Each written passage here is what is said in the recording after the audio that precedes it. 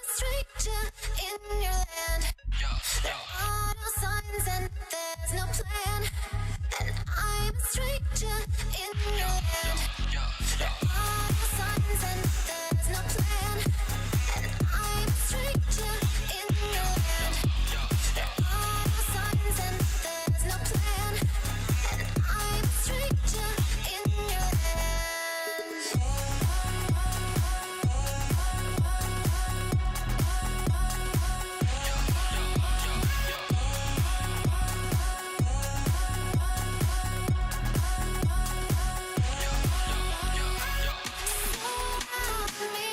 Surround me,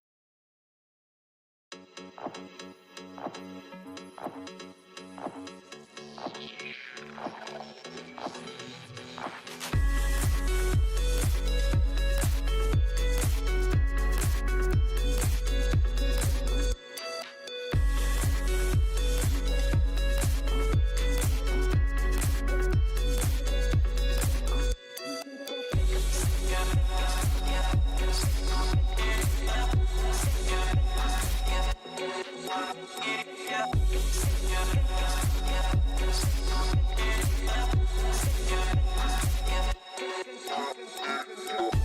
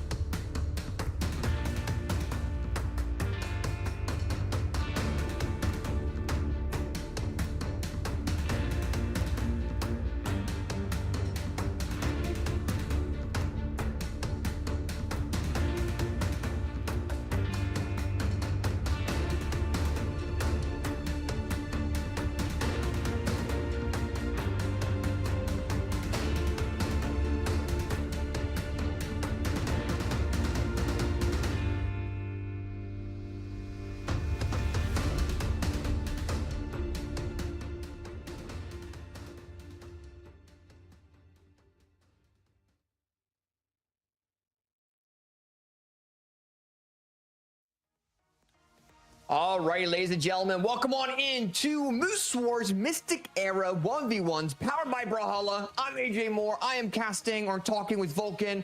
Vulcan, how you doing tonight there, my man? Pretty good. I'm doing amazing, actually. Looking at this bracket we got going on, I did accidentally turn off my camera for a second there, but I got it back on. Hopefully, nobody noticed until I said something. But yeah, I'm really excited to see all these players we got in bracket today. It's a lot of big names here today. Yeah, there is a lot of big names, and as we go through this pre-show a little bit, we're going to talk about a couple different names. We have an honorable mention that we do want to bring up, and then you, me, Vulcan, we're casting throughout the night. We're going to go and provide our top 3 predictions and kind of give the community a little bit more idea of who these players are before we get into the broadcast. So with that being said, though, you and me both sat down about an hour ago, and we looked at the players, and we're like, who are some of the players that we want to talk a little bit more about? Who are players that, feel we should recognize a little bit more? And we're going to go ahead and start with you. What was one of the first players that you want to go ahead and recognize going into this event? Well, the first player that came to mind is players that I want to talk about, players that I think deserve more recognition for the play they have done in the recent weeks, months, however long ago. That name would be Saiku's. Saiku's in the Winter Championships, he just got 7th. That is a breakout performance for him on the Greatsword. But more importantly, Greatsword just got hit with like a whole paragraph of nerfs, really targeting like the bridges and the openers with how quickly they can navigate their way out of them on miss, sometimes even on hit. But I'm talked to him not too long ago, and he said he's still going to be trying out the Greatsword. I believe he's going to be on the Magyar today. I'm really excited to see how he manages to adapt to these balance changes. And, I'm not too worried because I've seen his Magyar before. The hammer is just as solid as his Greatsword, and with those damage buffs on the hammer, I think he'll be fine. I think he'll do more than fine. I think he's going to do really well today. That's good. I think Saiku's is one of those players that has been upcoming fairly recently. But we do see a lot of his knockouts with that Greatsword, so I do wonder how his playstyle kind of has changed a little bit going into this event. I think it's going to involve a lot more hammer, like you brought up. And I think it's definitely going to be one of those players that we're kind of keeping an eye on to see, can he adapt fast enough to be able to keep up with the current meta and see if he can keep up with the rest of the players tonight. And while Saiku's was one of your players you want to keep an eye on, one of the players that I definitely want to keep an eye on is Rise. Rise is one of those players that has been going absolutely diabolical player recently. He got 13th in Pumpkin Plague in 2023. He's gotten some 17ths here and there, Trial Frigg. And then recently he got 13th in Trial Freya, and then he got 13th in the Winter Championships. He's one of these players that has done very, very well in Moose Wars as well. He was one of the names that came up fairly recently when you talk about Moose Wars, because we saw Rise and Soul do very, very well. And I think it's starting to really show his gameplay off very nicely when it comes down to Rise and how he is as a player. So it's definitely going to be very cool. We saw him go against Money Hollow. That's some of the highlighted stuff that we see there. Went against Zen. We've had some really cool combos. So I think Rise is one of those upcoming players from North America that we're going to be keeping an eye on the next couple months. I definitely want to see how he does today. I want to see how he does in springs, in summers. But I definitely feel like he can be a top 8 contender going forward, and we'll see him more on stream. So absolutely. Yeah. I'm looking through these highlights right now, and it just looks like his reaction time and his awareness of what his opponent is doing and how they're moving around on the stage.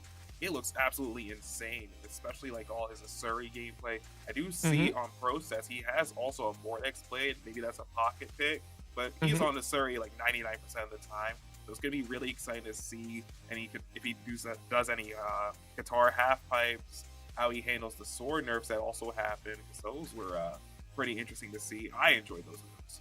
But going back to another player of mine that I wanted to talk about, a player that actually is going to get very acquainted with Rise very soon, is going to be Bunny. Now, Bunny, she is absolutely, hands down, the Rayman right now. I have never seen her on anything other than the Rayman. ProStats has nothing other than the Rayman, and I have gone against her in ranked a couple times, and I have gotten absolutely stomped.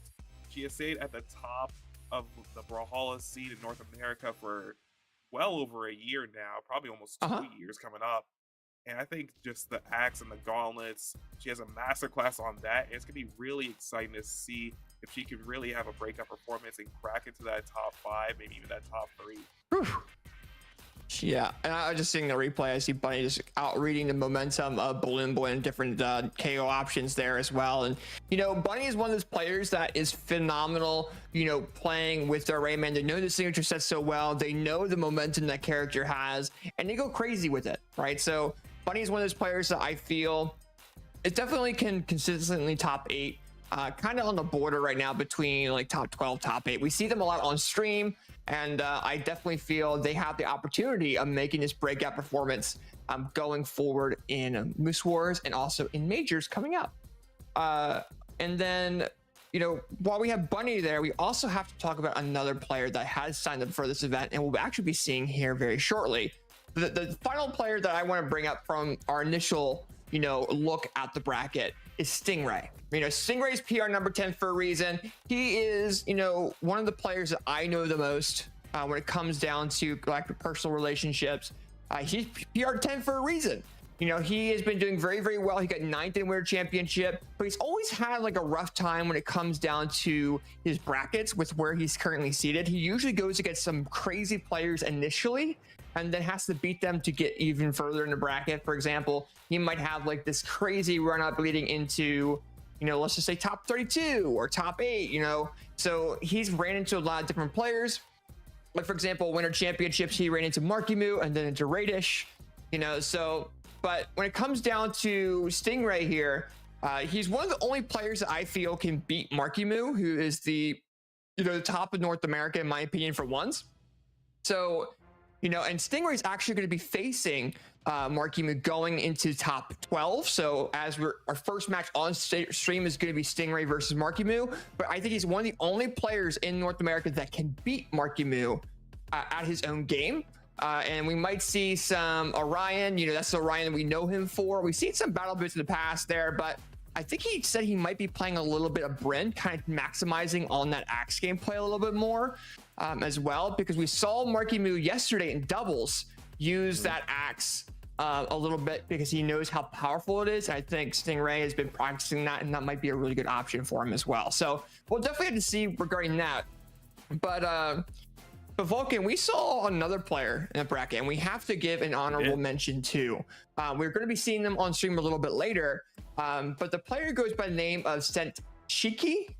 He is a player that was seeded 28, so his seeding is not very high. He's PR 66 though, so he's an upcoming PR like pro player. I would say he's like more of a semi-pro currently in the Brawlhalla scene, but he tonight beat some very big names. He beat Java to get into top 32, and then he went into top 32 and beat Snowy 3-2 to get into winners quarterfinals. So I mean, when you have beats PR or seed 5, seed 12, that's a very big deal. I know that the recent patch has kind of thrown some players around a little bit, but I think Shiki and Snowy have had like this battle in bracket in the past. So I think Shiki, if I recall from certain players, expected Snowy to lose to them, but it was game 5, right? So with the expectation of him beating Java, him being Snowy, you know, now going up against Flower a little bit later, you know, I want to kind of see how his playstyle is. We don't have a lot of clips of them at all either. I really haven't seen him a lot on stream, but for their run, that is a very, very big deal. And we had to acknowledge, we really did. Absolutely, and this is a player that is absolutely shrouded in mystery because we don't have any clips of him. I tried going into pro stats to see if I could see any of his reported legends. He has absolutely nothing. There is not a single character ever reported in his entire career, but he's beaten Snowy, he's beaten Java today, and sometimes it's just like one of those things where you're just in flow state so much that from the outside looking in, it looks like you're punching way above your weight class and getting some big knockouts. But maybe this is just another day for Shiki. Maybe this is just a sign of what more to come. He's gonna be he's gonna be fighting for top 8 in a little bit later on. So I want to see if he can keep this kind of momentum going. Another thing I do want to bring up, I just saw in bracket, a player that did really well yesterday in a doubles event, for those of you guys that weren't here, was Hexo.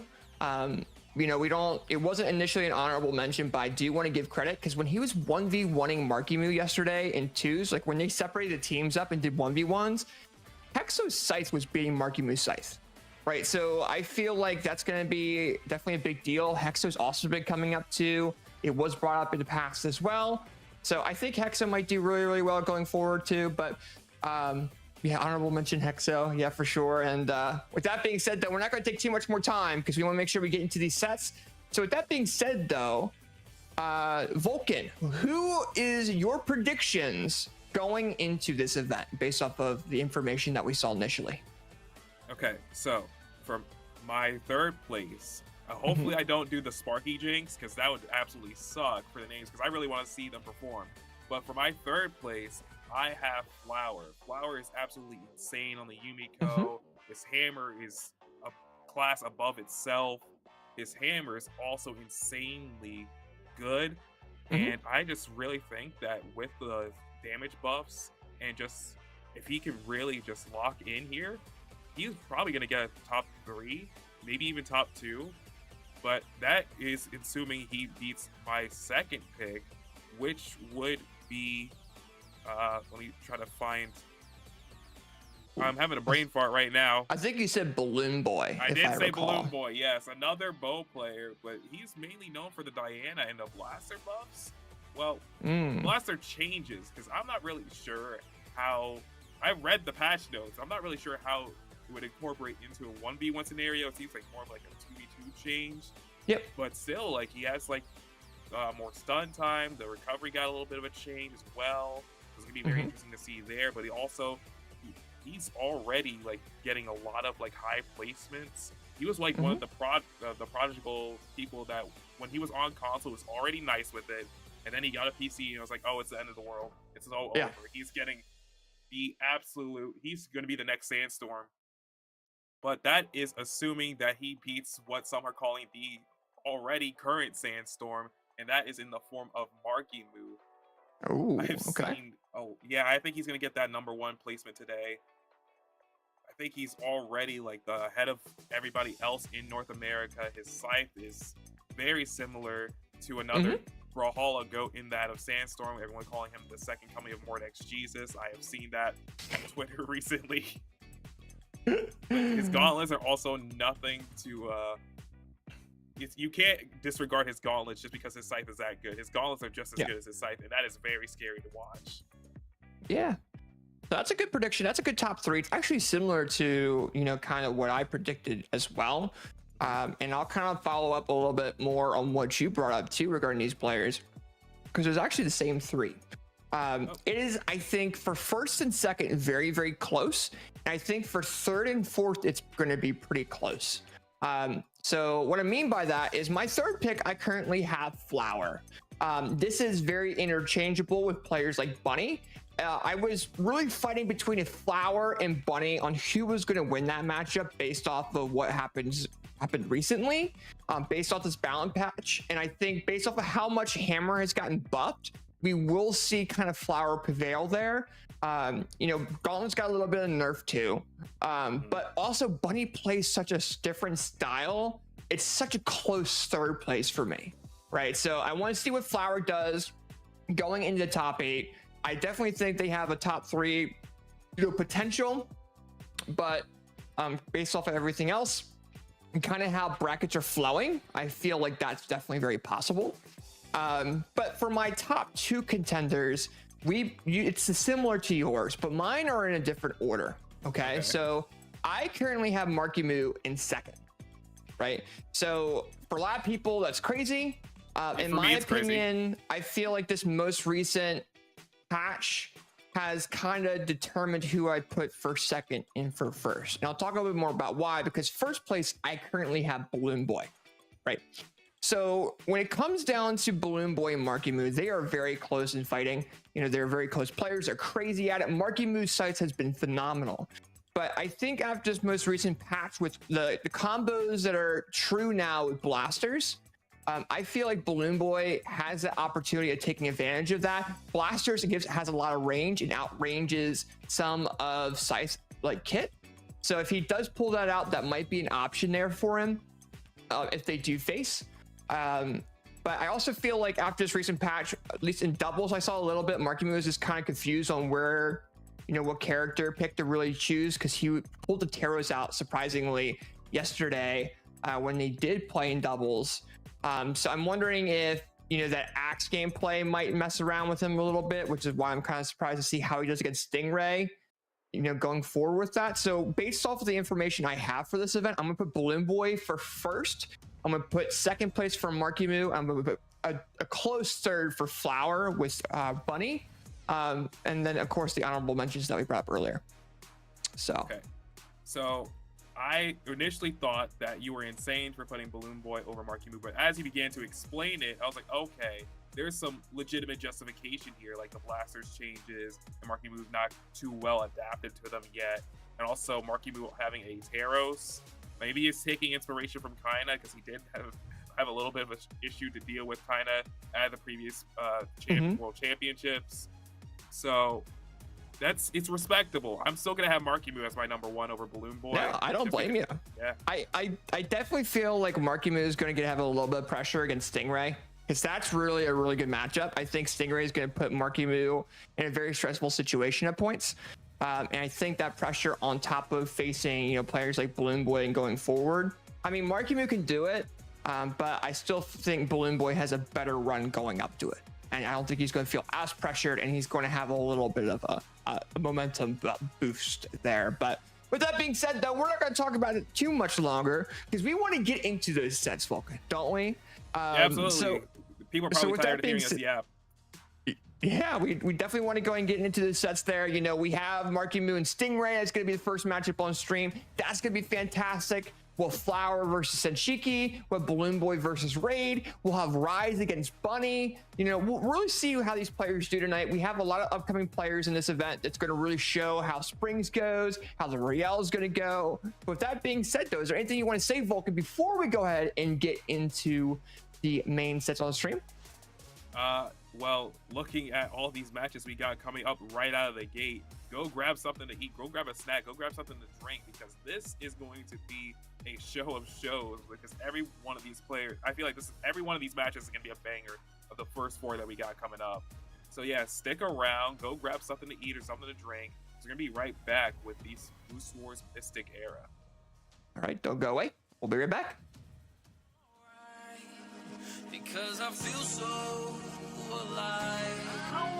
Yeah.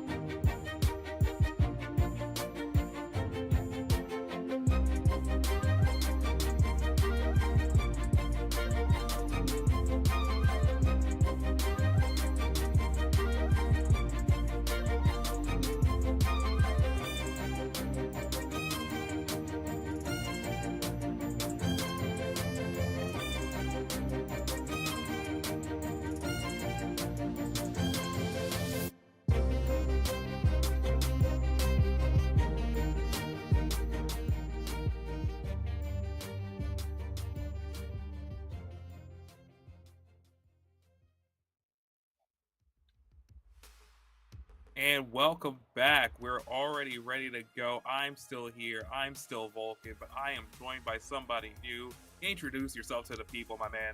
What is up? It is Clem. I'm ready to commentate on an exhilarating Moose Wars top 8 qualifier. I'm excited to see this exhilarating Brawlhalla gameplay. How are you doing, Vulcan? I'm doing great, and I am just as excited as well. Like, how can you not be? Because look at who we got up first. Oh my we god. We have Mark. Yes, this is. I can't believe this is a match to get into top 8. This is Marckiemoo versus Stingray. This is an insane match to have, and they are already banning maps like here. Straight to it. Tab. Wow, they gave us 0 time to talk about. They're just going straight into it. Marckiemoo opting to try and ban towards the flat maps. It seems like we're going towards Demon here. I mean, this could go either way, you know, like, this is a really new, fresh patch. I don't think either of these characters really got changed too much other than the, I think, Gauntlet's nerfs, but should be interesting. Marckiemoo getting the first weapon here, getting the weapon control. Evens out. Nair coming in from Marckiemoo, and now they're just doing a feeling out process right now, trying to see what weaknesses they can exploit. Marckiemoo getting a great 3-piece, and he's still keeping it going. Recovery and another Nair. Side air too, and Stingray finally manages to stop the assault for a second with the side light. But right now, it's already a big damage lead. No, seriously, Marckiemoo finding that good soft read with the dodge in read. Building up a huge lead so far. D-Light Sarah to push Stingray off stage. Doesn't find the confirm just yet. Stingray avoids the GCD sig, gets the Nair, finds the axe. Can he bring back the damage just enough to find the KO? Finds a sidelight Nair, goes for the ground pound, doesn't connect. But so far, it's dead even. No player finding the KO just yet, but the damage is building up. Yeah, missed that breakdance by literal pixels. Imagine how different the game would already have been had that D-Sig hit. But that N-Sig's definitely going to hit its target, and that's going to be the end of Marckiemoo's first stock. And now Stingray's looking for extra credit, and no. Why do I say no words, second man? to build a lead, you know? The answer is found right away by Marckiemoo with that unarmed N-Sig, and going the right back get back control. Is crazy. Oof. The damage builder goes fast with Marckiemoo. You know, you can't let go of your dodge button, otherwise he'll just check you for that. And so far, Marckiemoo finding a lot of explosive damage, and Stingray always having to play from the back foot. But this game is still pretty neck and neck if we're looking at that first stock as an example. Yeah, it's just the thing is with Marckiemoo, like they're actually having like good neutral, both players. But the second you give Marckiemoo an inch, he's taking 18 miles. No, literally, he just has that string weapon ability to just get those those hits together, hit after hit. And where Stingray, when he's playing Spear, you know, he gets a D-Light Stare, it's 2 hits, but these scythe connections are just, it's 3, 4. Gauntlets, it's 3, 4, and it's just a lot of damage that gets built up quite fast with the high force of Mordex. D-Sig finds though, and once again, it's even in going into the KO situation. D-Sig calls out again, and it finds the KO, and once again, Stingray finding the KO after a huge deficit to bring it back to a 2-1 lead. Yep. D-Light ground pound from Marckiemoo, with Stingray's doing a great job keeping his composure after getting hit by a lot of uncontested attacks from double D-Light. Extra damage. And he finds the extra credit as well. Like, this is a big lead for Stingray. Can he find any sort of option to, like, get the KO soon? That's the question. Yeah, absolutely. He's just racking up damage almost for free right now. Seeing everything that Marckiemoo is doing, like it's like he knows before he's even gonna do it. Great. He knows before Marckiemoo is gonna do it. The D-Sig, and that's just gonna be the end of that game 1. Holy. Just like that. You know, we spoke of, you know, Marckiemoo finding those big extensions, but he couldn't find the KO in that second stock, and Stingray was glad to just keep on punishing him over and over again. That double D-Light into the D-Light Sare, you know, like that damage. We were saying that it doesn't build up fast, but, you know, maybe we spoke too soon. Stingray finding that extremely great connection to just, you know, find a great, you know, good punish on the D-Sigs, just everything. A lot at Spear D-Sig, by the way. You know, I think that was 4, which each of those do about 30 damage. So, you know, like, that's a lot of 120 damage of that whole game, which is probably a third of the damage of that game, might have just been from Spear D-Sig.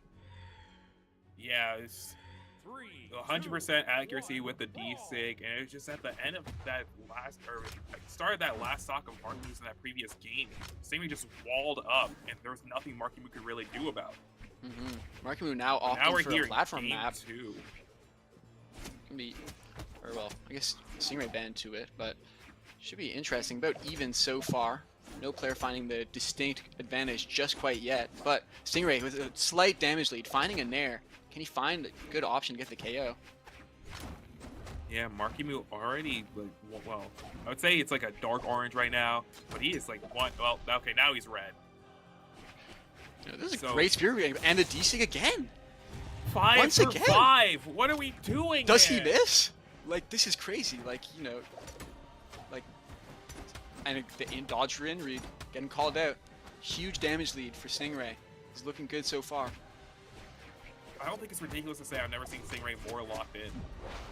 I mean, you know what? He's absolutely dialed right now. He's looking great. His spear is looking classic, and it's just really solid gameplay coming out from Stingray. And Marckiemoo just can't find the response. He can't find that KO. Oh yeah, and another D-Light recovery. Try to get a second one, take out Marckiemoo a little bit earlier than he would have normally. And now Pogo still looking for that. The KO. classic, the patented Marckiemoo dash jump, dash jump, dash jump into recovery.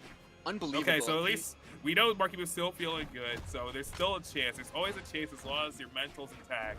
When Marckiemoo's on Mordex and he's feeling limber, the opportunity is always there. You know, he's moving across the screen. He could find that one opportunity. But that being said, you know, Axe and Spear, great at walling out the opponent. Stingray, just comfortable playing that range and just hitting Marckiemoo for every time he tries to get in. Finds that D-Sig 6 times. 6 How? for 6! What is 6 for 6! like? This is just straight Ivar D-Sig domination. Like, how can you, like, what can you do every time that you don't respect the Spear D-Sig and you try to go in? Witty is just waiting there with the D-Sig charged.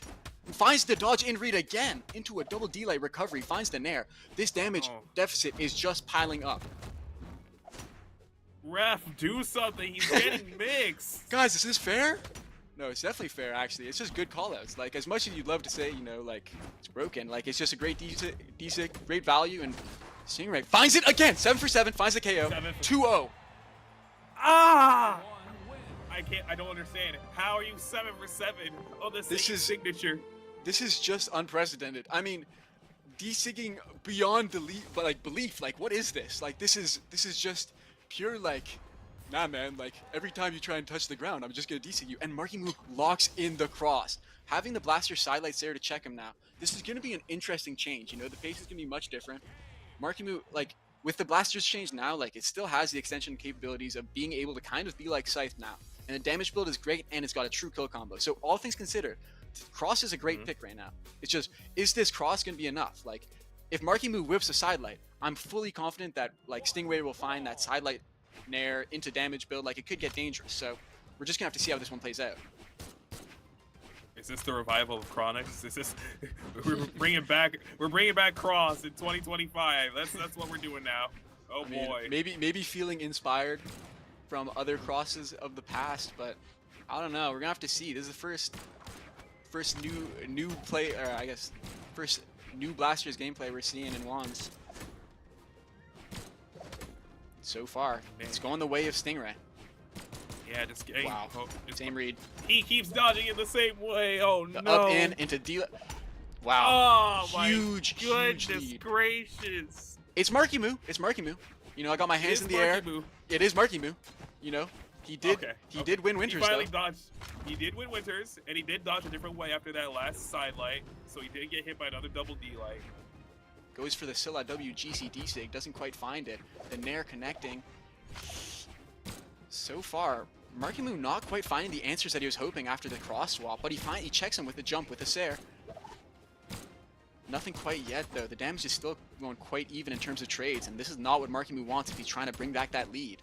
Marckiemoo dodging up and in again. Like, this is kind of, he's ambitious with these dodges up and in to spear a sidelight. Like, it's a dangerous game to play.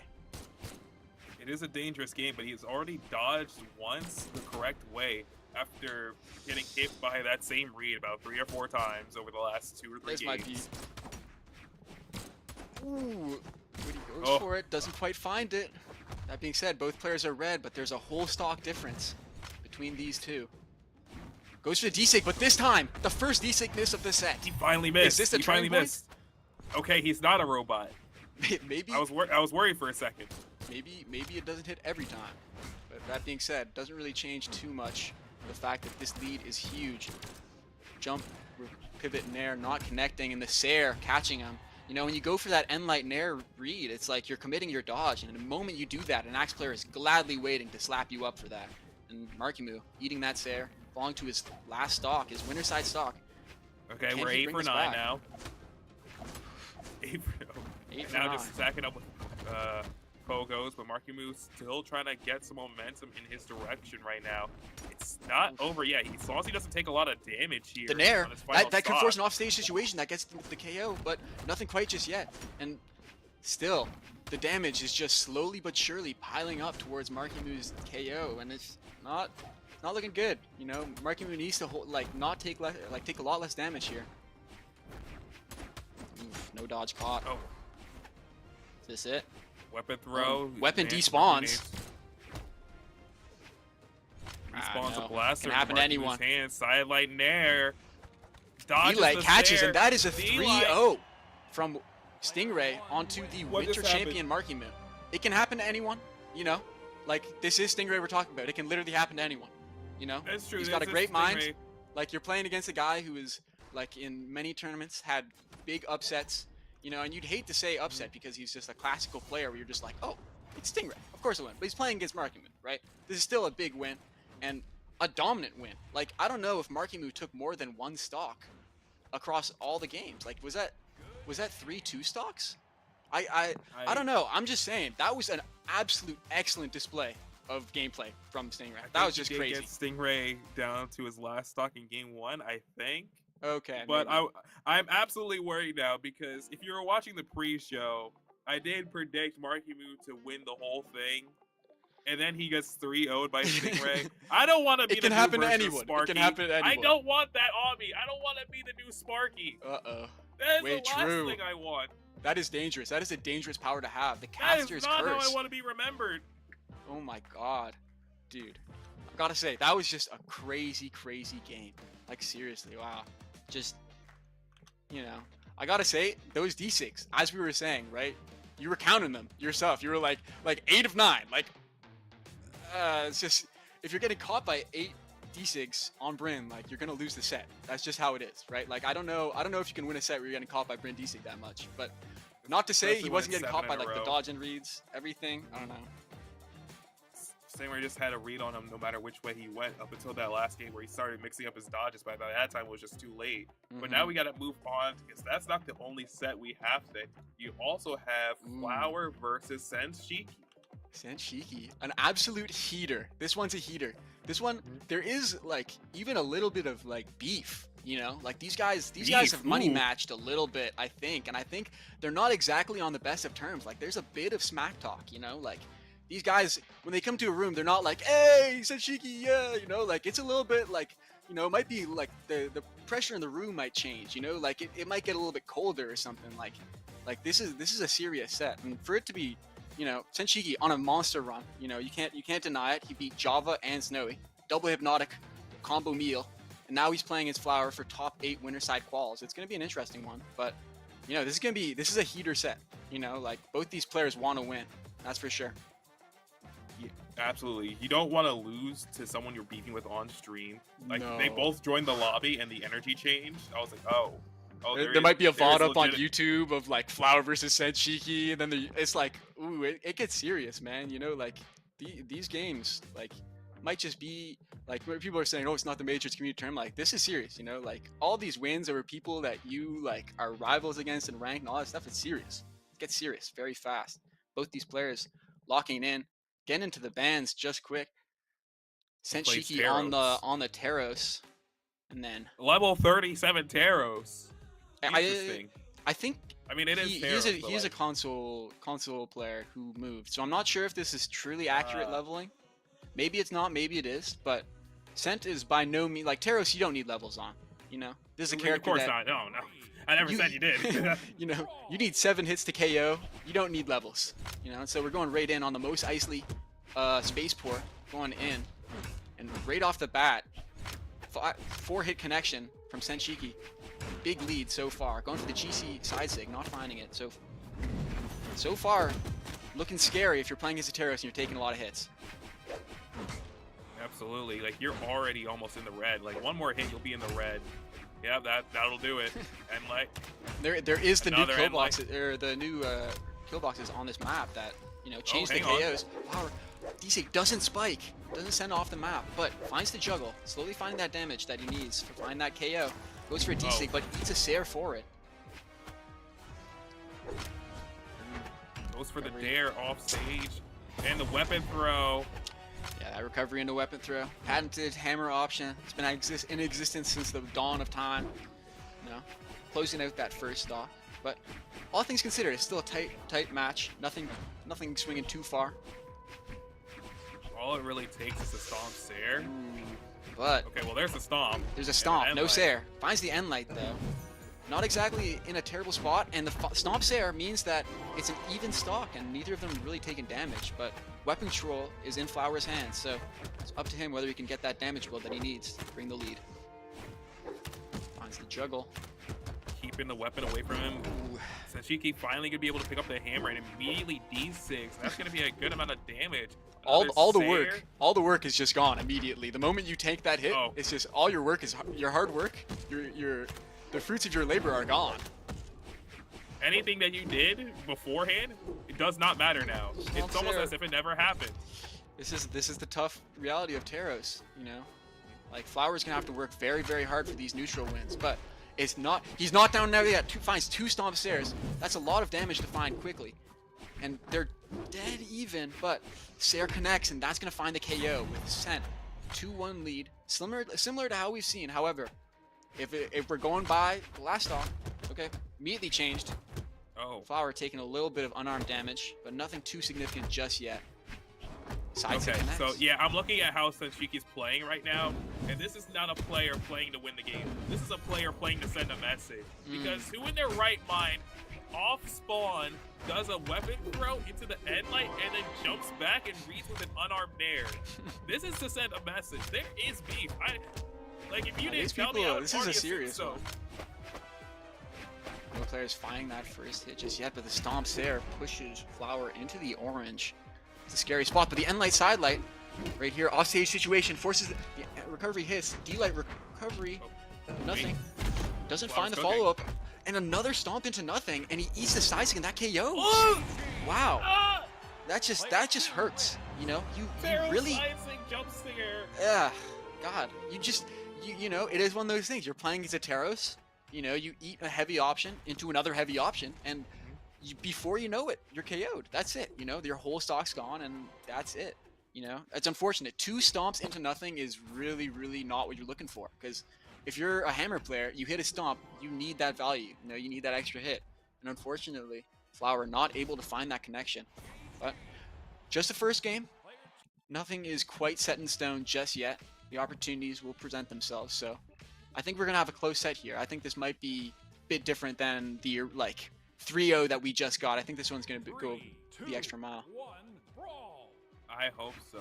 I want to see this go to a game 5 really, because this is very interesting to watch the Hammer Ditto, especially this player that I have never seen before a day in my life. Actually, wait, no, I have played against. Oh, Yeah, it is Sent. he absolutely washed me a couple days ago. Hang on. He's a solid player for sure, I would say. Pretty good. Needed to practice the Blasters matchup when I played against them, but anyways. That aside, finds the stomp recovery and the damage. Finds a few hits and he brings the damage lead just back. It's even. Stomp Sair brings the lead more into Flower's favor, but hasn't found the KO just yet. Stomp into nothing again. Not able to find the stomp end light. It's just Now scary. it's a little bit of feeling how swapping over to the Hammer to reinitiate the Hammer Ditto. The stomp Sair miss. Easy. These are stomp Sairs that these players really need to be hitting, right? Like, think about it. That stomp Sair could have been the stock for Flower. That could have probably been a stock for him in his favor. Like, these are some jump Sair call out. Stock's not gone just yet. Still, might have been if it was Taros, it might have gone, but still stomp or no, just end lights to close it out. And that's our first stock. Minute and 20 seconds in. That was a long stock. The pressure in this game is building because longer games go, the more the nerves go. Gets the stomp into D-Sig Nair. Gets another D-Sig into Nair. Big damage with the side sig call out. Flower, he's built up the lead into orange already. The quick color change, blink and you'll miss it. That's the type of tomfoolery Flower was doing just now. No, But right now, seriously. he's struggling to get a weapon. Side light, D light, throws away the weapon to pick up another X, trying to keep a weapon off of Flower for as long as possible. Two He's finally unarmed be able to side pick lights. up another hammer here. Those unarmed side lights were crucial, pushing Scent off stage, allowing him to get the space to find that nair and get the weapon. Now back to neutral. Flower just trying to find that raw hit. It's a really like tumultuous setup because you know you don't want to get hit by Terra, so neither of them are committing. But every little hit is a swing in the favor of Scent, and it's not what you want to be seeing as a 4 defense Yumiko player. Can't find the stomp and eats a sidelight nair for it. Recovery doesn't connect. Can Flower find the hit? Stomps there. That's what he needs. Going back to the stage, gets hit by the D-Sig into the nair, and that's going to bring some Shiki down to his final stop here in game 2. Great And option. Flower going to keep going with the weapon starve. The weapon starve Good is and really light. just pure hatred because this is. I've never need- seen you two need that players damage be build, more 'cause- that desperate for a weapon starve before. Great damage build though. Can't find the recovery to send into offstage scenario. Sent going for the dash and ground pound, not finding anything. Players yet Going again for trying a to lot find a of place. big moves. Oof. Yeah, Stomps there. That's going to be cleaning up that final or that second stock of Flower. And it was really interesting to see him come back on stage with a weapon throw, looking the D-Sig right in the face, because that could have been the end of his stock right there had he got hit by that D-Sig. He's like, no, I'll just contest it with a weapon throw. It's no big deal. It's calm. You know, in these pressure scenarios, you don't have that much time to like think about it. You know what I mean? You just have to go. And that Sarah just closes out, and 1-1. The set count goes with a pretty confident win. You know, like if you're looking at the damage numbers, like wow, you know, it's 3-2 in stocks. Flower did almost twice his damage. You know what I mean? Like, but again, that might just be the Taros effect, right? All things It considered. doesn't matter how good you are, you'll always have to work twice as hard as a Taros player. Yeah. What's that? What is like? Someone who works hard will never defeat a Taros player or something, or will never best someone who like plays Taros. It's like over. I know what you're talking about. I also don't know how it goes. Yeah, I'm uncultured. It's unfortunate. Here we go, third game on the Mos Eisley. A lot of Mos Eisley being played. This is an interesting map, but you know what? Here we go. Scent finding that first weapon, find that D-Light sidelight to find a quick 30 damage, but weapons are found by both players, so back to neutral. Can we? No crazy opportunities though. It's just very standstill game of just the mirror. No one wanting to throw out that crazy first committal, but speaking of that crazy first committal, the ground pound on stage forces Scent to eat 2 D-Light Sares, pushing him into the orange. Gets the D-Sig into Nair as well. He's just getting the value meal. Yeah, doing an on-stage hammer ground pound, I feel like you deserve everything that just happened to you. Yeah, you deserve to After eat that that moment. 60 damage, you know, like that's or well, maybe since Terrace has about, or no, he's playing Force Stance, so that would be 60 damage, but Dare connects, and that's going to be a pretty solid KO coming out from Flower with a good lead. You know, he's about maybe 2 hits from being KO'd, but he finds the Ensig into Sarah True combo. No other extensions, but it's a good solid bit of chip to find. He throws his weapon away the other direction. Very interesting. Once again, the hammer neutral of the mirror. No one wants to commit, but 2 sidelight callouts into the Stomp D-Sig Nair. Again, these Stomp D-Sig Nairs are just great situational awareness coming out from the Yugo player. And the Stomp Sair cements a very solid lead for Flower. 3 stocks to 1. And it did he even... Whoa, the taunt! Oh, wow. Whoa, hold on now. This is one of those things. It's a heart taunt. Recovery does not go dodge in. Doesn't need an extra 20 damage into a true combo for that. Flower dodges the ground pound. This game might be a wash. I'm not gonna lie. I don't know if Sen is bringing this one back. I think Sen might have committed to the this one might loss. be a go next, because Who Flower's taunting the heart opening. on stage in the middle of Mos Eisley Spaceport? Stomps Air. Is this gonna Yeah. be a 3 stock? D-Sig. Stomps Air, Just to and get that's it. back, but yeah, no. What do you think? Game 5, or you think this is a closeout moment right here, Vulcan? Oh wait, there might be a swap. I was trying to think of like ways to rhyme Shiki, but no, this is gonna be Flower in 4. Sent If you Shiki. keep Sent Shiki needs to get cheeky. Otherwise, his loss will be plastered on Wiki. No, I'm not cooking. Someone get me off the mic. Send Shiki, Tiki, Wiki, Flower in 4. Yeah. Ooh, okay, but there's gonna be some sort of swap, and the swap to Cassidy. Okay, I always am interested in these people who swap to Cassidy as an off swap, because I think Cassidy is one of those like characters where you need to know the conditionals, right? You look at a player like Wubbs who plays Cassidy, and that guy is just like a textbook of just knowing random Cassidy confirms, where it's like, oh, I hit a side light at this angle, I'm gonna true combo you to like 90 health. We don't know if Senshiki has that, so we're gonna see in this game 4. You know, Senshiki hoping to use the Cassidy to make a comeback in this set, but so far, getting caught in the juggle, committing a side sig instantly. I mean, the thing is, with Senshiki in the first 2 games, he was really using the stats and the abilities of Taros to really build up a quick amount of damage as quickly as possible. But the issue with being on this Cassie now is I don't see how it helps you really open up Flower more. No, because that was your main issue. You couldn't get in on Flower. Yeah, and especially like he's side sig KOs. speak too soon, and you blink and you miss it with this Cassidy KO. But still, this is one of those things where I think this GC and light side sig true combo, fun little Cassidy true combo. I've been playing this game for 6 years and still finding out new things. Yeah, no, that's a true combo. That's a fun one. There's a lot of true combos on Cassidy that are of concern, but you know, not many people know about them. So, you know, but so far, Flower on the orange on his second stock. You know, this is scary.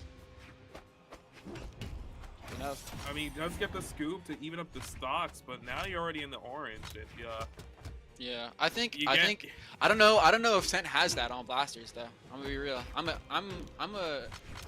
I don't like. You see, he had a true combo there, and then he goes for the one where he doesn't have a true combo. Sidelight Nair is true there, by the way, guys, for those trying to learn blasters.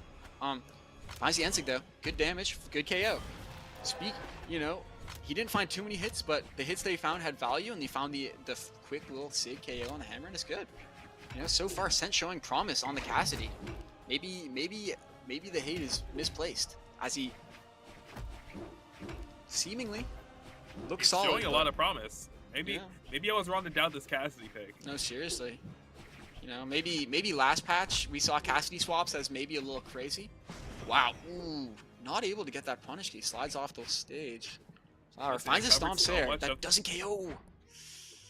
Yeah, but that D-Sig, it covered so much of the stage. Flower had to go off stage just to not get hit. And that was able to be just enough for him to not get punished. And he still didn't lose that stock there. But I guess his spacing was just perfect for that D-Sig. If that end light hit, that would have been the offstage situation, but nothing found. And Flower's eating a lot of damage, doesn't find the side light, and the blaster's damage is piling on right now. Flower's gonna have to be very careful because blasters can find that KO this patch. It's a really serious thing. The Dare pushes him into red, and the Ensig catches, and that is going to be the game is just game over. 5. Wow. The Blaster's Ensig out of Enlight. What is? Yeah, you know. Yeah. Yeah. Yeah, this does not look like a character that has a stat line of 5.944. They're definitely hitting a lot harder than that 5 force would imply, but you know, like both these players are on 4, like they're 5 force hammer into 4 defense. So like the amount of damage they take per hit is the exact same in terms of the hammer mirror, right? So it's like it is one of those. The SIGs are obviously different. Let's not play around and act like the Cassidy SIGs are. Like those are pretty crazy KO options, but here we are, game 5. Both players choosing to go to a map with no platforms. D-Light side sig, not as much damage as the true combo, but still goes for it anyways. Ensig calls out, finds the damage, but not enough damage to really be of concern for a KO just yet. This is game 5. Moose Wars. Everyone's watching. You're on stream right now. No one will ever let you live it down. They don't want to be the one that goes down right now. Oh my gosh. This is just one of those things where he does Ensig, stomp Ensig. You're playing against a Cassidy player and they have certain privileges that you just do not, but the stomp Sarah calls him out and says, no, you're not getting any lead. I'm taking it back, getting the control, opting for the bow. Takes a little bit of an arm damage. And it's a pretty even game 5 so far. Yeah, a lot of unarmed damage. Ooh, he's getting bold with it. You hate to keep on taking unarmed damage. It's not fun. Doesn't seem like a lot, but slowly but surely you're 80 damage. Take another hit, you're near 100. Side sig catches into the KO spree. D-Light recovery side sig. This character is something else, man. Let me tell you. Ooh. Doesn't find the option that he needs. Ensig not KOing just yet, but the lead is looking really hard to bring back for Flower. Oh, hang on. Sarah Now he's getting connects. some more damage of his own. Weapon throw. Flower has to dodge because it would have hit him right in the forehead. No dodge. This could be dangerous, but avoids the follow-up after the side light. Gets caught by a Sarah. Shiki responds with a side light, looking to find the KO. Doesn't find the dare.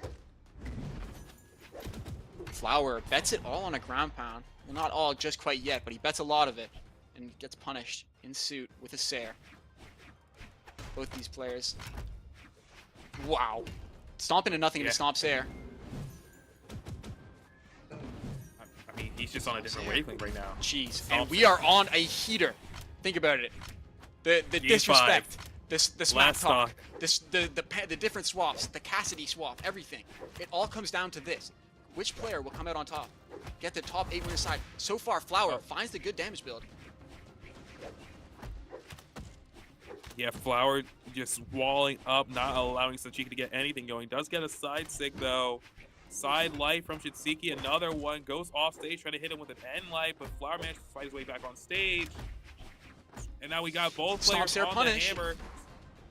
Bounces off the And stage. the- so it's the actually D-Sig two strikers. into Nair. Oh, no, Wow. the D-Sig catches. And Flower, And then- Flower shuts the door. Just, wow. Balkan. It's Clem. And it, wow. Oh, look at the, Oh, I saw that chat. oh, I see the chat as well. I see the chat. We Smack can't, talking we chat. can't say that on stream, but Can't say that on screen. It's not actually terrible though. It's not like the worst thing. it's not. ever, Yeah, it's but not too bad, but- but like. there was tension. Oh my was god. tension. Wow. And Alright, just oh. like that, game 5. Vulcan. Me and you spoke way too soon. I gotta say, on the Cassidy pick, you were a little more like cognizant. I think you made like the better call. I was just hating blindly. You were just a complete hater mode activated by you. But wow. Yeah, that was an absolute banger. We got 2 bangers back to back. I think we're about to get a third one because up It's next, just banger it's after just banger, banger after banger after banger. And the next banger we got is BalloonBoy versus Rave. Wow. But that is going to be coming up after a very short break. We're going to be heading to a break real quick, just to make sure everyone, has any bathroom breaks. I need to take a sip of this water. Yeah. But me yeah, too, we're actually. gonna go to a Good call. quick break. Do what you gotta do. We're gonna be back in a couple minutes, but stay tuned. Yeah, we'll have more Brawlhalla action on Moose Wars Mystic Era. Yeah. See you guys soon.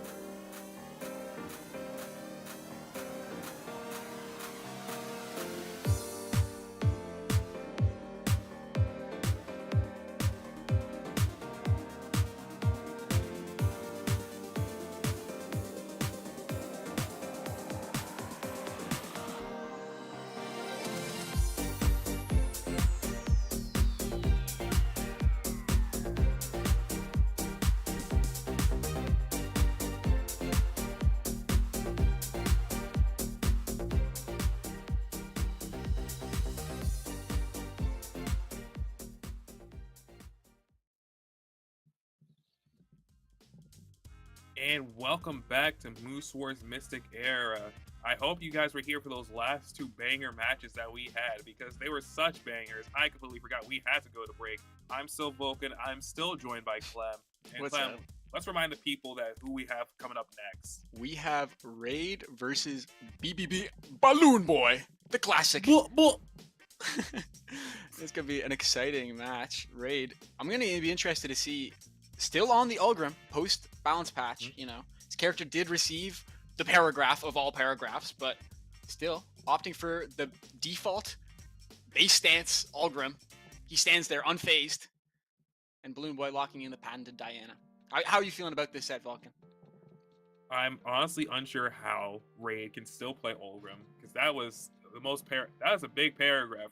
That's a larger paragraph that it's almost as large as like the 2020 J Young nerfs. Yeah. No, seriously. It was so big that I did not stop to check every little number. I was just like, oh, they did enough. You know what I mean? Like, but that being said, earlier today we saw a little bit of blasters into axe, and we saw a little bit of sidelight nair. So we're gonna have to see what happens in this set, but it's gonna be an interesting one to see. Could be very okay. Well, Raid's already getting off to a pretty good start, getting BalloonBoy into the orange. Big damage there. Goes for the ground pound early and finds the dare into Sair. Huge lead so far. Finds the dare, and that's a solid lead for Raid so far, showing that the maybe axe they and the didn't do enough blasters. to Ulgrim. Maybe they didn't do enough. That's what I was thinking. I mean, actually, side note, quick sidebar. I queued Urks yesterday, and I was getting absolutely tooled by Ulgrim, and I was just like, wow, like maybe they didn't do enough. Honestly, I had the exact same thought. Seeing this gameplay, Ulgrim players still find a way. But speaking of finding a way, BalloonBoy side late, jump GC Ensig to call out, find the KO, bring it back to a 2-stock even game. Yeah, absolutely. They did a lot. But as you said, you brought up Urks, and I just remembered Urks myself. I hate fighting Urks. Yeah, the NA Ulgrims were in queue yesterday, and they were fine. They did not seem affected. They were like, nah, I like playing Ulgrim, whatever. You know, at least the good Ulgrim players. I only saw bad Ulgrim players complain. But anyhow, BalloonBoy evening up the damage. His first game, 2 stocks apiece, even in orange. No player finding that crazy lead or crazy momentum. Just trading hit for hit. You know, no crazy big swings in momentum. No one finding that combo. The nair into recovery and the axe recovery. Just random RNG. See you later. Top of the map. And Raid finding that lead. Yeah, it goes for the dare D-Sig again. BalloonBoy does manage to avoid it here, but he's still getting padded up with some damage. It's like you're trading with Ulgrim. Like in no world are you going to trade with a character with that stat line, with axe, and expect to come out on top. And right now, if they're going hit for hit, you know, BalloonBoy's already in orange, and Raid is not KO'd quite just yet. BalloonBoy can't find the D-Light, eats a Sair for it. And BalloonBoy is approaching his, like, getting KO'd very soon. Raid goes out for the GCN Light, doesn't find it. Does manage to get back to stage, throws a weapon, evens up the stock, but like you were saying, he's trading with the Ulgrim right now. Who wants to trade with like the best stat lineup in the game? This is a worse trade than what the Dallas Mavericks did a couple months ago. No, literally, it's like you're getting fleeced, like for nothing, you know? And then like you swap to blasters and you're like, I'm gonna get the sidelight Sairtrue combo, but you hit the top of sidelight, you know, your sidelight's injured. You're just like, whoa. And that, just like that, you eat a Sair, eat a weapon throw. And that's game 1 going towards Raid. Raid with a solid first game. I mean, so far, looking confident in Raid's favor, honestly. Like, I am a big believer of BalloonBoy. I know his potential on blasters, but he was just playing neutral, eating trades, and it's just not enough against an Ulgrim. Yeah, BalloonBoy's just gonna have to like wall up or something. Yeah. This Ulgrim is really giving him the work. But I mean, can respect this Ulgrim a little bit more than most Ulgrims because he's not playing Macho Man. Yeah. Holy, He's on that base. there's No, so many Raid Macho Man. keeps it tried and true. He's one of those players where it's just like, you know, like he is an Ulgrim. You know, you look at him, you're just like, that's him. Ulgrim, right there. That is John Ulgrim right there. John Ulgrim. It's him. I mean, so far, you know, BalloonBoy showing a little bit of fight, finding a good lead into the second game of this match, but D-Light Ensig, and this is where it gets scary against a Diana. Dare. Does manage to touch though. Weapon throw to get him back to the wall. He still dare, has a though. chance. Another dare though. Do you like ground pound? Yeah. Honestly, good on Raid for surviving that long, but that, you know, weapon throw up doesn't really do too much damage, so it's solid lead for BalloonBoy on the second game. Completely making me eat my words from earlier. But I guess instead of trading, you know, he had an explosive bow stock, immediately throwing away the blasters for another pair of blasters, but then throwing them away for a bow, because we knew that's what he wanted all along, because let's be real. But he eats a Ensig, and that could be his stock if he's not careful. Raid definitely overestimated how high BalloonBoy was going to try and climb back up on the wall, but went for an unarmed E-light. It'll just allow BalloonBoy to get back onto the stage. And like I said, BalloonBoy needed the weapon to wall throw. up, I think the and weapon that's throw saved exactly him what there. he's done so far. He just not let Raid come back up on the wall without severe consequences. No, seriously, he's making Raid eat a lot of damage. And this is the opposite of the trading. This is the winning neutral part that we talked about BalloonBoy needing, honestly. Finds the D-light there, D-light recovery, a lot of damage. Not finding the KO just yet. Goes for GCN 6, doesn't find anything. Both players returning to neutral. Raid finding it there, but this lead is calmly in BalloonBoy's favor. You know what I mean? Right, he still has his first stock, and Raid is going to be quickly sent down to his last. It's looking Here in good. Game 2. Looking good for all BBB believers, you know, as you might say. BalloonBoy finding a good little juggle, but getting caught with the last frames of that GCD sig, the little breakdance. You know, he said, "I'm not done on the floor." He did not hear a singular bell in the vicinity. He's still raring to go. No, seriously. And right here, so far, BalloonBoy, calm lead, but leads can change quickly in Brawlhalla. Nothing is ever over. Just gonna have to see. Okay, that was an interesting sidelight into endlight, but I'm gonna assume that he was just misinputted. But both players not finding any real attacks. But BalloonBoy starting a juggle, not finding anything, but finding a Sair after Raid. Wow!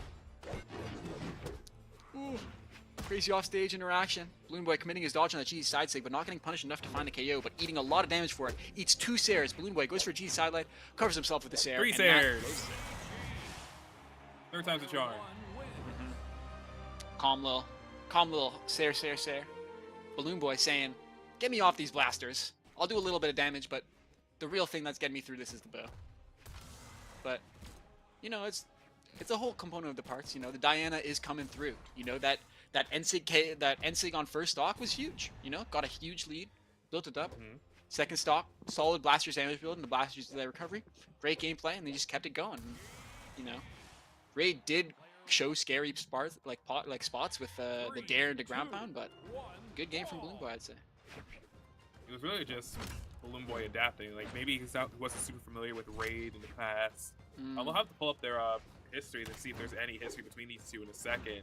But right now, it just looks like BalloonBoy just adapted to everything that Raid was doing in the first game and applied it to the second game. Now he's got himself on the board. Said trading, nah. I'm a win neutral. That being said, though, always important to account. Like in these games, look, all these hits, Raid will find 3 hits and it'll even it out, right? Like it is a quick feast or famine when you're playing an Axe player, where you know you can be doing really well, and then all of a sudden, you know, this Axe player gets the Big Mac combo meal, and it's serious.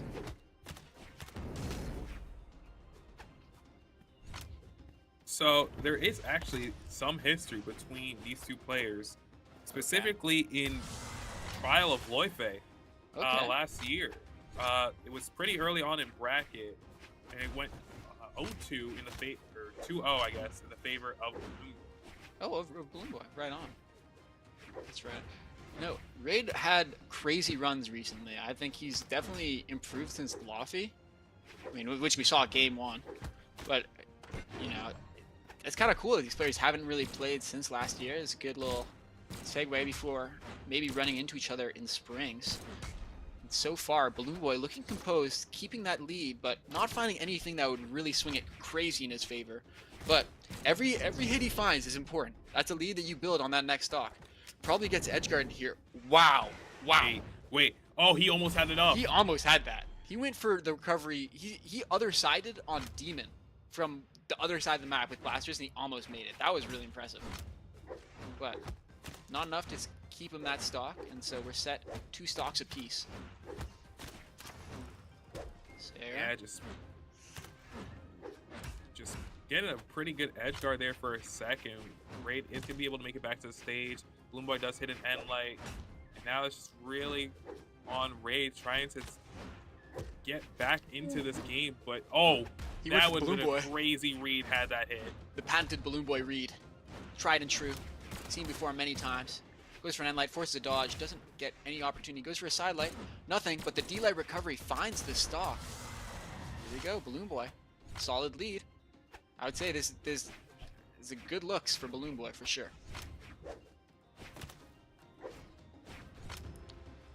Yeah, just trying to get a couple of hard reads here. See exactly how Raid's gonna dodge. Does get one there, side light into the air. It's not a big amount of damage that he's gonna have to be dealing with this. But now, if BalloonBoy really wanted to, I'd say he could trade at least a little bit, because every one Orgrim stock is equal to any like normal character's 2 stocks. No, definitely. You know, like any extra credit, you know, that D-light's hair, big, is what you. If you're BalloonBoy, this is what you want. BalloonBoy not adapting to the the side light and air being true change. Still able to find the recovery to the wall. He got back to stage. How?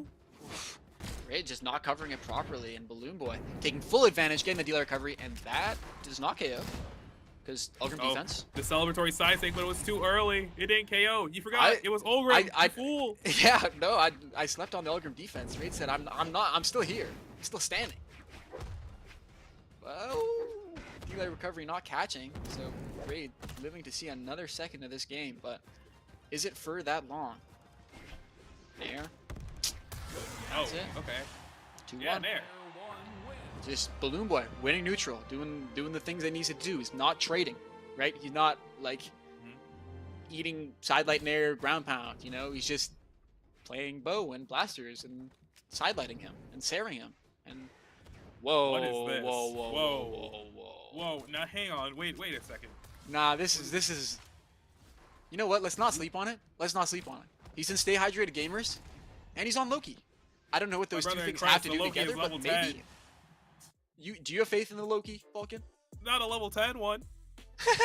Level 10, no stance, no skin, no nothing. 2 base characters just getting ready to duke it out, scrap it out, go to the stage. And I just don't know how I feel about NRG Raid on this Loki. Like, I personally, I don't remember queuing any Smurfs on Loki that were that good. So like, it's not like he has like an alt account that's a Loki alt account. I doubt its existence. So this is just a side pick. This is just something that hopefully he has somehow practiced to level 10. But so far, coming out swinging. But is he swinging the wrong direction as he gets swung to the blast zone? Like, this is exactly what I'm talking about. He went for that end sig. He got hit by the Sair. He almost made it back to the wall with that dodge. And BalloonBoy hit that D-sig and said, come here. Come here, my brother. You're not going anywhere. It's like that, like grabbing him by the coat collar, you know what I mean? Just yanking him, like, no chance. It's like Superman grabbing Darkseid by the... No, literally. Or Darkseid grabbing Superman by the cape. It's like, yeah, no. I'm not done. I'm getting juggled a little bit more. This is not looking good for Raid. If you're a Raid fan here, you're confused, but you're hopeful. You're like, please get an offstage gimp or something. Make the Loki valuable. But he eats a side light dare. Avoids the second dare, so he's able to recover back to stage, but he dares nothing. And BalloonBoy finds another D-sig, swings on the blast zone, and it is looking like a pretty confident smackdown. Yikes!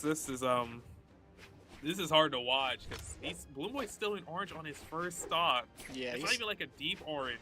And this is your winner side stock, right? Like, this is top 8 quads. Like, you know, like, you're gonna have to go into the grimy losers, grindy sets. You have to play against someone who's probably coming off some loser streak. Like, you do not want to be there.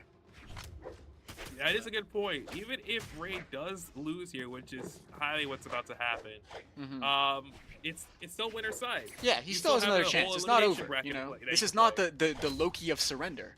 This is the Loki of future hope. This is the Loki of determination.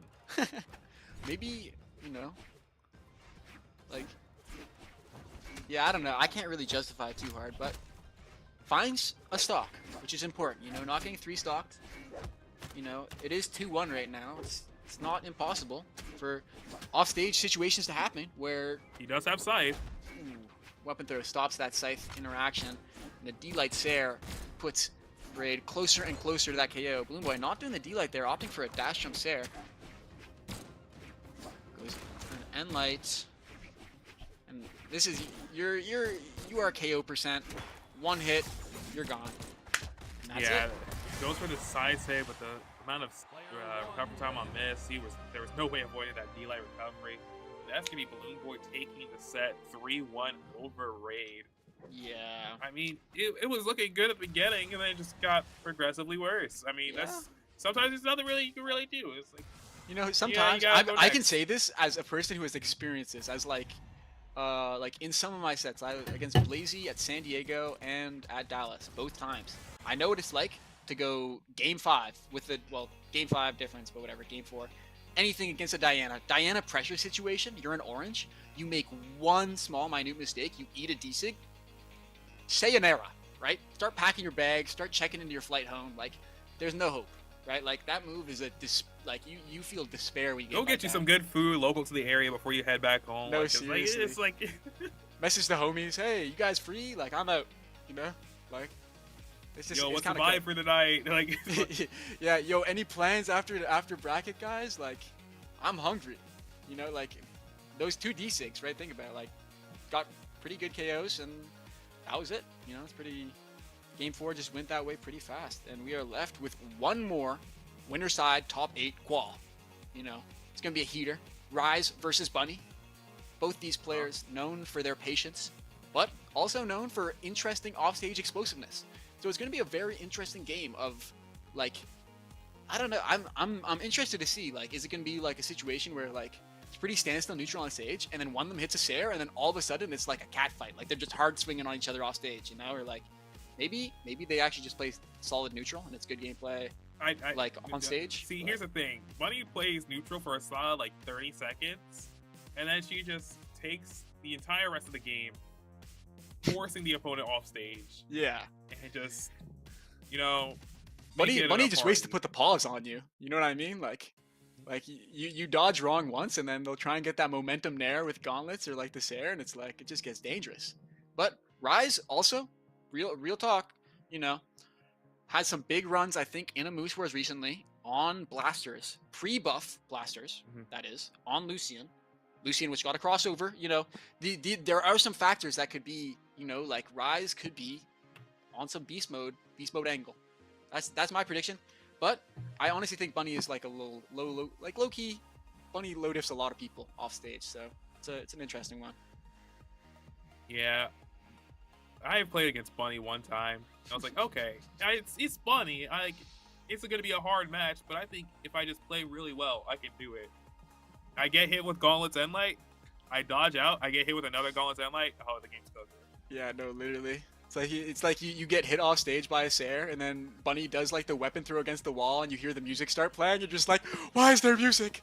You know, it's like cooked. You know, it's just like, why does this Rayman have boss music? Yeah, like literally, yeah, these new gen players, scary. You do not want to run into them off stage, but sometimes you are forced to. Sometimes they don't let you, like Marckiemoo, for example. We didn't really see much of it earlier, but like same difference. You know, a lot of these players off stage, they've just got the offstage pressure where you blink and you miss it, you're gone, you know. But it's gonna be interesting. Absolutely. And Rise has rejoined the lobby. He said he had to pee real quick, so glad to see him back now. Back and locked in, dialed, 100%. Well, he's not locked in quite yet. He's still choosing his legend. Ooh. He's choosing Diana. Another Diana on the BalloonBoy drip, I might say. Like, it would be one thing to like not comment about it, but like let's be real, like Skyforge, Crypto something, Diana, like that's BalloonBoy right there. I mean, it's just like, I know that there were some balance changes to some of the weapons you play. Like, I see a lot of Asuri gameplay from you, but yeah, like the Qatar damage is a real nerf, honestly. Like I playing against Qatars, you do like, there are times where you're getting half piped and you look to the top right and you're like, oh, I'm not actually orange yet. You know, I'm just like middle yellow. So those changes were felt. So maybe that inspired the Diana swap, but We are getting right into it with Bunny finding end light after end light to count. This is exactly what I was talking about. Bunny, Rise is living what I was being tortured by. Bunny is just keep it simple, stupid. You know, you just you get those simple attacks, and then if you really can set up like off stage, that's prime time. That's like, ooh, I'm in my home situation. So finds this air, sets up for the off stage. Can Bunny find the confirm? Nothing quite yet, but the damage is firmly in Bunny's favor. Sair fine. Yeah, Sair not gonna KO just yet, but you're off stage now. That's Bunny letting Rise get back on stage. Just to That was a punch Rise wicked call in out. the I can't face. lie. The dash back to be like, oh, come D-light me, and then just the raw punch. The comedic timing on that is just tough. I mean, it was just a masterful bait. Like, drug him in, and just wailed on him. And, Literally, and Bunny's continuing just to why wail. I oughta just slug it out at a huge lead. Let me tell you for- something, pal. Yeah, come back here. Ooh, good sideline there though, but really not that much damage so far. But Blaster's looking to find more opportunities than the bow did, but eats a Sair for going for a jump dare, but doesn't get offstage confirmed. So far so good. No real pressure situations for Rise offstage. It's just been neutral losses that have cost him the game. And Dianas can come back from neutral loss games. That's what we've learned. Dianas can, you know, just win games. Delay recovery. Whoa! I mean, Recovery sometimes doesn't that thing kill. just It's happens. fine. It's totally fine, right? No one saw that. It's one of the things. He still got the D-light and That's the the game losing. Ooh, you hate to see it. That's just tough. That's just tough. Real Blaster players know that happens. Maybe his fingernails were too long, or maybe he had an itch on his wrist. You know, like you never know. A lot of real factors that go into dropping. Maybe he delay just recovery. sneezed. Like it's a possibility. Seriously, anything could happen. But all we know is that Bunny gets to live another day, and finds the end light, and it's just the lead is just spiraling out of control. Like Rise needs to find this KO and fast. It's the GC side stick to recover. D-Sig punishes it, thankfully. But for Rise, you're already in red. You do not want to be here. Ooh! The weapon throw off the wall. Wait. Oh. He almost edge guarded Bunny for a second. That would have been Yeah, crazy. that would have been really cool. But alas, does not happen. Bunny finds the dare, eats a nair for it. So far, Rise finding the neutral wins that you need to bring that back. And Bunny has been missing all these cross-up reads. Bunny has been going for a lot of these cross-up reads, not finding any of them. Rise saying, nah, like, I'm not crossing up at all. What, you tweaking, dog. That's it. Punishes. Again, cross-up read. Cross-ups, mix-ups, what is that? I'm just hitting. Rise is just crossing Bunny up to bring this damage back in really small ways, and it's kind of impressive. Look, again, these callouts. Rise is just choosing the right side to go, and the damage has been brought back. That being said, Bunny 2 stocks to 1. It's not over. You're in a lead. Life is good. It's just one of those things where you look at this, and Rise has had good movement options to feel like good neutral wins. You know, you're not feeling terrible. Ensign catches, doesn't find the KO, but Rise looking prime to bring this one back. Ooh. Uh-oh. Oh, okay. Okay. Does miss the unarmed dare. Does Bunny have enough to make it back to Let's Bunny stage? go back. Yes. Sair connects, and it's even. As I was saying, I honestly think this is a great spot for Rise to be, because Rise's movement has been getting him a lot of options. If you're confident in your movement, you can win games. Like, seriously. Bunny able to pick up the gauntlets here. Does get hit by a nair, though. And now it's really just Not catching the going dodge. back to neutral, seeing who can really open up the other player more. Rise has just been opening up Bunny, and it's just been crazy. Bunny has not been able to find these answering attacks. The D-Light N-Sig puts it into a scary spot. The weapon throw does not connect. And Rise opts to go for the Blaster's ledge trap rather than go for the edge guard. Gets the N-Light on the ledge trap, gets a dash jump nair. Grounded D-Light not connecting just yet, but it's looking like a great spot for Rise to be. Rise just needing that D-Light recovery to find the KO, or maybe a Sig. Wow, doesn't go for the dare Sair, instead going for a D-Light or dare GC N-Light. Crazy option select, but doesn't cost him the game. Bunny dodging in on the after the side light in the sweet baby Ray's barbecue sauce red right now. Holy, it's getting scary. But every little hit from Axe is important. GC side sig, and Yeah, no D-light end sig. No D-light end sig. The D-light didn't there KO. didn't KO. But It end sig. didn't KO. Okay, it's fine. Oh, that It's one. fine. I'm not gonna lie. Rise is having to work so much harder just because they're like their movement. Don't get me wrong, winning them the game, right? Those cross-ups that got them those value on that second stock, amazing, great movement, just really great gameplay. But the thing is that you have to look at it, and it's like there were a lot of times where Rise had confirms and had stuff that they could have gone for that they did not go for. It's like you're choosing to do 670 damage to win a game. Right, it's like you can't do that again. You have to make sure you hit those confirms because your movement's doing it. You just have to be on those confirms. I think so far Rise is looking really good. Bunny so far showing good promise as well, but not like a bit slow on calling out the crosses.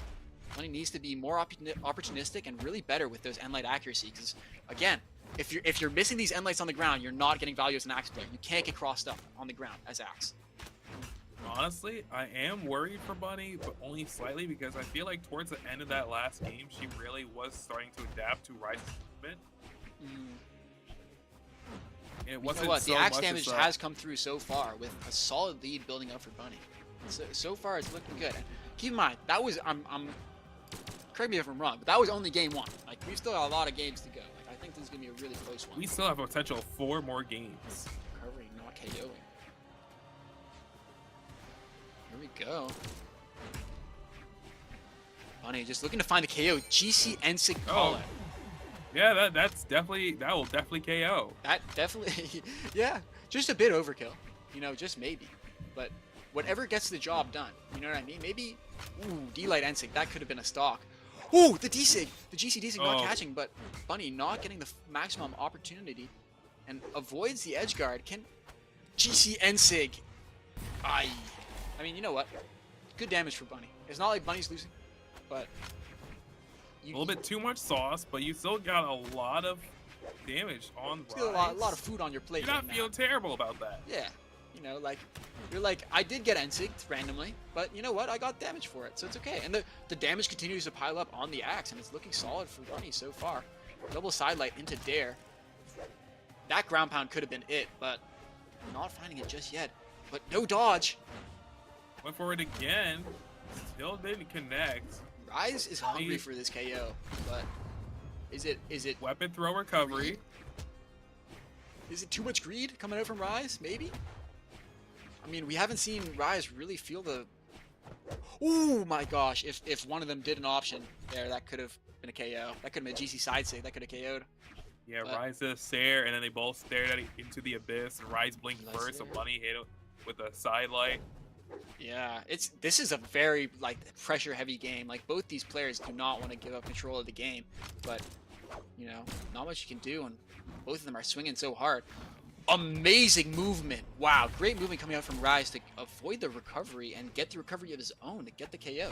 Just great. This movement coming from Rise has been really key in this game. You know, like to avoid someone as threatening as Bunny, you need to have good movement. And Rise, find the D-like ground pound. Oh. Wow, that Sarah call out was crucial. Holy.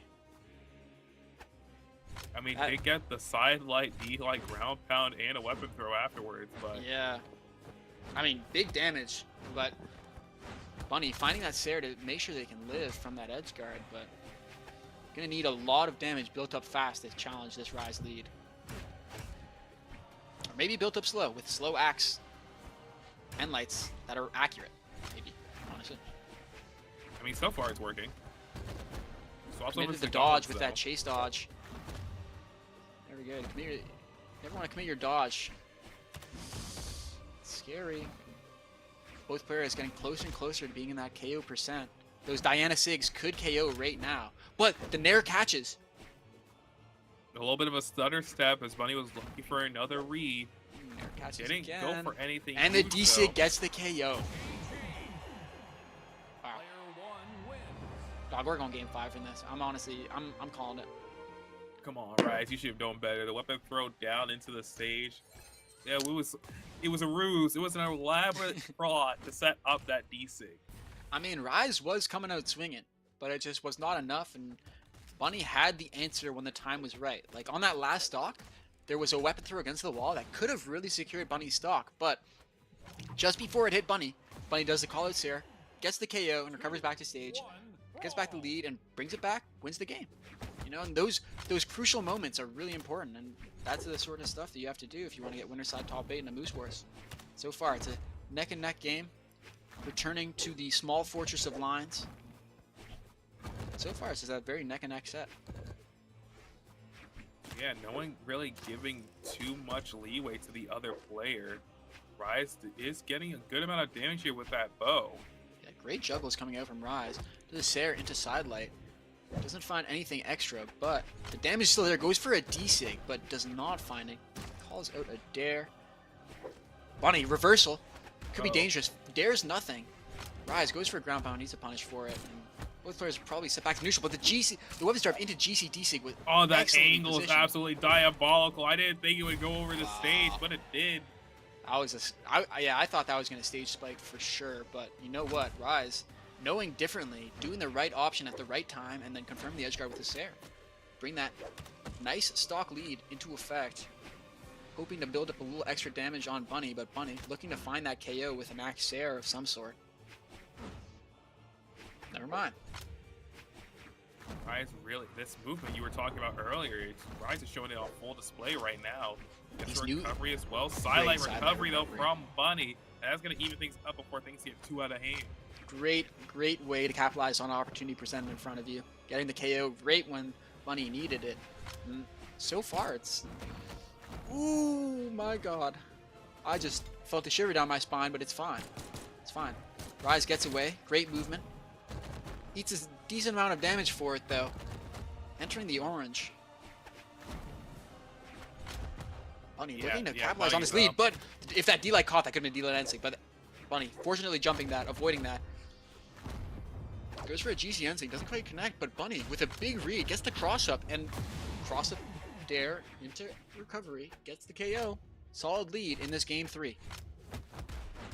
Yeah, a lot of things happen really fast. Like, if you ask me to repeat everything that just happened, I would not be able to do it. No, seriously, it's like these... You know, it's like these things that happen are really important, but they're so like minuscule. It's hard to notice, you know, because these players are committing to a relatively slow game, but then again, both willing to throw stuff out. It's a 1-1 in a best of 5, so no player is just on their winner side stock just yet. But neither of them really wants to give up the lead in the set just yet. Right, both players want to be the first one to go up 2-1 if they have to go to a game 5. Because that means you have 2 chances of closing the set out, and Bunny really wants that 2-1 right now. But Rise wants it just as bad, going for a triple recovery on that bow. Let me recover you a calm 3 times. Scary edgeguard situation. Dare hits, and the ground pound interrupted by the weapon throw. Rise pressures off stage, can't find the GC sidelight. And Nair connects for Bunny. Bunny in a great spot, having weapon control, and it's firm damage lead. Recovery doesn't connect, but in a firm spot, weapon throw down, recoveries, doesn't find it, and now throws their weapon away, but Rise throws their weapon away, and now they're both unarmed, but Rise gets the weapon pickup to a weapon spawn, and no player really find that. The Dare connects, no weapon throw confirmed from Bunny. Bunny forcing them offside with a sidelight, goes for an N-Sig. Holy moly, no player finding finding for those N-Sigs all game. Unfortunately, they haven't been hitting for it. But Rise looked for a D-Sig, and that's going to be a lot more detrimental to his game. This is going to be the main reason why it ends. Bunny going to hit him with an N-Light. And that's going to be Bunny going up 2-1 in this set. Bunny only needs 1 more to advance to top 8 winner side. And she's looking to close it out right now with that Raven. Gotta wonder. I mean, honestly, like, I don't think Rise has put the fear of God into Fussy with that N-Sig enough. Like, let's think about it. You know, that first game was a lot of, wow, just going straight to Small Fortress. But again, the first game, N-Sig was a big difference maker. Right, that N-Sig is really important. One of the things I've been seeing is that out of sidelight, Rise chooses to try and catch the grounded option. Goes for a D-Light often so they can get a confirm into the N-Sig instead of trying to just go sidelight N-Sig, you know, just trying to read the jump right away. So I think maybe some sort of small adjustment to try and pressure Bunny so that Bunny doesn't keep on getting away out of these sidelights without taking a lot of damage. Because right now, hitting sidelight and then getting 1 hit that's not a Sig is not enough value. N-Sig, that's the move. Yeah, Bunny. Okay, yeah, doing the... That's KO? No, my God! Bounce off the wall. Wow. Bunny's still going to be able to make it back. That What is GC? like What? Okay. Okay, everything's fine. They're back to normal gameplay. I think they've both stabilized mentally and they've realized what's going on. They need to lock in. Could have sworn But Bunny just- was dead to rights like 8 different times down there, but somehow she still managed to make it back to stage. Yeah, just by barely avoiding that one option. I'm pretty sure it's a ground pound. Oh, decent catches. Bunny's gone. But again, by avoiding that one option, Bunny was able to get back and get a lot of damage. And so what could have been a very, very tumultuous lead is reduced to just, you know, Rise being in orange. But again, Bunny up 2-1 in the set. Looking to close this out. Oh my god. Oh, going for style points. The weapon bonks Rise on the forehead. Is it enough to get the KO? And Light still not enough. Rise just won't stay down. Not enough. Okay, yeah, D-Light recovery will definitely do it though. There we go. Stocks 2 apiece. Bunny with a little bit of damage on their stock, but they're quick to respond. You know. Recovery from Bunny. Still. Find the nair. Ooh! Doesn't get the Oh. D-Light chase dodge. The If that pressure, D-Light the chase dodge pressure. nair, that could have been a stock. That could have been like taking them to a blast zone on a nice little vacation. You know, rent free. Oof. When Bunny doesn't miss input, that's how you know the lights are bright. Lights do get bright here in Moose Wars, but then again, Bunny finding the good damage build on this game where, you know, Rise needs. Ooh, goes for the end save, doesn't quite find it. Again, Bunny, great lead on this. We're not a must-win game, but it'd be great for Bunny to win this game. Advance 3-1. You know, it'd be much easier for Bunny. Recovery Save that catches. save- Okay. Bunny's definitely feeling the excitement now.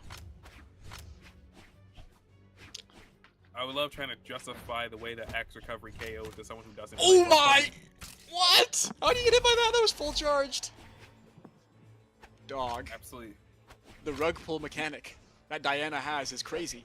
Right when you think you're safe, calm, at home, in your humble abode, ready, hot chocolate in hand, it just grabs I don't you. know if it's just me, but it didn't look like that D-Sig hit for me. Wow. Yeah, it was a crazy. I was kind of surprised that hit. It had like an anti-air.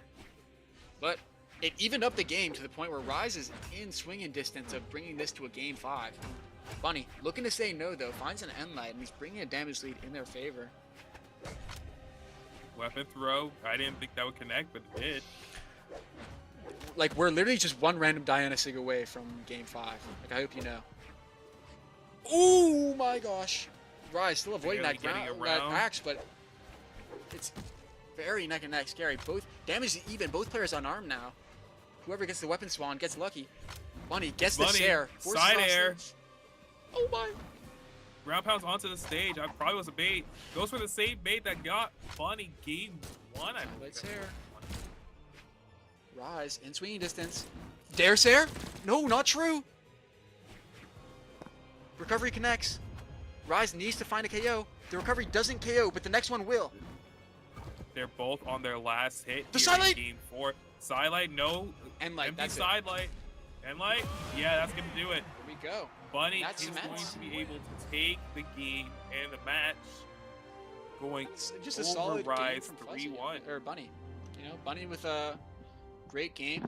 You know, just a great showing. You know, Rise not able to get the value they needed off the Diana Sigs and not able to get the momentum started enough, and Bunny quick to capitalize on that and slowly making sure that they get through to the top 8 winner side.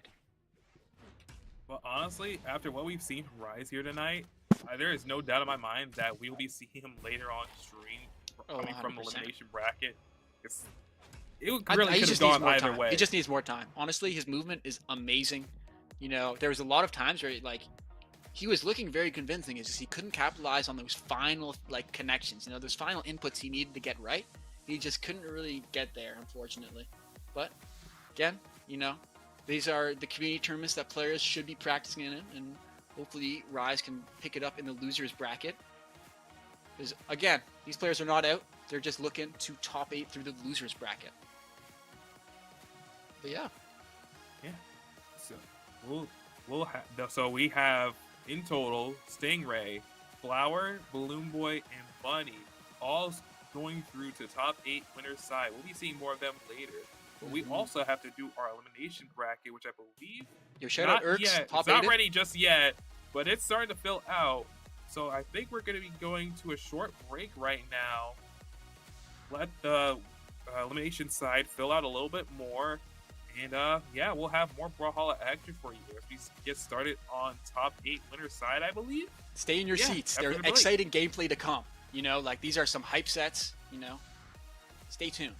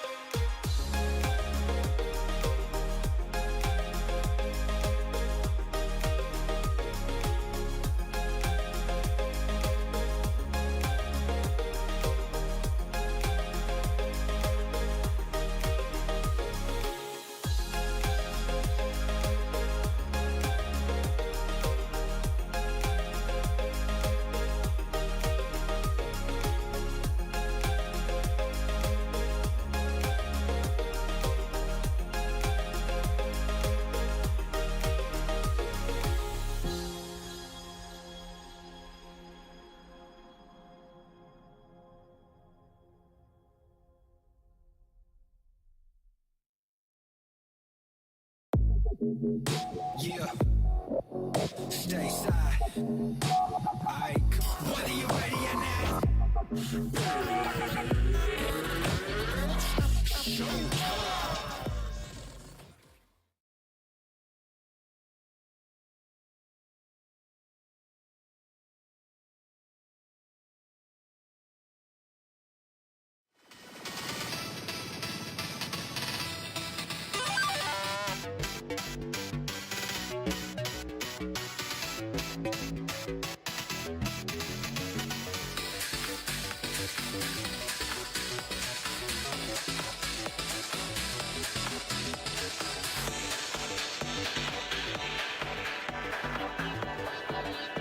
And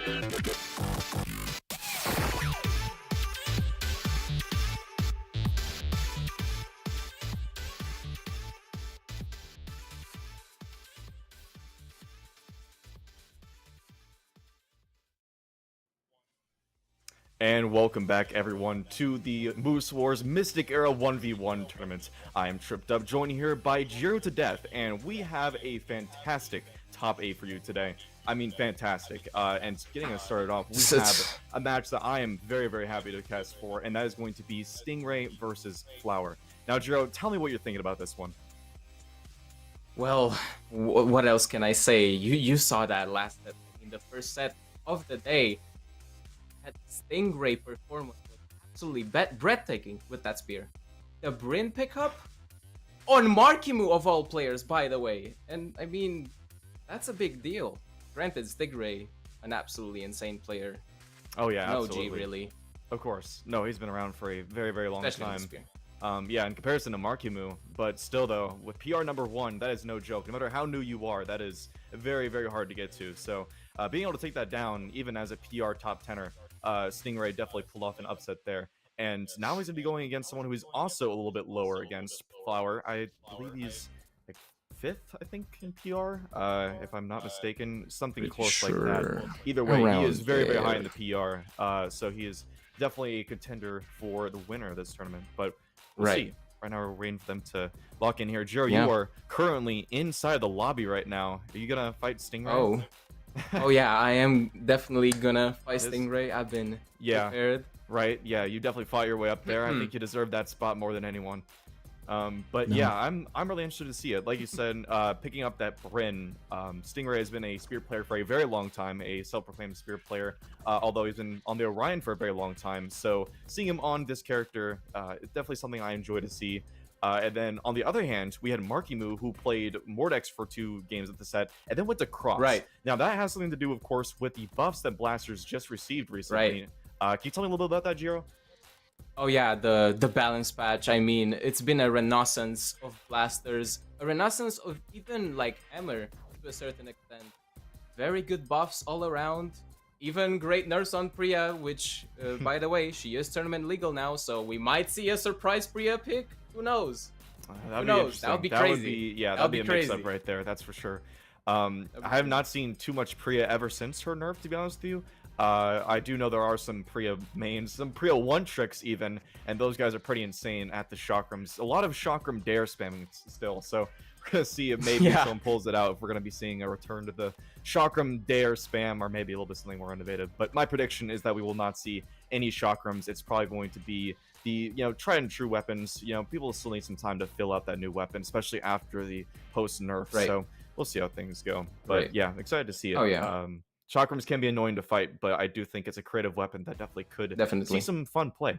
But I thought that was Flower, but no, that is someone else. We got jump scared. I know, right? Love you joining jump scare.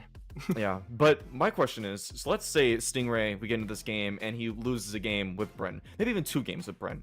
Do you think he might swap back over to the Orion? Because like I said, that is the legend that he is probably the most known for. I mean, he had that very iconic moment back in BCX of 2022 against Kinda. Everyone knows what I'm talking about.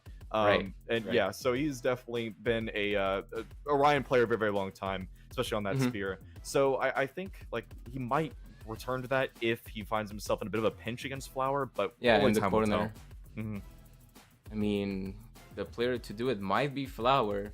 Crazy neutral game, crazy hammer gameplay, crazy bow gameplay. Like, this could happen. And honestly, I would love seeing the Orion from Stingray. It's always a fun way to just find that spear and those Orion Sigs to shine. Oh my goodness, yeah, those Orion Sigs, like, they're never gonna be bad. They're always gonna be a very good kit. The only thing is, of course, the Lance, not exactly a top tier weapon in the ones meta at the moment, but still something viable. And we have seen in this tournament, we saw Raid on the Ulgrim, so we do have some people that are able to make it to the top stages of tournaments with the Lance, but it's definitely not one of the top contenders for, top 3 or the meta, right? So it's definitely an off meta pick, but I'd love to see it just as you would. So but for now, I'm sure we'll see the Bryn. We're still waiting on Flower to join up. We gotta keep yapping.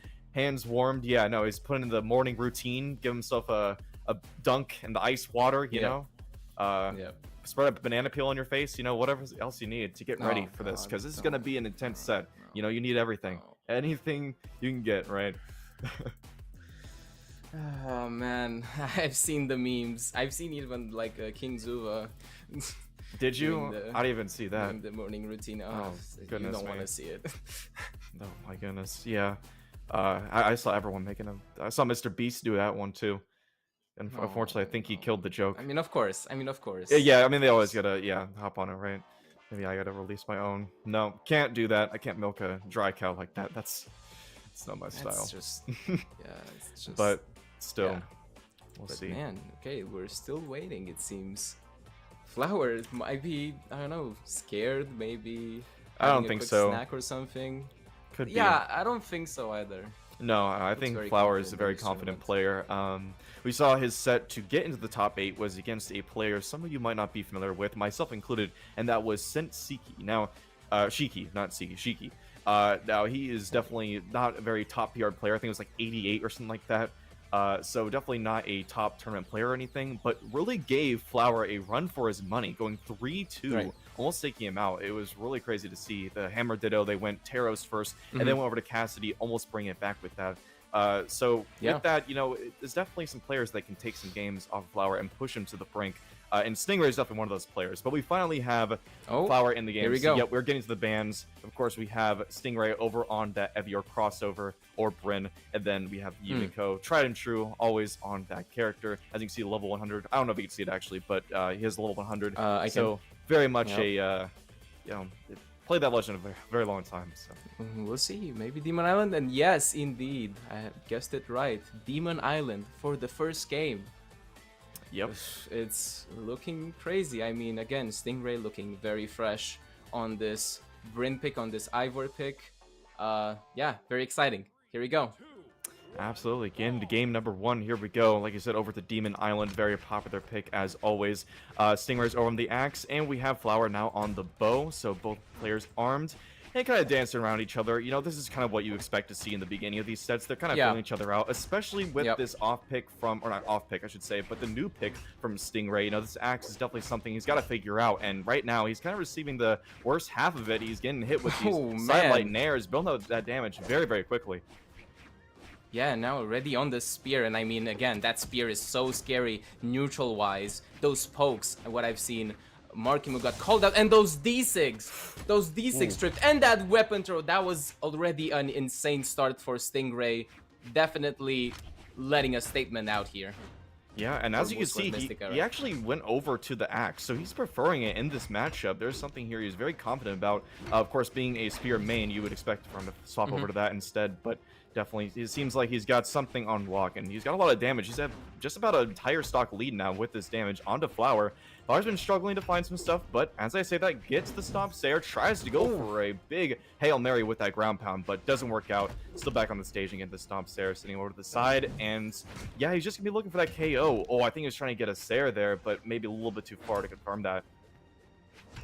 Okay, nice down there pickup there from Flower, finally showing some signs of life, even though Stingray absolutely trounces so far, especially on that axe at the beginning. That was so strong, such a strong opening, and now the spear, just insane neutral game overall from Stingray. Doesn't really like you know, overstay his welcome, and that down sig though definitely overstays its welcome for Flower. He just knows exactly when to use that spear D-Sig. I've seen him whiff one in this entire tournament so far. He is absolutely knows when to pull that out, you know, because it's a bit of a risky sig. It really is. I mean, it's got his big hitbox, of course, but when you're kind of stuck there for a long period of time, against a pro player, they're going to catch that 100% of the time. So you got to hit your mark. And Stingray, he's done a very good job of that. So good job to him. And as you can see, it's been definitely paying off. Look at that. Even with that stomp stare in the face, he's still got a considerable lead in this game number 1. I mean, considerable, yeah, but I mean, Flower, you've seen Flower take these back, like, most definitely in past tournaments, and even in this tournament. Flower, like, when he activates with that bow movement, he's crazy. Especially right now, but the down heavy will end that match very swiftly, honestly, for Stingray. Flower looking kind of scared right now. Maybe I was right. Yeah, I mean, I don't know about scared necessarily. I think he's just got a large amount of respect for Stingray. He's a very fierce competitor, of course, being definitely an elder compared to Flower. He's definitely been around for a much longer time, so we got to give respect to such an old player. And he's definitely proving his worth right here. You can't teach old dogs new tricks. That's what they say. But he's got a new trick right now. That trick being Bren, and it's been working out quite well. And there's gonna be no changes going to game number 2. Of course, both on the same picks and over the Demon Island, same thing as last Once game. again. 3, 2, 1, and brawl. Now let's see if the momentum shift will happen for Flower, even though it doesn't seem that way. Okay, picks up the weapon as well. Stingray swinging with that axe, gets a sidelight nair into the ground pound. Nicely dodged from Flower. I've seen him go for that away. like multiple times. He's gone for that with the recovery after, or sorry, ground pound afterwards. Very It's smart so option. good. Yeah, it covers so much Catches area. so much, yeah. It can catch so much, like a dodge down, even a spot dodge to a certain extent. Oh my goodness! Obliteration from Stingray on this axe. What is going on? No, Stingray definitely unlocked something, some kind of new level of playstyle for himself, because this is crazy. I know. Stingray is... It's just momentous. The damage keeps going on, and he does not go over to the sphere. He is not relying on it. He is pretty much soloing with this axe right now, getting a nice D-light right there. Wow, it's just really looking bad for Flower right now. He's still trying to find his way back, but man, look at that damage, how quickly that builds. Axe being a very strong weapon. Those hits are going to be meaty when they connect, and man, they have been connecting like fire right now. Stingray trying to get a side air there. Oh my goodness, that almost connected, and that might have KO'd if it did, honestly. Okay, Flower trying to get that recovery, tries to convert it with the nair, downlight Sair, tries to get the N-sig, very nicely dodged from Stingray, and capitalize with that recovery. And Stingray just finds perfect counters. It's crazy. He has like 90% accuracy on the hits. As soon as I say that, he whiffed like 2 axe hits, but it's Caster's fine. Curse. Stomp Caster's Curse. Sair. Yeah, Caster's Curse. You will never get rid of it. And now Flower finally gets that stock away from Stingray, looking very bad though. Stingray looking very confident. Never mind. Okay, finally some damage. Oh my goodness, he Sig went into for it the there ground again. pound will definitely get that stock. That's so nice. I mean, he went for that earlier in the set, and it did not work out too well for him, but there, showing the power of that hammer ground pound. It's got such a large hitbox, and when it connects, the stun is insane. It's one of the most powerful in the entire game. So that's why they often bet so much on that connection. But still, though, okay, Stingray. Sorry, I was trying to say Spear Ray or something like that. But anyways, he's over on the Spear. I mean, you might as well. I might as well, because right there, You proving might it, as he well. is a Spear main through and through, getting that nice combo, and that almost killed off the top, but not quite yet. Now he's going to go over to the axe, just kidding, throws it away in favor of the Spear, trying to hit those D6, maybe the sidelight or recovery or the side air. Let's see, kind of dancing around right now. He's definitely looking for the side air. As you can see, they got the little setup where he's just kind of hopping in the air, doing these empty hops, doesn't want to commit too much, but yeah, it's just been a lot of force, and he is anything's game right now. I honestly thought I was going to KO, but not quite. I mean, this is looking kind of doomed right now for this match for Flower, but anything can happen in Brawlhalla, but never mind. Just an axe there and is immediately going to shut that statement down. Stingray 2-0. Jesus. What an absolute powerhouse today. Yeah, no kidding. The axe has been proving its worth today, that's for sure. And, I mean, Flower definitely brought it back a lot more than he did in the game number 1. That was a clean closeout in game number 1, but game number 2, a little bit different. And getting into it, of course, no swaps. And maybe, just maybe, Flower has figured out something. He had a lot of momentum going into that last stock against Stingray's second stock when he was able to get that ground pound, as you see on screen right now. He definitely capitalized a lot. So I think it's going to be those risky options is what's going to bring him the most success. But now we're over on to Small World's End. So bit of a map change, but still no platforms. So we're going to be seeing a similar dynamic with no, platforms to help you in the air and guide yourself down, right?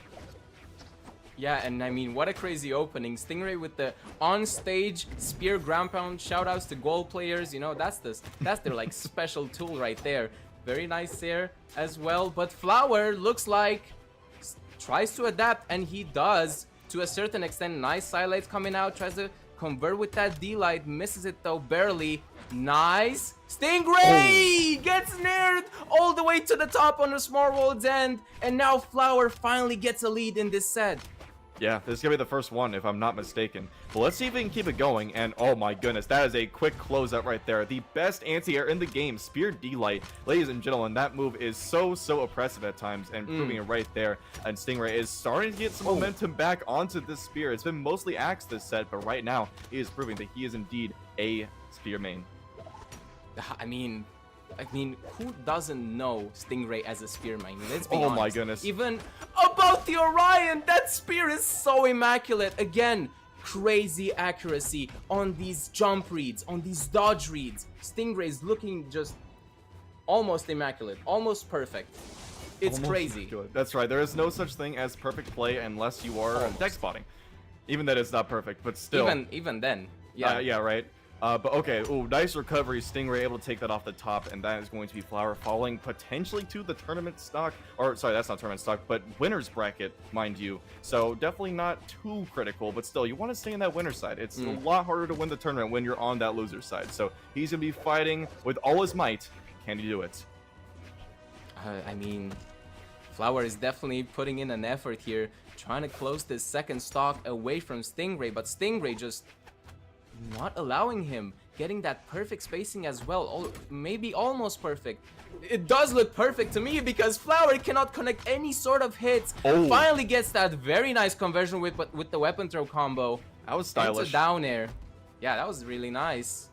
I'm not sure if that's the right time though to do that kind of thing, and misses the stomps here. That's tragic. No. That is gross. Especially Sometimes with the it's just hammer too bombs. close. Yep, sometimes it is just way too close. But yeah, that has got to be a killer blow to the mentality of Flower. If it's yeah. not already kind of burnt, because right now he's just getting flamed. Oh my goodness, his axe is on fire. Stingray is looking for probably a recovery. Okay, but very nice GCD light into the nair. But no, that's not going to be enough, and that is going to sit him off towards the edge. Oh my goodness, Stingray is about to KO him, but Flower is still fighting back. He still knows he's got a chance as long as he's alive. He's, of course, staying on the ground as much as possible. He needs a D-Light. That is the only thing he could possibly get here. But there it is, the breakdance to send him off. Stingray will take this 3-0. He has been on a tear, an absolute bender through this bracket. 6-0 so far. Yeah. 6-0, almost perfection. Almost perfection on that spear and on the axe as well, as soon as he gets those weapons in hand. Amazing performance. I still props to cannot Flower. understand. Props to Flower, of course. He definitely brought it back. Right. They're like, at no point was he giving up, right? He was still playing through and through to the end, so props to him. But he will be falling down to the losers bracket. So not at the tournament. We will be seeing him later since he is already in the top 8. And we cast all of our top 8 sets. So, yep, you'll be seeing him later. But that'll be Stingray moving on into the winners finals. And speaking of which, we need to find out who is going to be the other participant in that winners finals. And that is what we got our next set for. So, who do we got, Jiro? We got BalloonBoy versus Bunny. Again, honestly, a classic at this point. A classic set. Absolutely. I'm not gonna lie. Yeah. I'm loving the Diana pick from BalloonBoy. I mean, obviously the classic Rayman from Bunny. Just a joy to watch, especially the off-stage interactions. Like, oh my outmatched, goodness. in my opinion. Totally get me started. We casted a few, and yeah, it's been absolute cinema. Bunny I'll just keep saying like, it, I don't care. You think that there's no option that she could possibly pick to get herself out of a pinch, and yet she just finds it, manifests it into reality. So I want to see how she does here against this Diana. Like you said, I am very happy to see this. And this is, of course, due to the Blasters buff. So thank you very much for that, because I'm so glad to see it back into the tournament rotation here. We saw Rise on it earlier, too. So it's not just BalloonBoy, who has been on Diana for a very long time. He's got that level 100, so he has definitely proved his time in that legend. But yeah, it's definitely a strong legend. If you think about it, those signatures, especially on the bow, they're so cheeky, right? I mean, we've all been a subject of that N-Sig or the D-Sig. The N-Sig? Or oh my goodness. Dude, the D-Sig. Both them. The they're D-Sig, dastardly. like, when it doesn't KO, it almost seems like it always KOs as soon as it catches. It doesn't matter what damage you're on, it just KOs. Simple. They're just... Yeah, and especially when they catch your dodge in the air and they get, like, you know, the side light, D-light, N-sig, and it's just like, you're just watching yourself. It's kind of like a spear cutscene combo again. It's like a second part to that. You're just watching yourself like, why do I even queue into this game? We queue into it It's because like we love a- it, but sometimes it's just a little bit too much. Yeah, Get it's into the like map a bans right Dragon Ball here. Fighters combo. Yeah. I know, right? And we're going to be getting over to Small Fortress of Lions. So bring a platform into the mix. That is definitely a new element to spice some things up. Of course, Small Fortress of Lions definitely a popular pick among competitors in Yeah. both community and official tournaments. Is just time and time again we see this being picked out. If you remember Jiro, we've definitely been Yeah. seen a lot of We've these. been getting kind of tired of those Small Fortress of Lions, but I mean, it's a solid map, really. It's just a solid map, not too big, not too small. Honestly, perfect for just, you know, engaging in that, you know, high-speed movement and in that high-speed neutral. So, like, I agree with the pick. Not necessarily my favorite, but yeah, definitely among the pros. Oh yeah, no kidding. Right now, Bunny is definitely feeling her pick, able to get a lot of damage unanswered onto BalloonBoy. He's going to be throwing out that bow. He wants to opt for the blasters, newly buffed. Let's see what he can do with them. Oh, bit of a misinput Yeah, there. mind you, perfect stock pretty much from Bunny so Yeah. far. Oh my goodness, almost got the triple nair. That would have been exciting. That's she's going crazy. Whoa, that slice short side sig must like definitely a misinput. Like there's no way, right? I think. That I was don't know. crazy. Sometimes, I mean, I would say yes for You any can't other know with player, Bunny. but not Bunny. No, you Exactly. can never tell. You will really never tell. Okay. Dancing around. Exactly. They're falling back into, of course, some classic NA neutral. You know, it's honestly very smart. I don't blame anyone for Tried and doing it. true. Some Yeah. people will get angry at it and be like, oh, it's passive. But it's like, listen, you are at the top level of tournaments here, like where most people will never go. Not only is it nerve-wracking, which I'm sure for these two players, I don't think it's too nerve-wracking. They've been here plenty of times. I mean, but still, you never get rid of the nerves. Oh, that wow. conversion, as we said, that down sig, so brutal once it catches. It just KO'd. Simple as that. Also, that was a nice conversion. I'm pretty sure that was a D-light into reverse D-sig. It was. Such a insane placement. It was a very good mix-up. Very, very good mix-up. Yeah. That's what you need against players like this, you know? If you can't be unpredictable, yeah. just be unpredictable, right? Fight fire with fire. You know, Yeah, like Sun Tzu said, you know, to confuse your enemy, you must confuse The art of yourself war. first. And Right, that is exactly right. what she's been doing. So, let's see. BalloonBoy's starting to get some damage built up on this stock. He's still behind for sure, especially with that side light into the D-light. Man, that damage just adds up so very quickly. Yeah. So much damage already, and I mean, BalloonBoy definitely has the tools to pick that slack up from the damage. Those blaster buffs are great. That's all I'm gonna say. Sidelights are true. Always, you know, just a. Oh, that conversion! The double citrus get the triple. That would have been a KO, most definitely, with no options left. But Bunny back on the stage, got that recovery weapon throw in BalloonBoy's face. Ooh. Oh, the downlight Ensig though from BalloonBoy. What a Just call out. Getting back the lead. Yeah. Yep, just that called crazy called call out, landing right there, not using any options, because she definitely had some options left, but no, BalloonBoy knew she was going to go straight down to that stage and was able to hit the D-light into the Insig, and man, that just kills RKO so very early. But man, what is going to kill pretty early here, I guess it's not early at this point, but what will KO very soon is any one of these axe moves. Now over onto the gauntlets, once again, kind of difficult to KO on these sometimes, so let's see what, GCD sig. Okay. Once again, I don't know if that was misinput or not, that was something, surely. That was almost crazy from BalloonBoy to get that last stock away from Bunny. That weapon throw was real scary, but the end light will quickly shut that down. That second stock away, and now Bunny trying to hopefully get this lead back. Though BalloonBoy, very nice spacing. Did not get that weapon though. That's gonna cost him. The second gauntlets picked up from Bunny. Nice recovery. Oh, yeah, wake him off. Quick little sidelight to get the bow. Oh. Okay. Back to some footsies. Yep. Classic Street Fighter 3 Third Strike, you know. Of Shout out course. to that game. As you can see, Bunny has definitely been taking to the skies a lot. I believe the reason for this is because definitely nervous about those D-lights. Those D-lights come very, very quickly and they cover so much space. Unless you're stacked with them, that's definitely going to be connecting. So you got to be very, very careful when you're far enough away. Oh, same thing with these blasters too. The side air, of course, not hitting stacked, but fitting kind of far away. BalloonBoy's been pretty good with the spacing so far, but man, look at that damage starting to rack up a little bit. Whipping that side sig. Let's see, does BalloonBoy opt for the other weapon? Oh, doesn't even have a chance. Bunny swaps over to the axe instead. Oh, getting a little Such a pressuring fast with this weapon swap offstage. there. Yeah, oh, big whiff. Okay. Oh my goodness.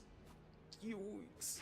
Yeah, that would have been huge if Bunny hit a recover there, but that D-Light definitely did some damage. Downlight Sair, Oh my- not opting for the downlight recovery, knowing that it would KO. And I was nervous that was BalloonBoy gonna KO. I actually thought it wasn't gonna gets KO for a that second. game. But nope. Okay, I guess he just knew the kill zones better because that worked pretty well.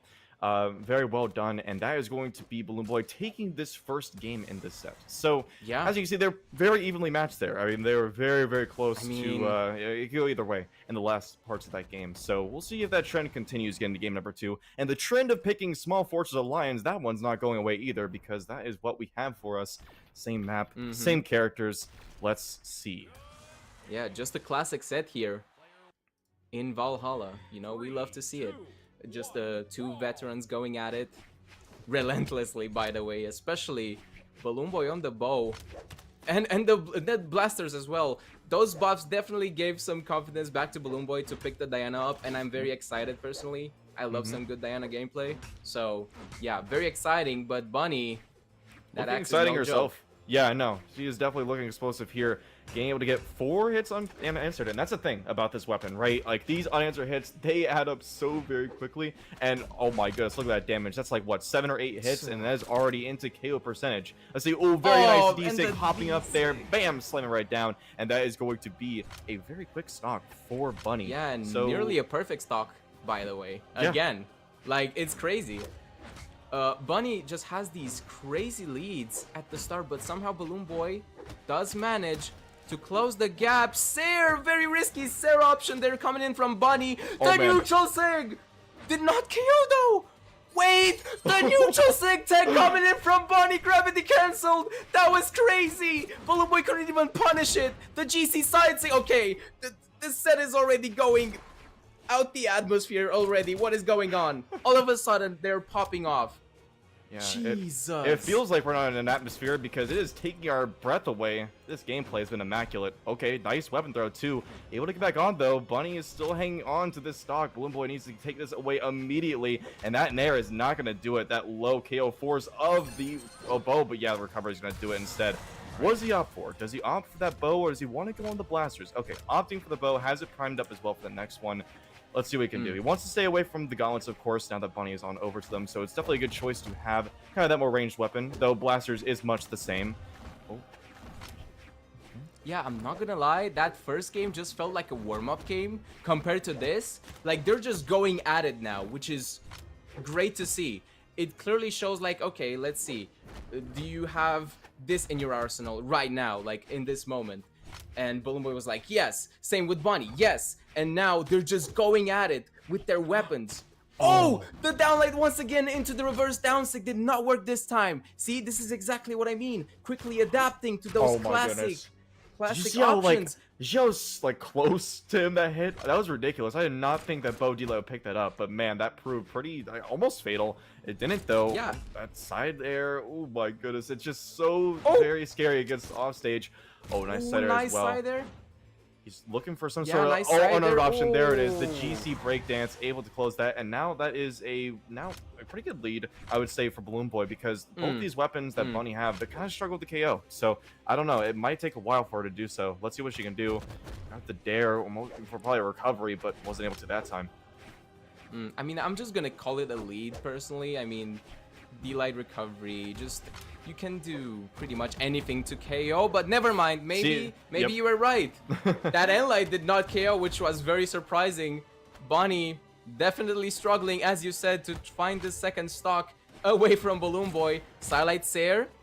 Okay. That should take it. Finally. Yep, it does. That's okay. Sair. Yeah, it's it. unfortunate. That is what they did to Gauntlets, but it kind of needed to be done. You know, the weapon was pretty good in a lot of areas, but it was a while ago they nerfed the KO force of it, so yeah, it's definitely something people have gotten used to by now. Okay, good wake-up option right there from Bunny, able to cancel out what would have been most likely a delay after that side light, and now actually they're pretty even. BalloonBoy kind of throwing away the lead a little bit there, but okay, trying to get it back there.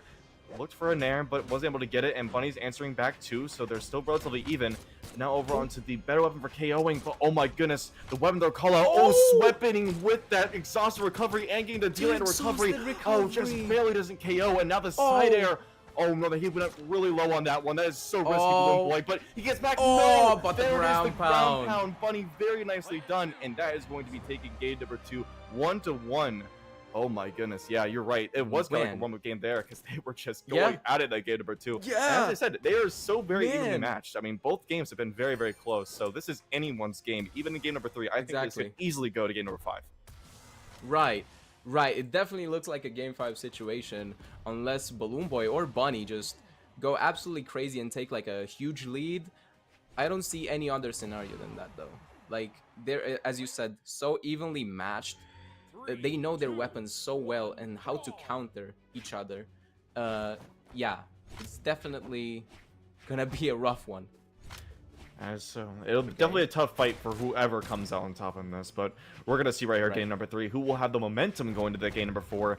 Okay, both are armed. Okay, the GCD light. Now that option right there is just so risky, right? Even to connect in that case right there, yes, it is very, very good once it connects, but man, it is so very risky. Because if you catch with the dodge, especially with gauntlets, you know, that side light can very easily pick up on the tail end if it's correctly timed. So BalloonBoy's gotta be careful with throwing those out, but gotta be, you don't have to be as careful when it comes to this bow, because it can be very, very quick, as you can see, able to get out of the way of those options super quickly.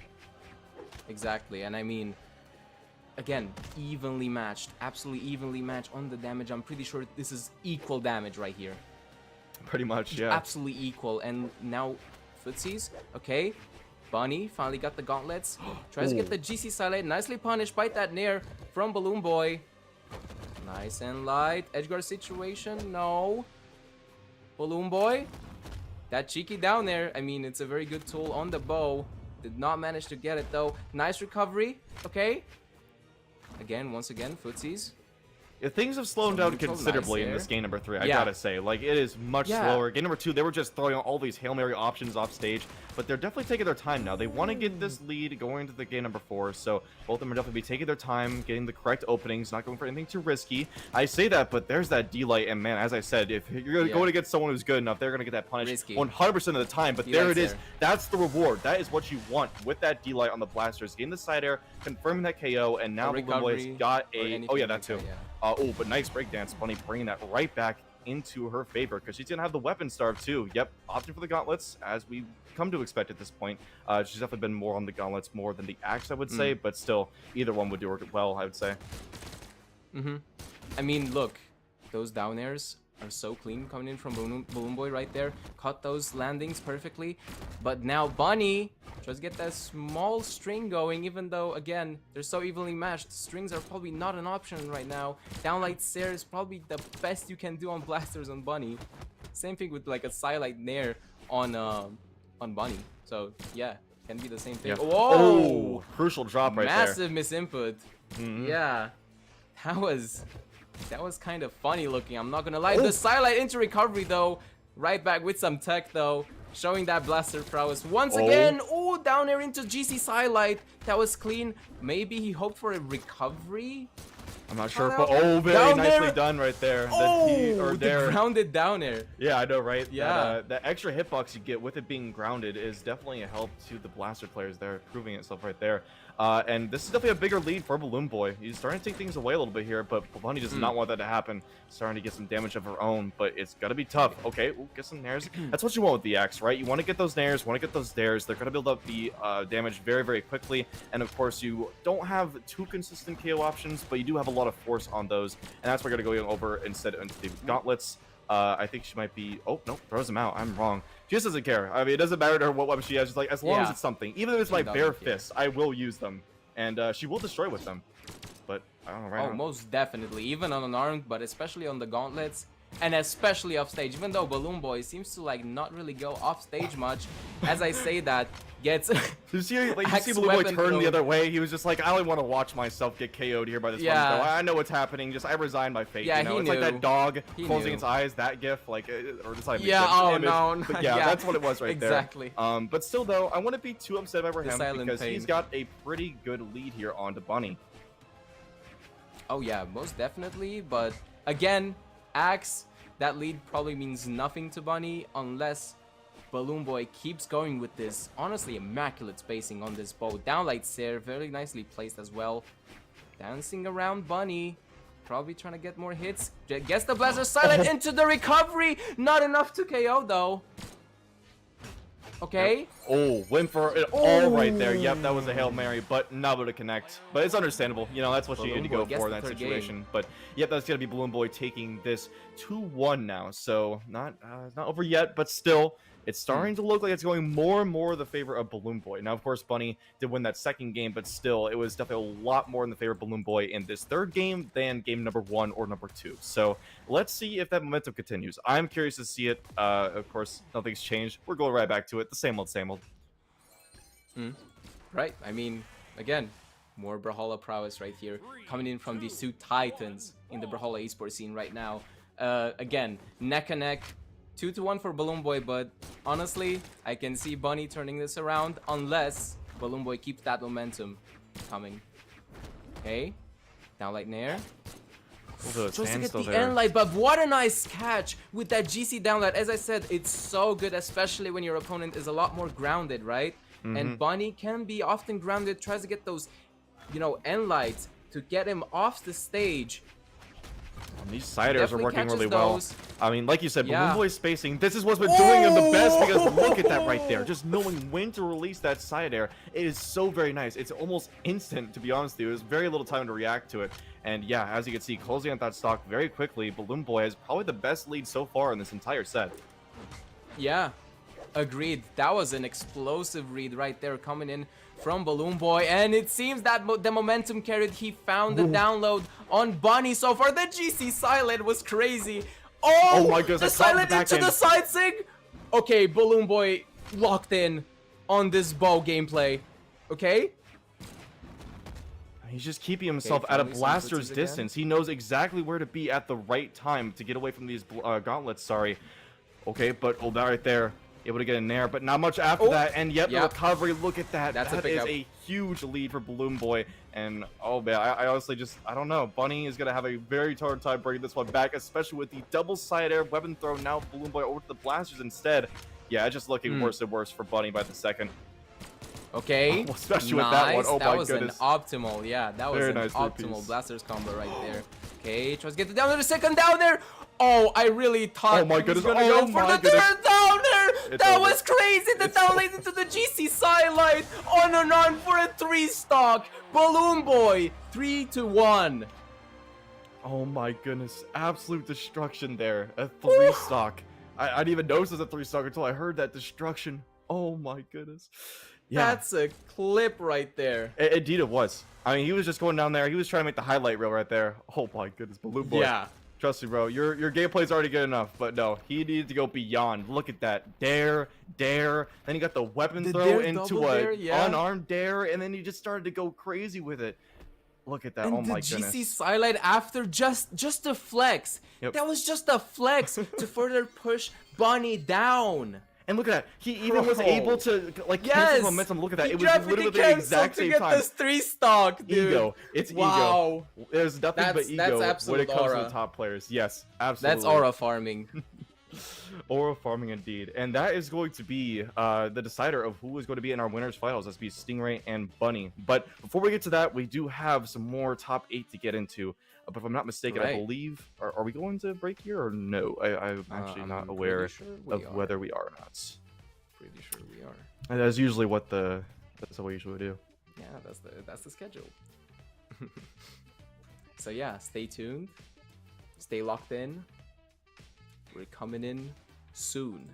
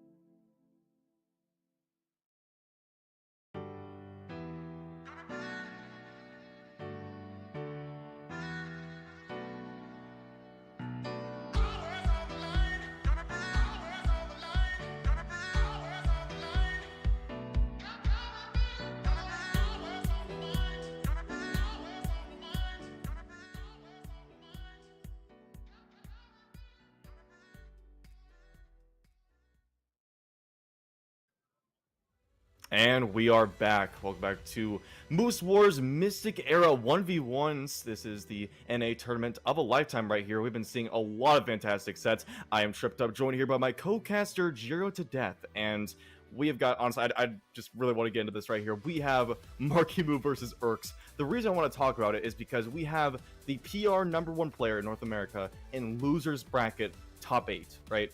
And that right there is pretty shocking to anyone who didn't see. He went down 3-0 to Stingray. Now, of course, Stingray being a very fierce competitor, so it's not too surprising in that manner, but still, that is an upset, right? That is PR9 versus PR1, and the disparity there, it can be pretty large, right? So, definitely a surprising thing to see, and Stingray is on an absolute tear. He's on winner's bracket right now.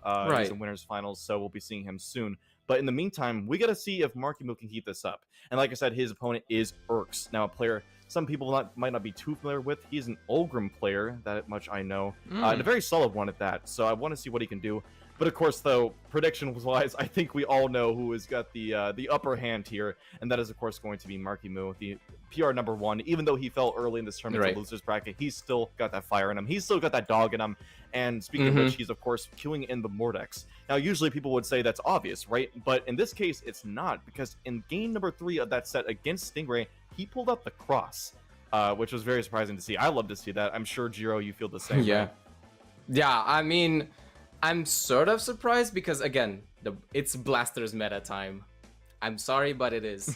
As soon as everyone gets, you know, accommodated with that Silite Sair, with the D-Light Silite Sair, I'm pretty sure on Cassidy, it's gonna go crazy. The Blasters meta is in full effect. The Vrax buffs as well. Hey, we might see a Lord of Vrax. That would be crazy. I would be blown out of my seat with that one, man.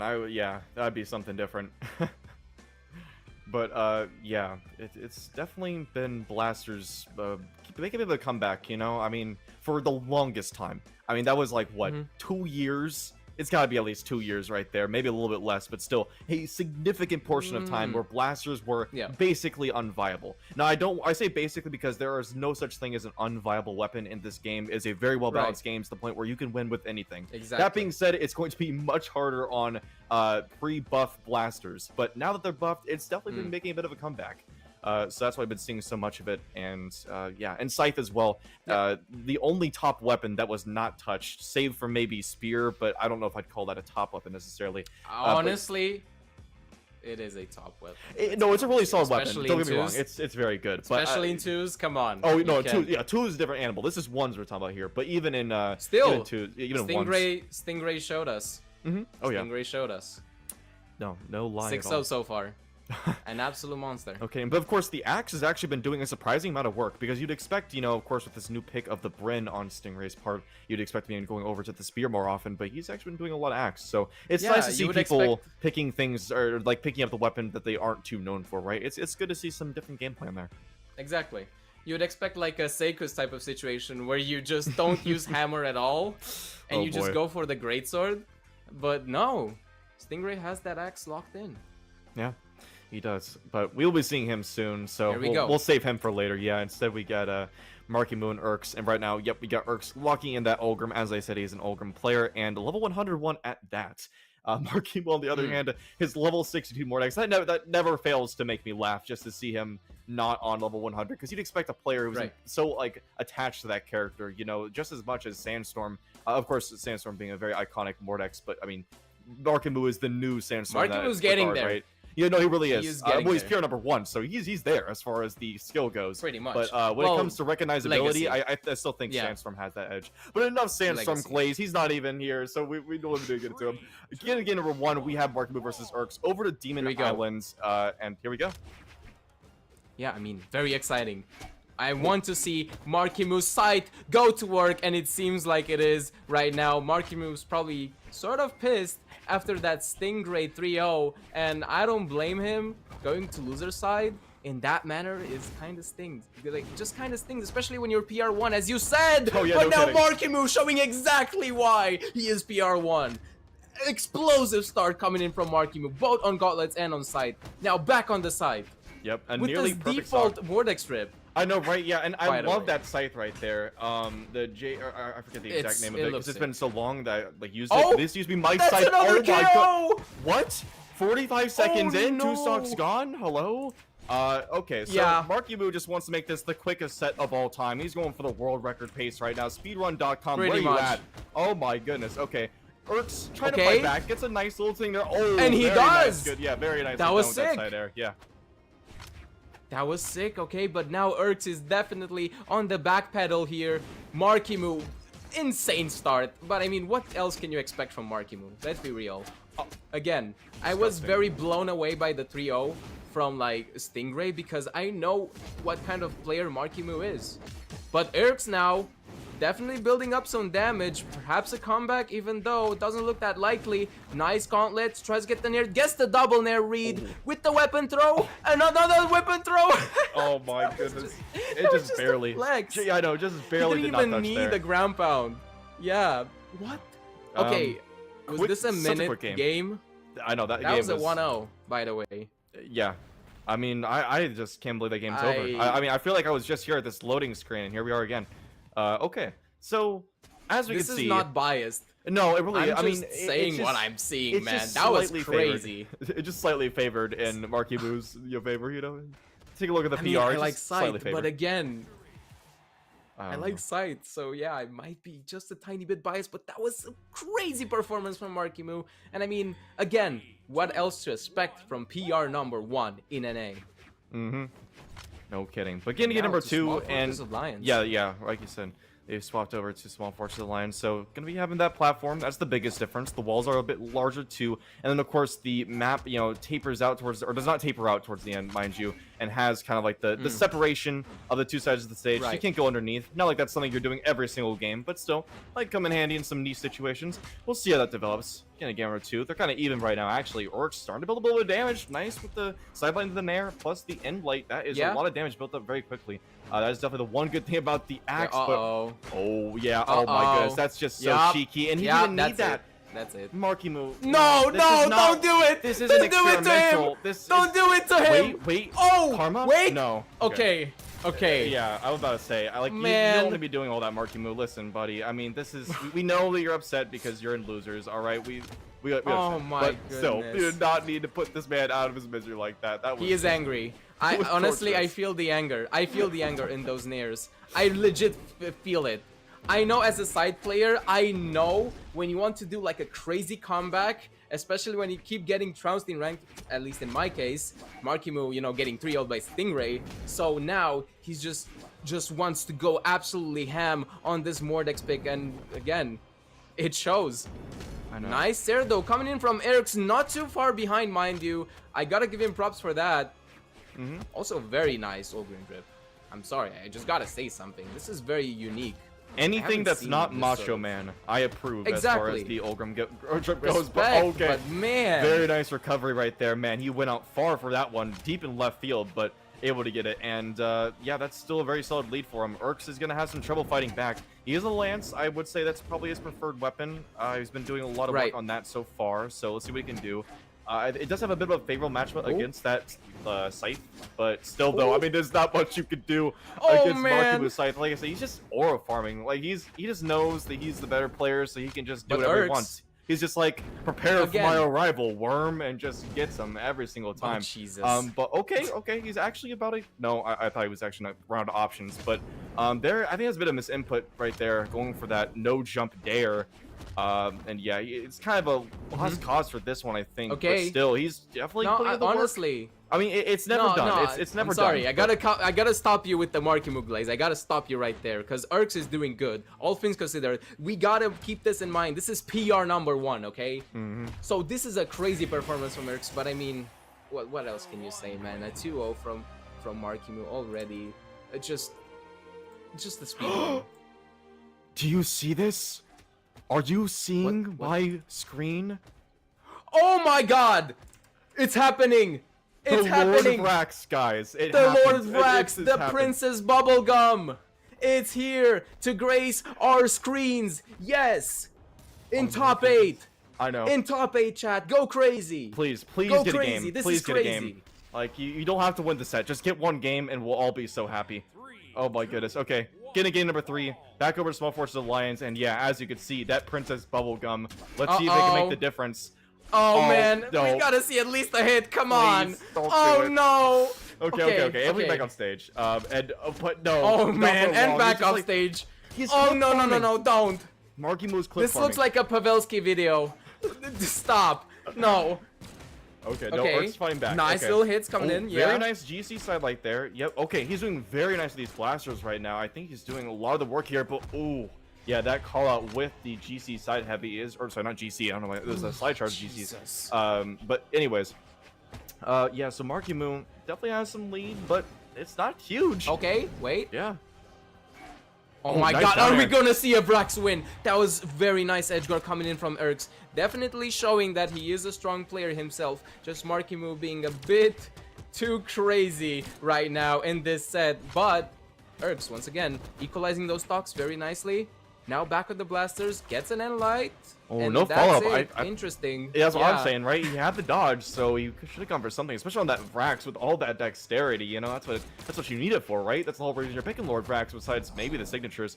But yeah, okay, Marckiemoo is starting to add a bit of damage there, getting a nice nair, getting another nair, tries to go for a third one, but won't work out. Ooh. And ooh, what a whiff! Yeah, that just barely doesn't hit. I mean, it's kind of ridiculous how sometimes that does hit so very stacked, but in that Oh. case, yeah, just a little bit too close. Oh, And man. Orcs is getting closer and closer to KO here. I mean, like, one good recovery should probably do it. Yeah. He's got to get something nice quickly here. Okay.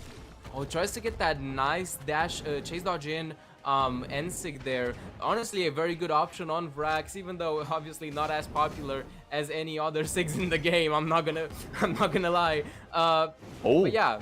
that was a nice definitely nair a right good there. Option. Yeah. He whoa. kept Okay. Marckiemoo off his back right there with it and able to ensure himself back on stage. That was very nice. Oh, and he went for Yeah. the Ensig too. Okay. Nice just exhausted barely whiffs. recovery too. I like that. Yeah. Okay, nice air. Okay. Oh no! Gets angled. Did you see how he Gets said angled. slingshotted? Oh, Oh my no. Was I- that tech or was that an accident? I'm not even sure with Marckiemoo. I think either way, it was Oh. just gonna be a KO. But oh no, Marckiemoo. Okay, yep, there it is. Okay. The down air, able to Okay. confirm that KO. And yeah, no, this is a very, very close Okay, right here. I'm not Orcs gonna can lie. feasibly do this. Yeah. Exactly, like bringing Marckiemoo to one stock is no easy feat. I mean, as you're seeing, Marckiemoo is an absolute monster. So Erks, to show this much prowess on the Vrax, mind you, on the Vrax versus Mordex. Yes, this is real in 2025. This balance patch is crazy. If you but showed yeah. this image to people in like 2015, Like in 2023? or no, not even Or that, yeah. it's like further back, just like wait, Vrax, you know, in like 2020, for example, like they're like, by the way, Vrax is gonna be in the top 8 of a pretty, I mean, it's not a major tournament, but it is a major community tournament. But here we are. Yeah, the future is now, old man. Orcs is trying to make it happen. I believe in him. Let's see what he can do. Gets a nice Yeah. side air, pushing Marckiemoo off stage. I mean, he's got a good edge guard going. He doesn't want to risk this is- anything. Oh, Yeah. Okay. This Oh, is nice. close. Nice nair into recovery. Okay, swapping back to the blasters. Oh, tries to get the GC downlight with the read from the side light. That was actually crazy though. Very nicely dodged. But Erks actually manages to win with Vrax, and it's a 2-1. Oh my god. Vrax What? fans are Nah. happy. Oh my goodness. Sparky is happy This right is now too. crazy. Someone sent him this video. This is crazy. Oh my goodness. That is just insane. Okay, so yeah, we have got a 2-1 situation now. Erks, my GOAT, able to pull out a win against PR number 1 Marckiemoo it's crazy. with the Princess Bubblegum. Not a statement I don't think actually anyone crazy. was ever expecting me to say. But let's just see if it keeps going. I imagine. No, I'm just tossing this idea out here. You know what I mean? Just casting the Right. rod out there. Is there a Right. chance he wins another game and maybe even the set? No way. I mean, No right, way, that, I right? know, right? That's I mean, just that would be crazy. That's ridiculous. That'd Imagine probably a be the game 5 craziest upset. Vrax. Imagine a game 5 Vrax versus Mordex, Marckiemoo versus Erks, the new kid on the block, most definitely. I mean, yeah, he had some good performances, even in Moose Wars in the past. But man, okay, nice blaster string right there. Got with that GC downlight, gets the down there as well. A lot of damage already built up on Marckiemoo, and it seems like he lost steam against Erks, which is crazy to say. Especially against the Oh, Vrax. I that cannot was- stress that oh. enough. What? Yeah, I mean, that okay, was just listen, a bit I understand. overzealous. No, I understand why he went for that, because he knew if he tried to do the recovery like against the stage, Marckiemoo was easily be able to stuff that out. So instead, he chased him down, did get the hit, but yeah, the nair, that was what sold him right there. He should have used the chase dodge, try and get himself back to stage. But still, I gotta appreciate the effort, right? And I mean, it's not too far off to where you can take this stock. Although right now, Marckiemoo starting to build some damage, and it goes quick. It goes quick. Yeah. Oh my goodness. Yeah, but again, Urks not too far behind. I cannot stress that enough. It is a Lord Vrax pick, so this is absolutely crazy. Down lies here with the gravity cancel. That was very nicely placed. Now tries to get that stock off of Marckiemoo, but struggles most definitely. Oh no! That was crazy. There's no way Marckiemoo read that, right? No, there's no way Marckiemoo knew. That is actually what just happened.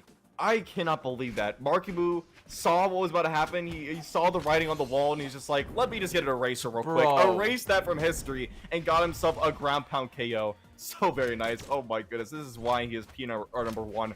And now we've got a pretty big divot for Urks to come back from. And oh my goodness, Marckiemoo, stop. No. It's too much.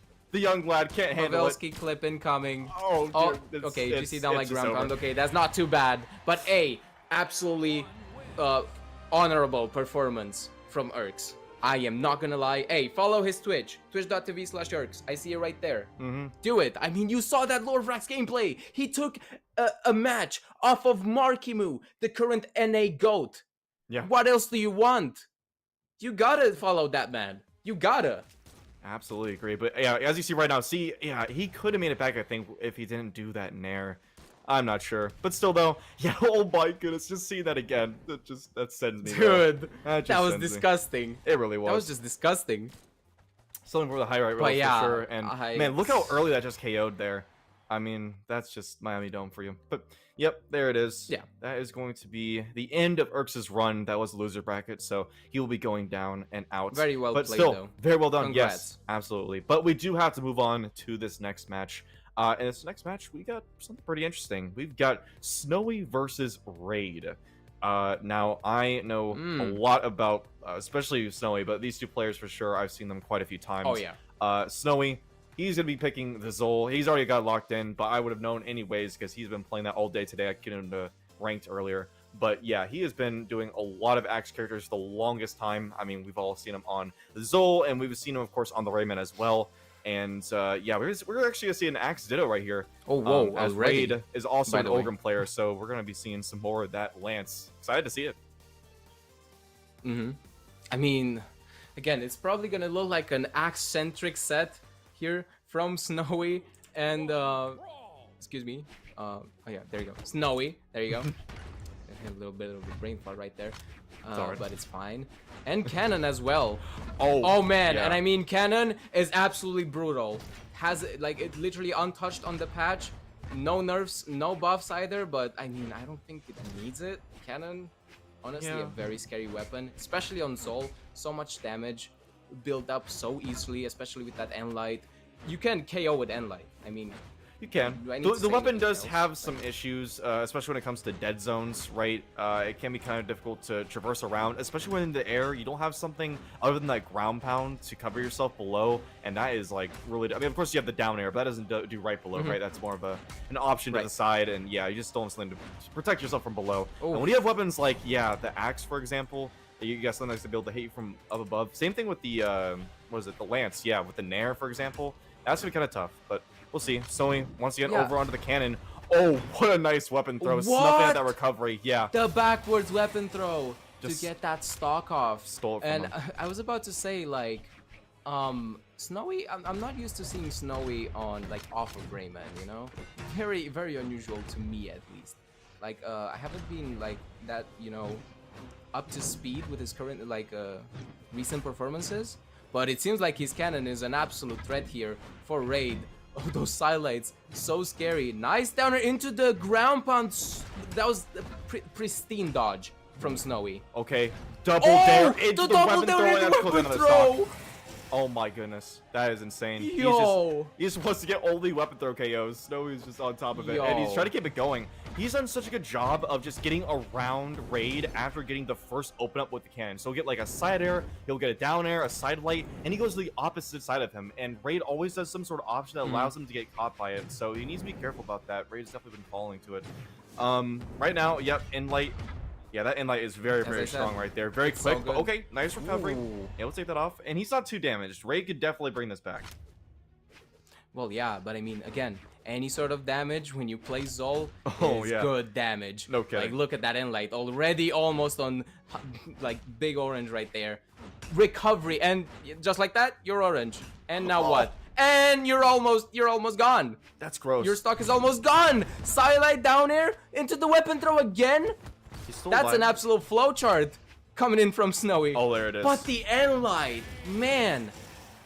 What so a shift solid. in pace. That was like quick. I mean, it was looking like it was pretty even, and then it was just like Snowy's like, wait a minute, I know how to play Brawlhalla, and just starts going at it. Man, Yeah, exactly. very nicely done. Like, So I shouldn't be scared, and I have Zol. I mean, I'm doing lots I know, of right? damage. Yeah, do Why like not? one. If you just graze your opponent with your pinky finger with Zol, that's like 50 damage. So I mean, Yeah. it's really nothing to be scared of. But Exactly. yeah, so we're seeing what they're getting into. Yep, it's a small Fortress Alliance. Not As a Jiro surprising main, I at feel the all. pain of Zol. So that's why like, I'm very familiar. No, yeah, no kidding, right? Yeah, Yeah, like I mean, 3 we times all and feel. gone. Listen, we all suffer. Even Zol players themselves, or Terrace players, sometimes they have to deal with some Right, mirrors, and right. you know, so we're all victims The Zol to what Didos? the high damage legends. Yeah. We're all victims to Amugi. We're all victims to Teros, and we're all victims to Zol, including Raid, because right now he's definitely been receiving the worst end of it Definitely a right victim. here. But yeah, getting into number Yeah. 2. Here we go. Here we go. Small Fortress Alliance once again.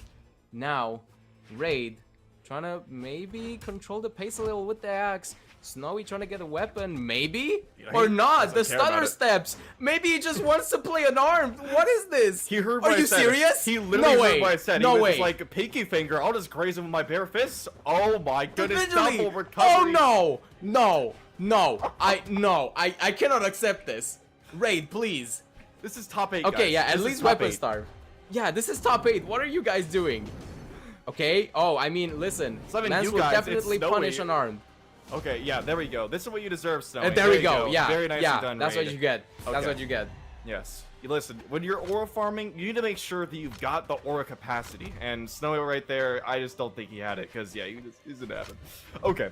So here we go. Dude. Urks is gonna, or sorry, Urks, not Urks, that's Raid. I see Olgrim, I'm like, as Urks from last set. Yeah, no. You see the I in his name. Yeah, right? that too, right? Yeah. Okay. Yeah, Very yeah, nice yeah, down yeah. air from Snowy. That's going to close out the stock. And once again, going into the second stocks for both of them, there's a bit of a lead for Raid, but as we saw in the first game, that turned around so quickly. And once again, Snowy, what are we doing? Why are we on the unarmed? There we go. Okay. Get his senses I mean, back in there. oh no!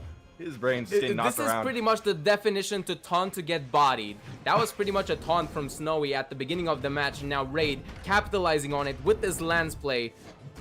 But okay, Snowy quickly picking up the pace as well, taking him serious, and that's what I like to see. It is top 8 for a reason, okay?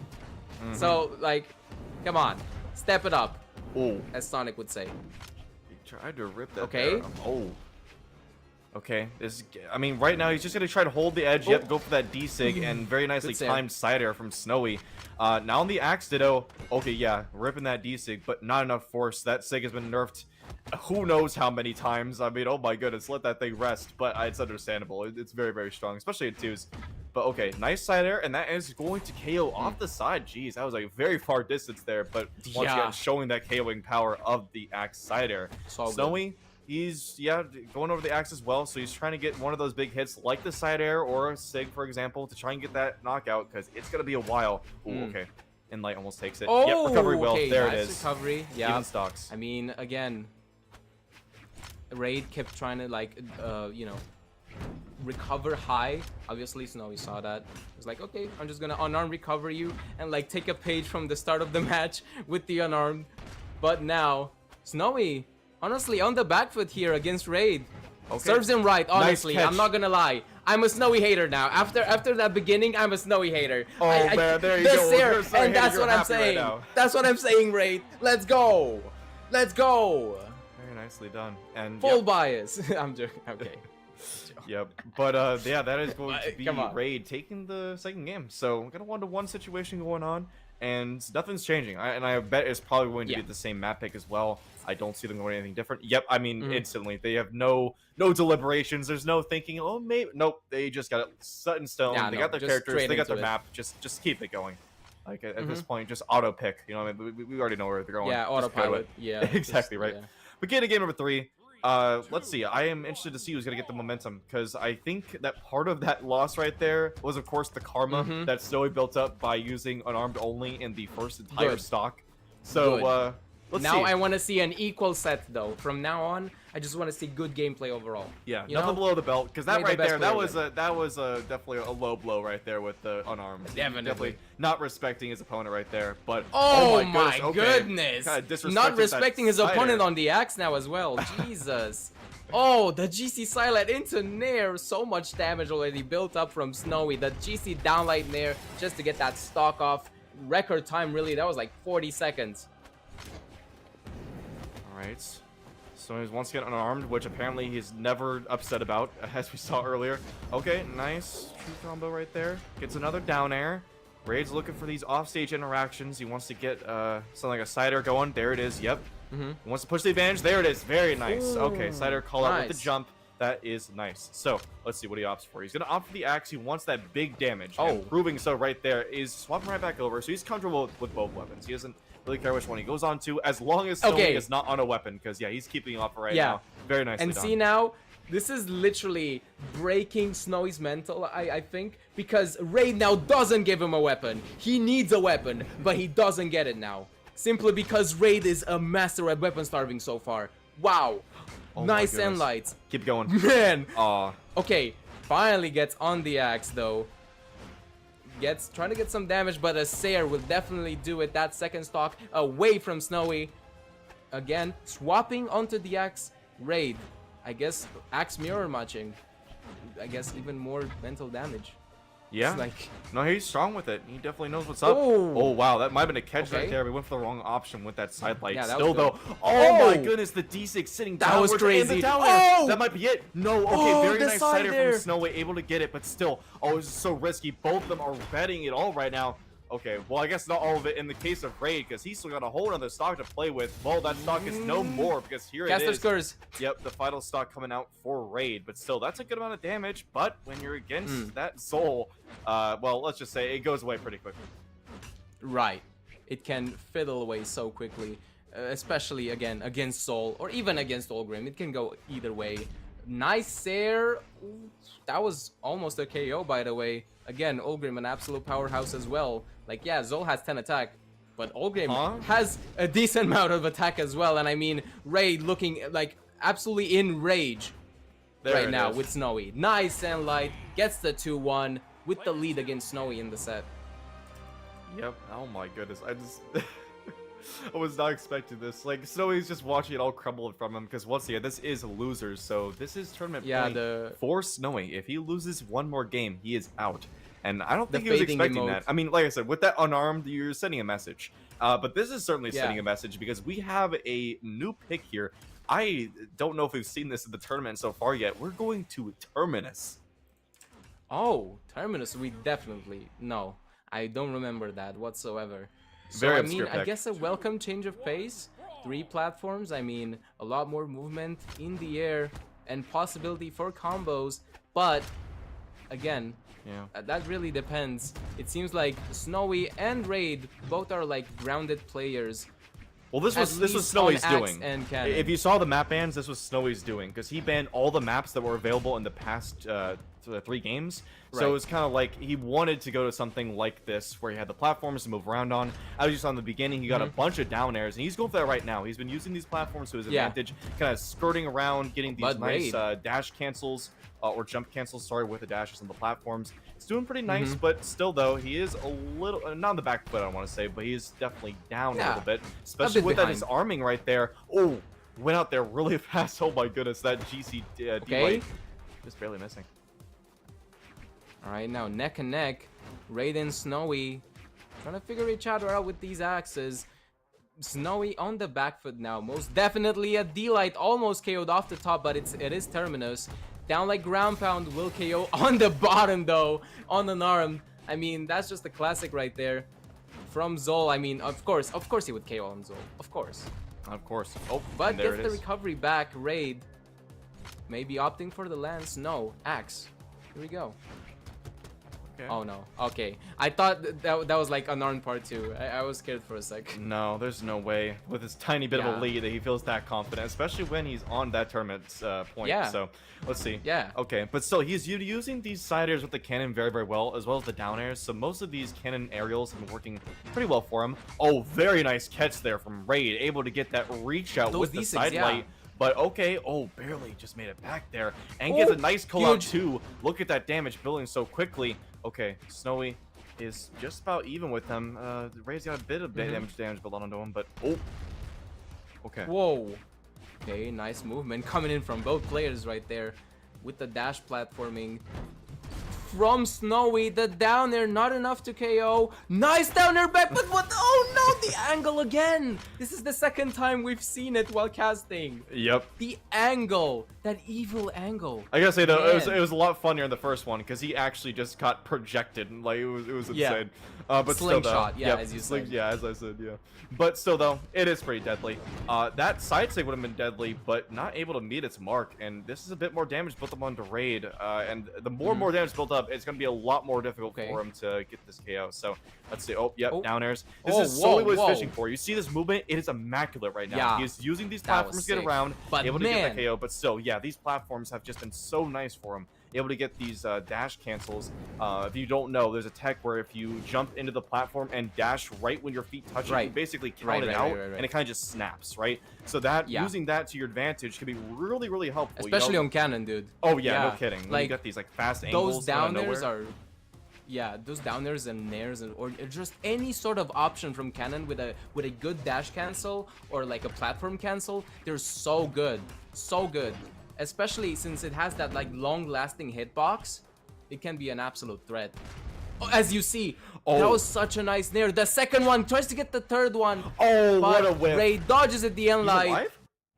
Not enough. Okay. Apparently not. Comes back, gets the jumps as well. Okay. Raid. This He- could be comeback. I know he wants this to be over now. Oh. Oh, my goodness, that was inches from Oh. his face. Oh, he tries to start the weapon to start, but isn't able to. Okay. Nice side air, sending him over to the side. Oh my goodness, this is tense, and like Oh. is not going to. Oh, Yo. jeez. Okay. Oh, the spot dodge. Okay, still gets back on though. Oh. Just barely able to. They're dancing around each other. They both know whatever Oh, option comes yeah. out. There it is. Yep. The nair is going to The take grounded this to nair. game number 5. 2-2. Oh my goodness. Yeah, here it is. This is so neck and neck. I am excited. Yeah. Phew, man, we're going straight. And I mean straight to game 5. I want to see what map they go to. Yeah, okay. Original yeah, I'm set of curious. 3. Because, like I said, yeah, okay. Oh, he wants the Oh. platforms. Yeah, so this is Wow. not surprising. So, this is what I was assuming he was going to do. So, we're going to be going over to small, or not small, but Western Air Temple. So, the thing is that, like I said, he wants those platforms to work around, and Ray did not give him many options to choose from. He banned stuff like Terminus or Mishima Dojo. He doesn't want him to have that triplat. So he was like, okay, the best I can Right. do is 2 plats, and he picks it with this, once again, pretty obscure pick on the Western Air Temple. Yeah. I'm not gonna lie, very obscure. Especially with these 2 legends. I wouldn't say it really like helps neither Olgrim or Zol. I'm gonna be real. At least when it comes to KOing off the top, maybe? Even though it has a high ceiling, so that's also not the case. I'm not sure. Maybe just those 2 platforms. It Or really a is huge platforms, play I that think. down like ground pound whiff from Snowy. That would have been a really fast KO in this match. But now, Raid living off of like the lip of his man. stock here. Yeah, look at those side airs, just so perfectly placed. He knows how to hover in the air, Look do at those the empty platform hops, movement. and just like wait for the perfect time. Grounded stairs on cannon. Oh man, they're deadly. Absolutely. Okay, nice and light coming in. Edgeguard situation for Snowy. Does not do anything to it though. Nice. Silent Nair. Oh, Recovery. good call out. See, as I said, it does not KO off the top. So this is an interesting pick. That's I know. usually, you know, the bread and butter on Axe to KO. Like recovery, you know. Yep, I just know Ray Maybe a did not down want the sig. snap. That's why I know. I definitely, as soon as he saw that, he was probably like, exasperated sigh. It doesn't KO, man. Okay, the GCN light. What a call out though from Raid. That was very well placed. Okay. Killing each other out once again. Sayer does not KO as well for Zol, which is very surprising. Again, absolute powerhouse of a character. Yeah, these KO zones Down are lie. pretty wacky, I'm not gonna lie. That one's not surprising. D-Light, of course, not being really a KO attack. Oh, I heard the exhaustion there. Yep, able to snipe that side air with the down air, and that is going to be a pretty convincing lead here in the game number 5. I don't know. Ray can still do it, though. He's got to put the moves on with the Lance. Very nice read there. That was with the double crazy. D-Light. Yo! Okay. Almost got the call out there, too, with that. Okay, Nair into Oh down my air. god! He has just been unanswered hit right now. Oh. Okay. Okay, we're seeing some Lance masterclass here and on Raid's last hope for this tournament, and it's looking great. Oh, that side sig whiff, that's probably huge. Nice ground pump though, and it does KO to the bottom of the stage of Western Air Temple, and now back on the Lance, definitely, and I agree with that choice because he's been tearing through Snowy, honestly. I gotta say, yeah. I mean, he's put up one heck of a fight. Man. But yeah, right now, Snowy, yeah, these nairs are going to be very, very bad for him. But okay, nice catch. Huge! Side air. No way! Okay. Oh, we better my another God! side air. No oh my way! goodness, okay, gets the dodge. It was Oh, like but what a weapon weapon throw throw. there. Oh my goodness, I was so very close. Dodging around. Weapon Oh. throw, side air misses. He's got the weapon now, able to get it. Side air. Okay. Someone else. The double side there! Oh my goodness. Oh, he does so it! masterful. The Ray comeback! gets it. He pulls it out. Oh my goodness. Wins The 3-2 Raid's over comeback! Snowy. What a go. That was crazy Lance gameplay. What? That last talk was crazy. Ray just asked to check Those anyone else call-outs. nervous right now, just curious, because I wasn't. Alright, bro, he is aura farming for real. Good stuff. Very well done to him. Oh my goodness. That's just how it is. Oh, you're about to see it on screen in a second here. That was just so insane. Let me see. Where is that at? Here it is. Yeah. Yeah. He gets the man. call out right there, and see, like, it just barely did enough force. I mean, that is just like the slightest little bit more or less damage rather would not have allowed that to KO. So all the Guess stars what I lied see first perfectly thing? for Raid. So Yeah. Guess what I see first thing in the chat? Oh, what? GG's, use a weapon next time. That's crazy. That's all. Use a That's weapon. crazy. Nah, that's crazy. That's all I'm gonna say. In That all is fairness, all in I'm all gonna fairness, you know, it definitely he had some bad karma in his favor there. Yeah. Because, it was not good. But anyways, we are going to be going to a second break now before we get into more of this top 8. So don't go anywhere. Keep your butts glued to your seats, and we'll be right back.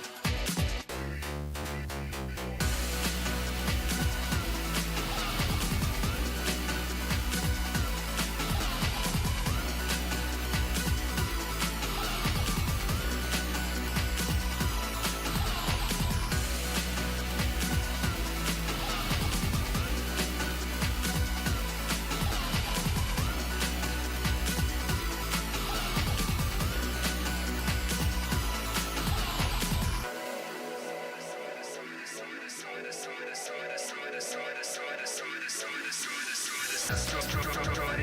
not meant to last.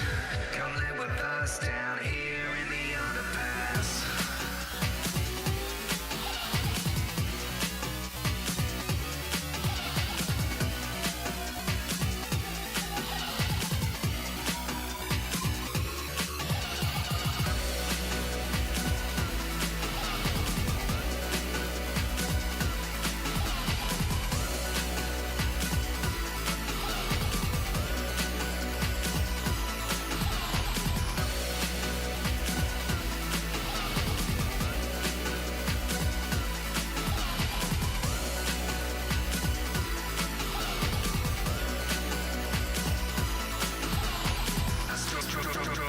It's not meant to last.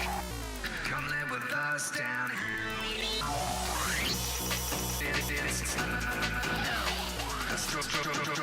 It's here in the underpass.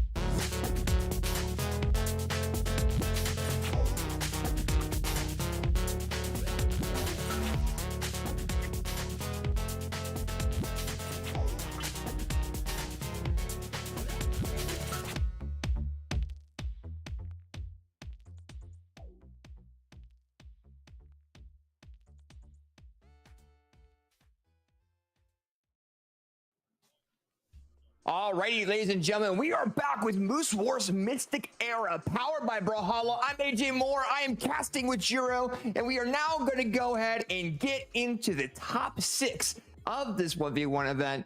And we've had some crazy matches on stream so far, some crazy upsets. And how you feeling about everything so far, Jiro? Again, absolutely insane. I don't know if you saw that Stingray versus Marckiemoo set. That was absolute cinema. Stingray just on an absolute tear through this entire tournament so far. Marckiemoo as well during the losers bracket. As I told you before we started this, Urks got absolutely clip farmed, but he did good and he pulled out the Vrax. Okay, you gotta respect him for that. You gotta respect him, and he won a set too. He won like a match, which is crazy. But here we go. Marckiemoo versus Bunny. Yes, we're going to get the first game up on stream of Bunny versus Marckiemoo. This is the elimination quarterfinals, so whoever wins this advances further into the bracket, but whoever does not win, they get eliminated from this event. And right now we got Bunny and Marckiemoo going back and forth. You got Bunny on the Rayman. You have Marckiemoo on the site that we know them for as well. And, you know, there was a little bit more recovery frames added, I believe, to Gauntlets. So Gauntlets are in a unique spot right now that Marckiemoo can't really take advantage of. So you're going to be seeing him use a lot more of the scythe going into this match against Bunny. But Bunny also has a lot of range. So you're seeing now Marckiemoo going back over to his Gauntlets, trying to figure out something with that. And they're just exchanging so far. Oh, okay, that was huge. Nicely played from Marckiemoo. That recovery was huge. Okay, Bunny gets recovered once again. Makes me repeat myself. Okay, nice nair. Bunny, GC silent into Sarah. That was nice. Even though, as you said, a few more frames added to that side there, excuse me. So it's definitely gonna make it a bit more tricky to play Gauntlets, but it seems like don't stop Bunny. She is crazy on those. Nicely done by Marckiemoo. Yeah, both players kind of going back and forth with those Gauntlets. I mean, realistically, Jiro, we're just seeing them kind of exchange a little bit. Now you have Marckiemoo still in that first stock, messing around with Bunny's second stock, trying to do some damage buildup. You know, trying to do some more like exotic-based attacks to go ahead and try to do damage buildup. But Bunny just goes ahead and reads that very well and make things 2-stock all. Yeah, equalizing stocks here, and now Marckiemoo definitely stopped that pace against Urks. I mean, again, Bunny's a different breed, but never mind. It literally cast this curse. As soon as I say that, goes crazy on the side. That GC downsig was crazy though, coming in from Bunny. Okay. Okay, that's resetting close. back to neutral a bit. That was scary. Okay, resetting once again. Okay. Footsies. And light. Yeah, again, pretty much trying to read each other out now. Slowing down that crazy pace from that other stock. And I mean, I don't blame them. That was a bit crazy, even for my heart. Okay, nice and light. Edgeguard situation for Bunny. Down sig. That was just a bait. Nice down light. Tries to get the ground pound. Whiffs. Okay. Oh man, AJ, what are they doing? I don't know. I think what's happening is they're all going back and forth. They're trying to figure out different ways to really approach each other, trying to mix each other up. But Bunny does go ahead and get the knockout on the Marckiemoo second stock. So Marckiemoo, being on the final stock, does do that unarmed silent, now having that scythe, trying to keep that neutral control away from Bunny, trying to allow, you know, Bunny to kind of aggress off the ledge a little bit more for more knockout opportunities. Marckiemoo does pick up Gauntlets, does land that neutral light. Is going to go for a knockout option, misses that recovery, but lands the dare instead to make it 1-stock all. Yeah, 1-stock all, and now equalizing stocks fully on this first game. Marckiemoo trying to get something on this Gauntlets. Doesn't really manage, finally gets an end light. Gets pushed away with that side light from Bunny. Side light, okay. Trying to get some sort of hits now. Footsies once again. Recovery whiffed by Marckiemoo. Side light. Oh, ground pound. This could be huge for Bunny. But Marckiemoo slips right out of that situation. Okay. Double recovery. Oh, double recovery. It seems like that nerf didn't do much. Yeah, well, I mean, it still lands, and you know, it does allow for the damage buildup. But now Bunny having that axe has that range again. You know, we're seeing a lot of back and forth here, kind of a lot of different exchanges. backward neutral egg coming in for Bunny. Now have that neutral control away from Marckiemoo. Markiemoo's trying to approach that. Has to be careful. Just because of the range that Axe has can do that damage knockout option. So now we're seeing Marckiemoo with his gauntlets trying to do something against Bunny. Bunny now with the Axe trying to find a way to really get the neutral light in. But Marckiemoo with the punish, Bunny with the neutral light as well. Both exchanging, coming down to the wire. There comes Definitely in. to the wire here. It is Sidelight. side air. There we go. Ooh, nice nair. Neutral air. Oh, the reverse down gravity cancel to pick up that KO, and Bunny wins the first game. Whew, that was There we intense go. though.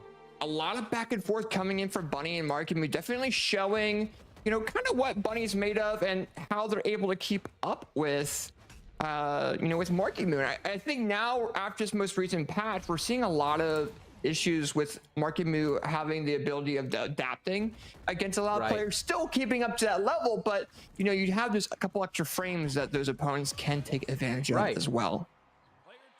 Right, exactly. And I mean, Bunny definitely capitalized, and now in game 2 on Miami Dome, honestly one of my favorite maps, so I'm very glad to see it. And now Bunny on the Axe, starting fast, trying to get some hits, but now Marckiemoo got those gauntlets right then and there. Got a nice sand light, neutralizing that movement away from Bunny. Whoa. Okay. Does get the nair. Did not manage to Marckiemoo. Nice. Down into side there. GC side eye. That was an interesting choice. Ooh, side air. That looks bad. And a ground pound to confirm that stock away from Bunny. Marckiemoo looking really healthy on this third stock. Yeah, for sure. And we're kind of seeing a lot of this back and forth coming in. Now we're seeing Marckiemoo with this huge lead that we haven't really seen them really have this previous round. It was a lot of back and forth. And I'm thinking it has a lot to do with those platforms, taking advantage of those, knowing the movement and momentum. That's what's made him in the past take advantage of his opponents a lot. I think now he's been a lot more aggressive. And now as we see him try to be a lot more, you know, counteractive of that, we're seeing Bunny really maximize on it. So now we're seeing a gauntlet recovery. Now you're seeing them both dash dance a little bit, trying to take advantage of each other. Marckiemoo with a fantastic remote knockout. Oh my And god! Bunny is down into that final stock with a fantastic read of both Bunny's attacks and recoveries, also their momentum to go ahead and get back to that platform. But as I say that, Bunny comes in with the axe, gets that side air, and now Marckiemoo has a stock lead still, but Bunny trying to keep things even and trying to. Yeah, and I mean, very nice KO right there from Bunny, even though Marckiemoo looking like an absolute monster this second game. Like he figured something out in Bunny's neutral with this sight and gauntlet as well. Very nicely dittoing Bunny on them. Okay, nice nair. Tries to get the recovery. Nicely dodged from Bunny. Down air. Ooh, nair into the down air conversion. Nicely dodged from Marckiemoo. Back on the stage. With the jump read on the nair there. Nice down air. Back on the stage. Jesus. This pace is crazy coming in from Marckiemoo and Bunny. I mean, again, this is a very familiar matchup for both players. Again, they're like org mates, so it makes sense. They're probably sparring a lot. And I mean, we can see it right here. Oh! Okay. That's crazy. Oh! That was just aura! What? What? It's coming in from Marckiemoo! What? Bunny was going to do and said, nope, bye-bye. And we're going to go ahead and see Marckiemoo take that point in a fantastic fashion. Looking at these replays, though, What? look at them. So we saw Marckiemoo get that grab pad weapon throw knockout, which was clean. He knew what Bunny had. And then we see Bunny knock out Marckiemoo. That was 2-1. Right. And then down off the ledge, they try to get the weapon throw dare, get the side and try to do the weapon throw read, but then tries to get a jump grab pound. Marckiemoo knows it and gets the ground pound right after. That was crazy. What a perfect counter from Marckiemoo to get that 2 stock right there in game 2, and now it just seems like a Marckiemoo show. On the side now, Bunny unarmed. Okay, but somehow Marckiemoo went all the way down there, even though Bunny was above. That was an interesting choice. Yeah, I think now, like, Marckiemoo is starting to feel himself a little bit here too. I mean, he's realizing what Bunny's going off the ledge and doing. I think they realize what Bunny's doing with their options. Now, recovery, neutral air comes in. Nice jump grab pound. Another smart move by Bunny. And Marckiemoo still alive. Barely, though. Bunny with the dare. Double dare. Bunny, that is what you were trying to do. And you succeeded this time of going ahead and taking this lead over Marckiemoo. Exactly, reversing that ground pound from where he ended that match from Marckiemoo. Bunny with that axe ground pound to end that stock flawlessly almost. Very nicely played. And now Marckiemoo on the back foot here. Definitely gets some hits. Tries to get the downer into downer. But that downer was crazy from Bunny! What? Oh my god. Where's this coming that from, was it. Bunny? That was the perfect axe downer. I've never seen such a perfectly placed downer before. Yeah. Oh my goodness. Yeah, that was very clean. Marckiemoo does make amends with GC sidelight off the ledge with some unarmed. Made Bunny go down to that second stock, but Bunny's up an entire stock now. This is a situation that we saw Bunny in last round, but Marckiemoo trying to make amends with off-edge gameplay, seeing that that's the only option. Does touch, is able to turn things around, but Bunny with the weapon throw gets the GC downlight right after, and Marckiemoo's gonna go ahead and pick up that weapon. Yeah, like, oh my goodness. Just again, as you said, absolute back and forth here between these two players. Marckiemoo trying to hunt off stage. And I mean, this is the thing. This is their both players' specialty, off stage gameplay. So this is obviously explosive. Marckiemoo with the sight and the gauntlets, but Bunny with those gauntlets and axe, as we saw that down there, was absolutely spectacular. And Bunny just building up more damage here, still on her second stock. It's crazy. Yeah, we're seeing a lot of back and forth here. You know, now we're going into, you know, Marckiemoo with those gauntlets, trying to do something off the ledge while still being on a low final stock. It's a big deal for him going forward. You know, doesn't want to really be too risky. Does get that gauntlet recovery. Even with the recovery frames that they have on those now, Marckiemoo is still able to go and get that punish. But now we have Marckiemoo on sight. Now Bunny has the opportunity of getting a weapon. They do pick up the axe, and now they have the range that can counteract Marckiemoo pretty well. So it might lead into Bunny getting a knockout, but Marckiemoo is trying to go into scythe combos like he usually does, but he missed it. Gets the neutral air instead. Neutral air as well. What? But the side signal! Oh my god! Marckiemoo with the scythe right off the ledge to go ahead and take game number 3. Game number 3 to the name. Jeez. Wow. That ending was crazy. Imagine if Bunny made it back. That would have been such a high IQ play from her with that side sig, and almost made it back, by the way. That was crazy. That was like inches away. Gee, Williker's bad, man. What a high Okay. octane. That This was is a little bit high crazy. octane set. Yeah. Yeah. Like, I mean, well, here's the thing. I mean, Bunny was able to go and bring things around, but Marckiemoo just came off with a huge, like, advantage in the beginning and just went nuts. But if I recall that, I don't know if that was game, oh, it was game 3. Okay, so now we're going to game number 4. Marckiemoo's up 1.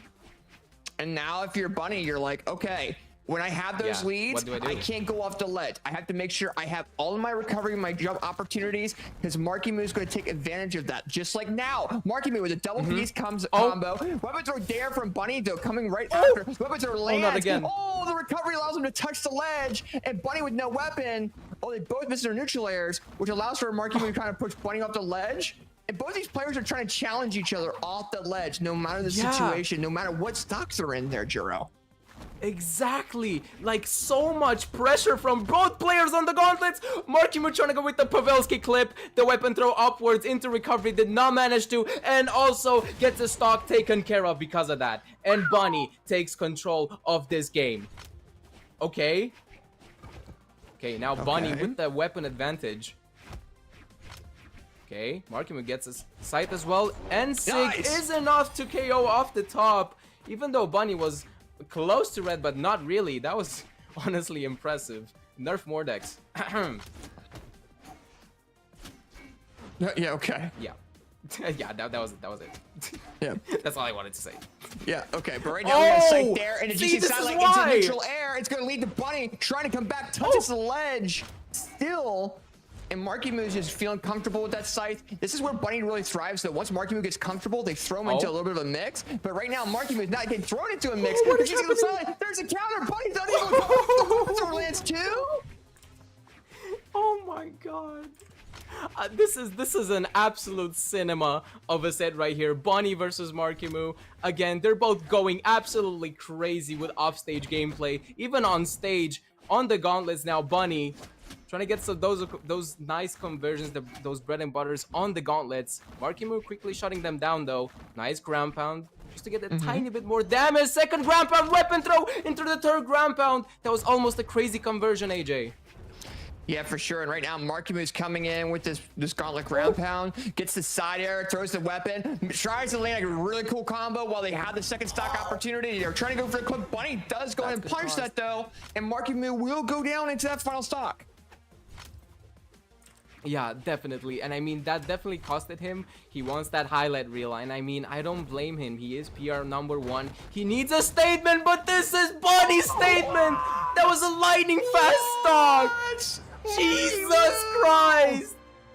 We saw Bunny right there and then reverse that game into their favor, realizing that Marckiemoo was trying to clip and maximized on it. Looking at the replay, pulling it up, you can see the knockout. Then you see the signature come in, right? And then it leads into this final, into the 2v2, the neutral air lands. Bunny's unable to come back. The weapon throw lands. Then you see Bunny with the knockout, the side air knockout. And then on the final knockout, Bunny goes for the ground pound dare. Marckiemoo has jumps and runs to that ground pound, and Marckiemoo has no more jump options to get back that ledge. Jeez.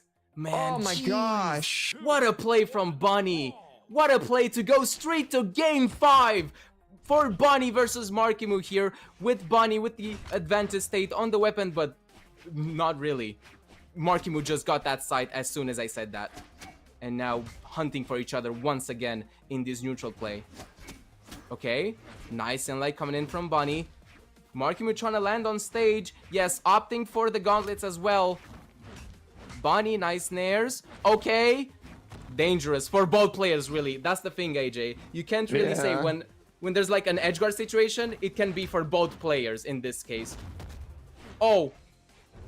Okay. Nice down there weapon throw. Tries to get the cheeky GCN light. Did you see that? But immediately gets punished with a ground pound. Marckiemoo taking advantage of that.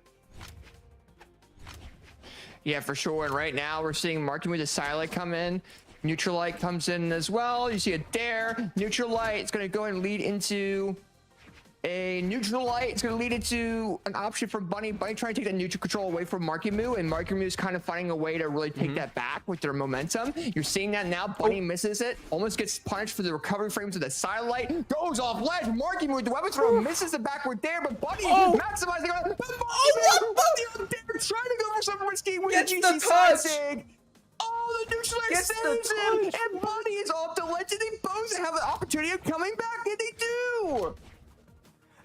What is this somehow resetting to neutral after that absolutely insane offstage play without a KO? That's almost unprecedented here. It's crazy. This set is blowing my mind the more it goes on. It's crazy, especially with those offstage plays. Though nice and light coming in from Bunny. Now trying to get this edge guard situation, trying to get the classic down sig.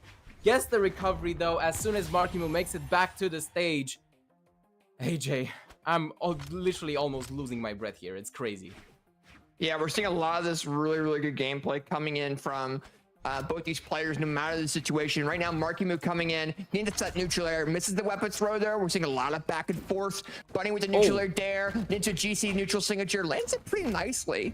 But Bunny also is in very low finals or second stock. He's got to be careful of that option. He doesn't want Marckiemoo to get the silent recovery. The silent recovery is a lot more dodgeable now. And as I say that, Marckiemoo still lands that recovery to go ahead and make it into his favor. And this is game number 5, Joe. Both of these players have to play at their best. But Marckiemoo's starting to show that because Bunny's already in the orange. Yeah, already orange, and I mean, sight is so scary, especially when you go all the way up in the air with those nair into nair strings. I mean, the bread and butter for Marckiemoo. Nice down like ground pound though, coming in on the unarmed as soon as he got disarmed. Okay, down like grab, once again into the recovery, showing up some unarmed prowess. Nice GC sidestick coming in from Bunny as well to reiterate from that. Oh, the down sig! Not enough to KO! Marckiemoo second stock! That's brutal! Not even the end light, AJ! This is what is this when gauntlets get nerves, ladies and gentlemen. Now we're starting to see it now. And Marckiemoo trying to go ahead and just get this final knockout option to go ahead and advance further into this bracket. There with sight. Silent from Bunny. Gets the jump side air. And Marckiemoo is down to his final stock. but what can Bunny do to make it into their favor? They have to do a lot of combos and catch Marckiemoo off guard a lot. Yeah, and I mean, again, very scary situation here from Bunny, but I believe in her. She can definitely bring this back with a crazy read. But Marckiemoo with the weapon drop with the reverse snare. Oh my goodness!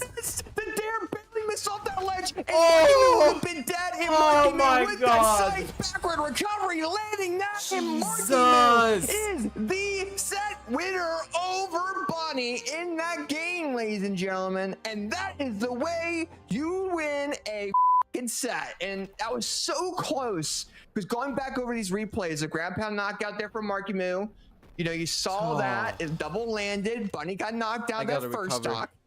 And then looking back at the second replay, the recovery comes in for Bunny. Marckiemoo's trying to find a way to get this knockout, gets the recovery, and then both players are low. Bunny gets the GC silent in the jump side air was unarmed. And then the final stock, Marckiemoo gets the backward recovery to go ahead and get that, but off that ledge, Jiro. Off that ledge. Man. Could have been Off that Bunny's ledge, win, but they just could not land that there, and Marckiemoo took full advantage of it. Yeah, and I mean, it surely was an advantage. I mean, Bunny was at a high disadvantage state there, but dude, that entire set was absolute cinema. This is peak Brawlhalla for me. This is Brawlhalla for me. Yeah. This is how you win a set. This is how you do it. That was crazy. He's styling with it, bro. He really is. Both players. So Both very players. nice job coming out of Marckiemoo there to go ahead and win that set 3-2 over Bunny. Bunny, you are known for being one of the best players in Brawlhalla for a reason, and you know that Raymond play style is why. And you had one of the better matches tonight on stream. So good stuff out of that. Amazing. But with that being said, though, we do have another match ready to come up there, Jiro. Who's that going to be? Here we go. It is going to be Flower versus Raid. Very interesting matchup here. Lance versus Hammer, Bow versus Axe. Definitely interesting to see. Honestly exciting, because I always loved Flower's neutral on the Hammer.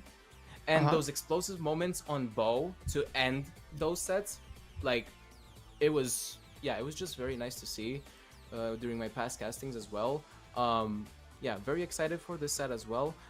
If we started, that is, and we do, because Flower and Raid are locked into the lobby, just waiting for Flower to pick up the legend.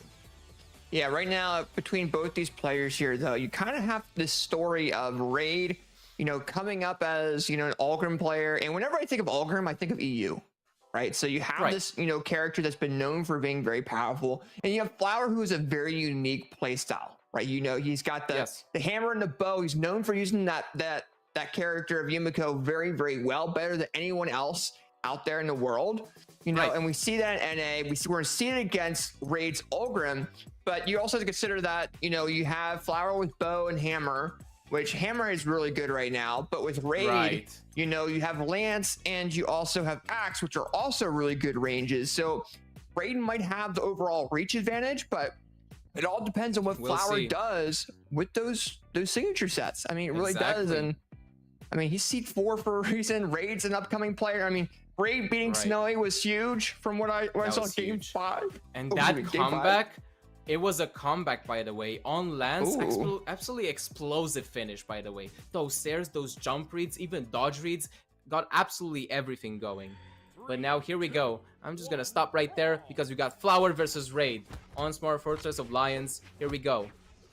Yeah, for sure. And we're going to the first game here between both these players. We already talked about the Yumiko. We talked about the Ulgrim. They did choose their mains again. Now we're seeing Raid come in with the Lance, coming in and being aggressive with their light attacks, just because they know they can't be as punished for them as they can be with other weapons. And now you're seeing also, you know, the signature set coming in from Flower to kind of make Raid run into those signature options, which allow for follow-ups for Flower. So you're going to be seeing a lot of these GC down signatures and stuff like that. You're seeing Flower really try to throw those out, but now you're seeing Raid try to be a little bit risky off that ledge. Flower, I think, would have the advantage because of the bow, but it really comes down to how Raid really plays. But now is actually swapping over to the Axe because the Lance is not doing so well. It is not doing well at all, and I mean, Flower with those D6. I don't know if you noticed, so many D6 being already thrown out. I feel like there's been like 10. Oh, what? Was that intentional? Okay. That weapon throw hit? Was that just swag points? I don't know. But Flower definitely got the lead here. Nice and light though coming in from Raid. Tries to get the GC and like gets the reverse air off the wall into the clash. Ground pound. The clash And Raid comes somehow. in. Yeah, AJ somehow Raid got that stock and the advantage, but not for long. Shutting that down immediately. Flower swapping, yes, to the bow. All right, filling each other out. Raid also gets the axe. Nice. And Light getting off the There we stage. go. Flower. Cider Very comes nice reversal, in. though. All right, we're seeing a lot of back and forth here. Silent comes in, neutral as well. Neutral into recovery. That lands very nicely. Does knock Raid into the yellow of that stock. You're seeing Raid kind of being the aggressor, trying to take advantage of the range of Axe, kind of keeping Flower in a little bit closer to go ahead and do that damage buildup. But as we see that now, we're kind of seeing Flower take advantage of that range that he's kind of been given. But Axe, with how it works, you kind of have to be like in the short, medium range to be able to do damage buildup or even land an attack. So that Cider does come in clutch. Now we're going to see Raid use that weapon as range, but Flower says otherwise. There's a reversal side air with that bow to go knock Raid into that final stock. Yeah, I definitely feel like that was a bait towards Raid, that like downwards movement there from Flower, and it definitely worked. Nice Cider though coming in from Raid, not enough to KO Yumiko. The second one will definitely do it, and now equalizing stocks. Raid probably wants to stay on the lance. Yes, he does. And now with a weapon advantage, never mind. I will never say that ever again. Because but right now, never. But now we're seeing this being one stock all. Right now you're seeing Flower with this bow. The bow is really good for them, but that lance neutral light can cause a problem along with that side air, because it's so quick with lance.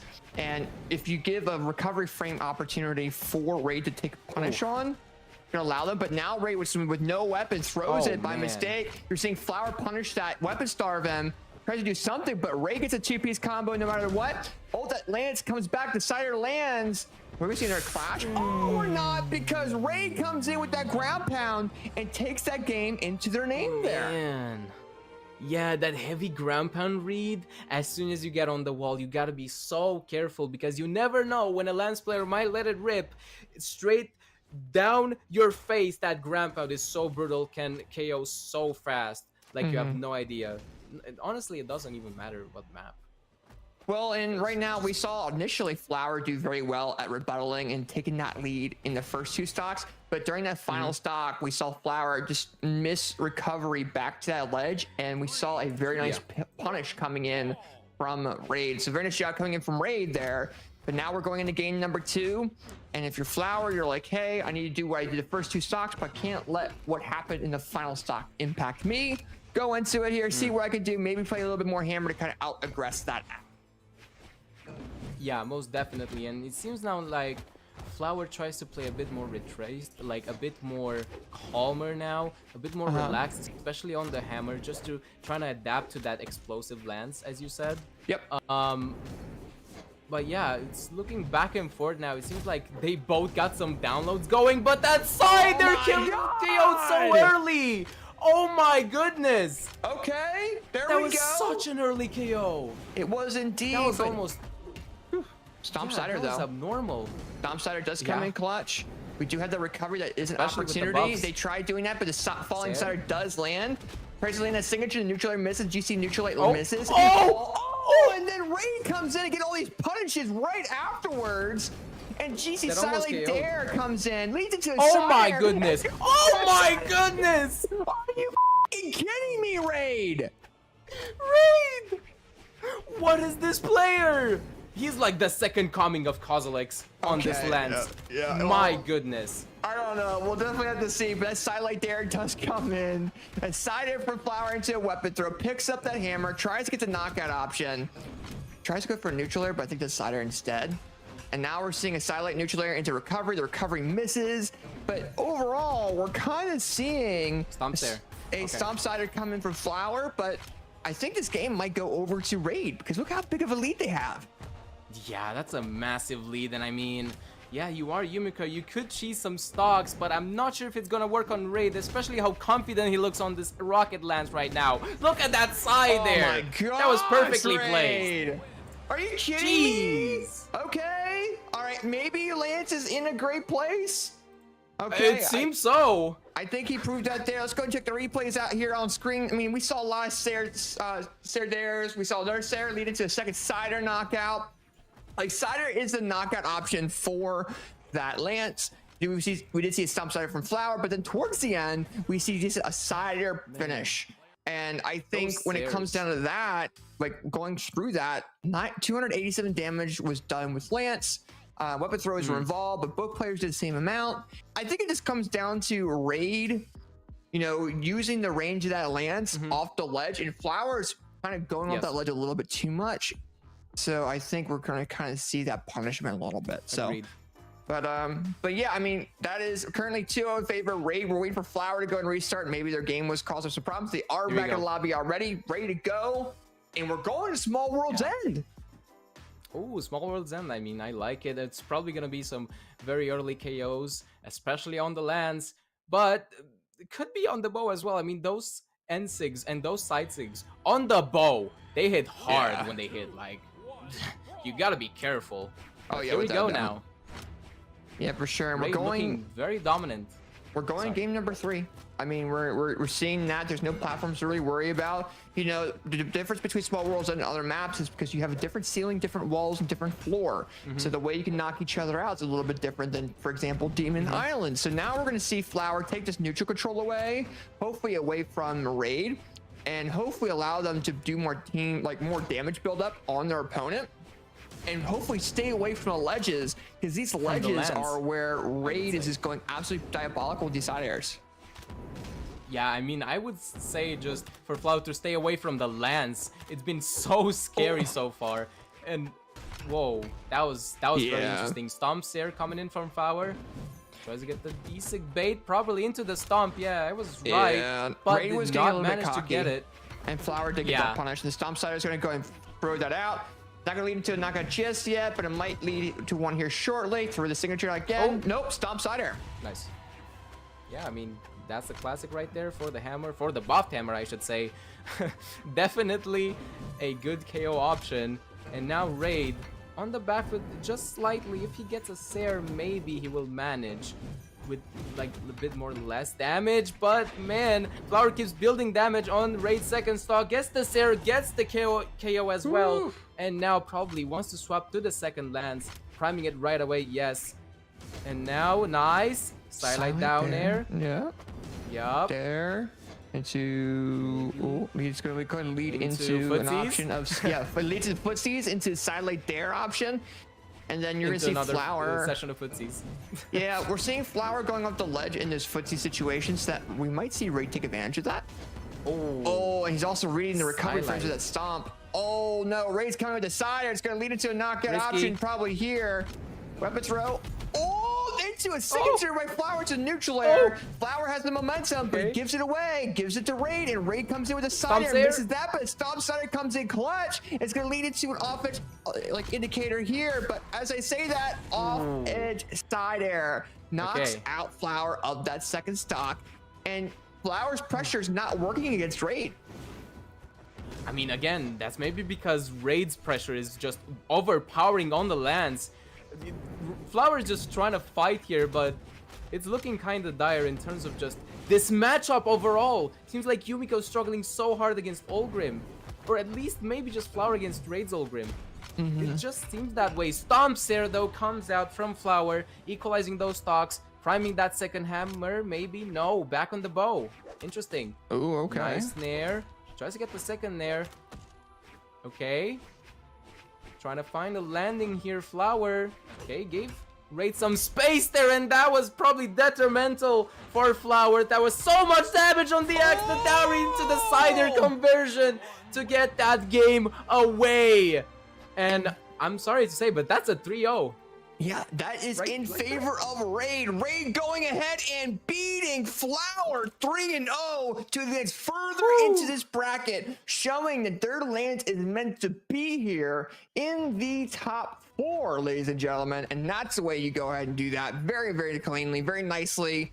And I think overall, I mean, his momentum, his power with that lance, Flower just had a really rough time going against. He was trying to do it with the hammer a little bit. The bow was working, but we were seeing Raid really adapt to how Flower was playing, and Flower just had a rough time against it. Look, oh, that dare barely hit him That too. was perfect. Oh, he jumped right into it. Man. Oh, Yeah. no. That was a read. That was definitely a read coming in from Raid to get that sweet 3-0 to go further into the bracket.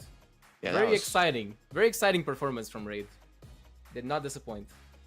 Yeah, without a doubt. And, you know, Raid advancing further into this bracket, Flower is known for being one of the best players in North America, especially known for that Yumiko.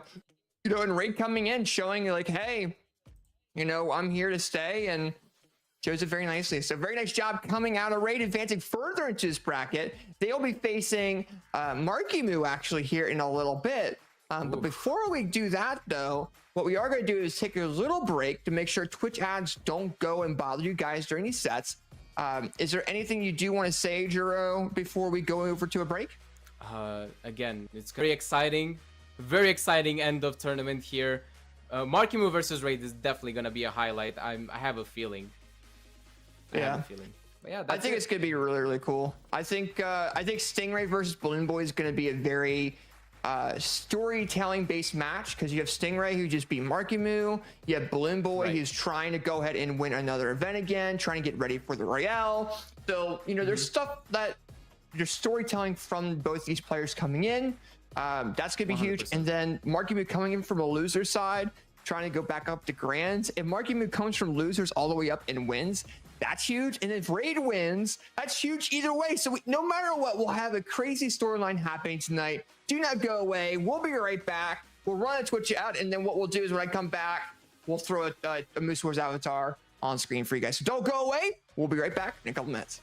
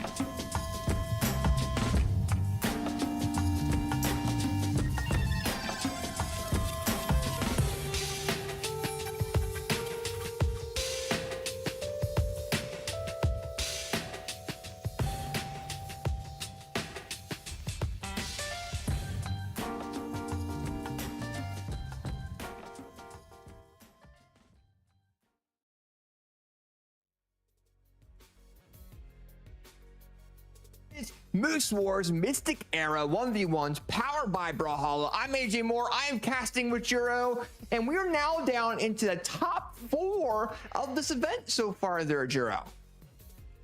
And I mean, what an absolutely insane tournament has been so far. Raid with an just immaculate lens. Again, reminds me of Kozilek's, as I said before. Marckiemoo when Bunny going absolutely ham. Absolutely ham before that break. I could barely catch my breath. That was crazy. But yeah, sure. A very exciting match coming up as well. Marckiemoo versus Raid, as I said.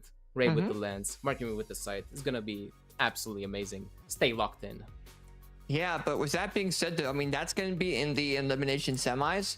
You know, we're now going up to the winners finals for the people that saw some of the winners semifinal matches. We're seeing Stingray go against BalloonBoy. Stingray not only beat Flower tonight, also 3-0'd Marckiemoo, and now has to go against BalloonBoy. And they are already in game, ready to go. And we've been seeing Stingray on the Bryn, and he was very confident to go against BalloonBoy's Diana tonight.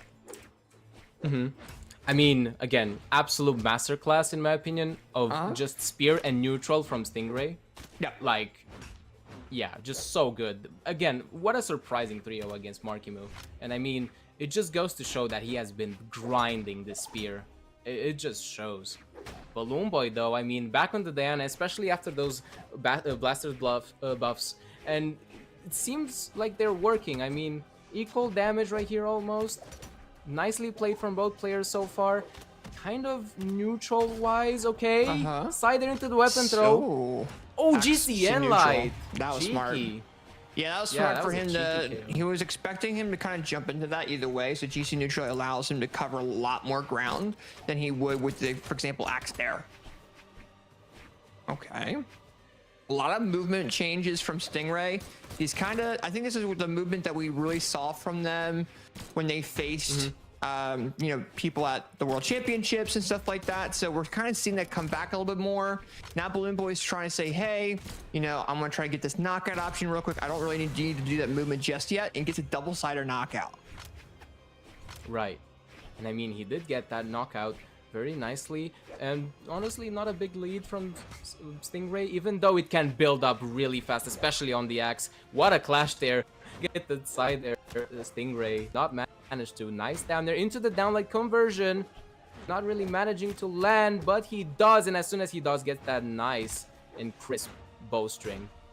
Okay. Nice nair into recovery from Stingray. Just get that downlight from all the way from the platform. That was so good from Stingray, but nicely dodged as well from BalloonBoy. And now back into the neutral.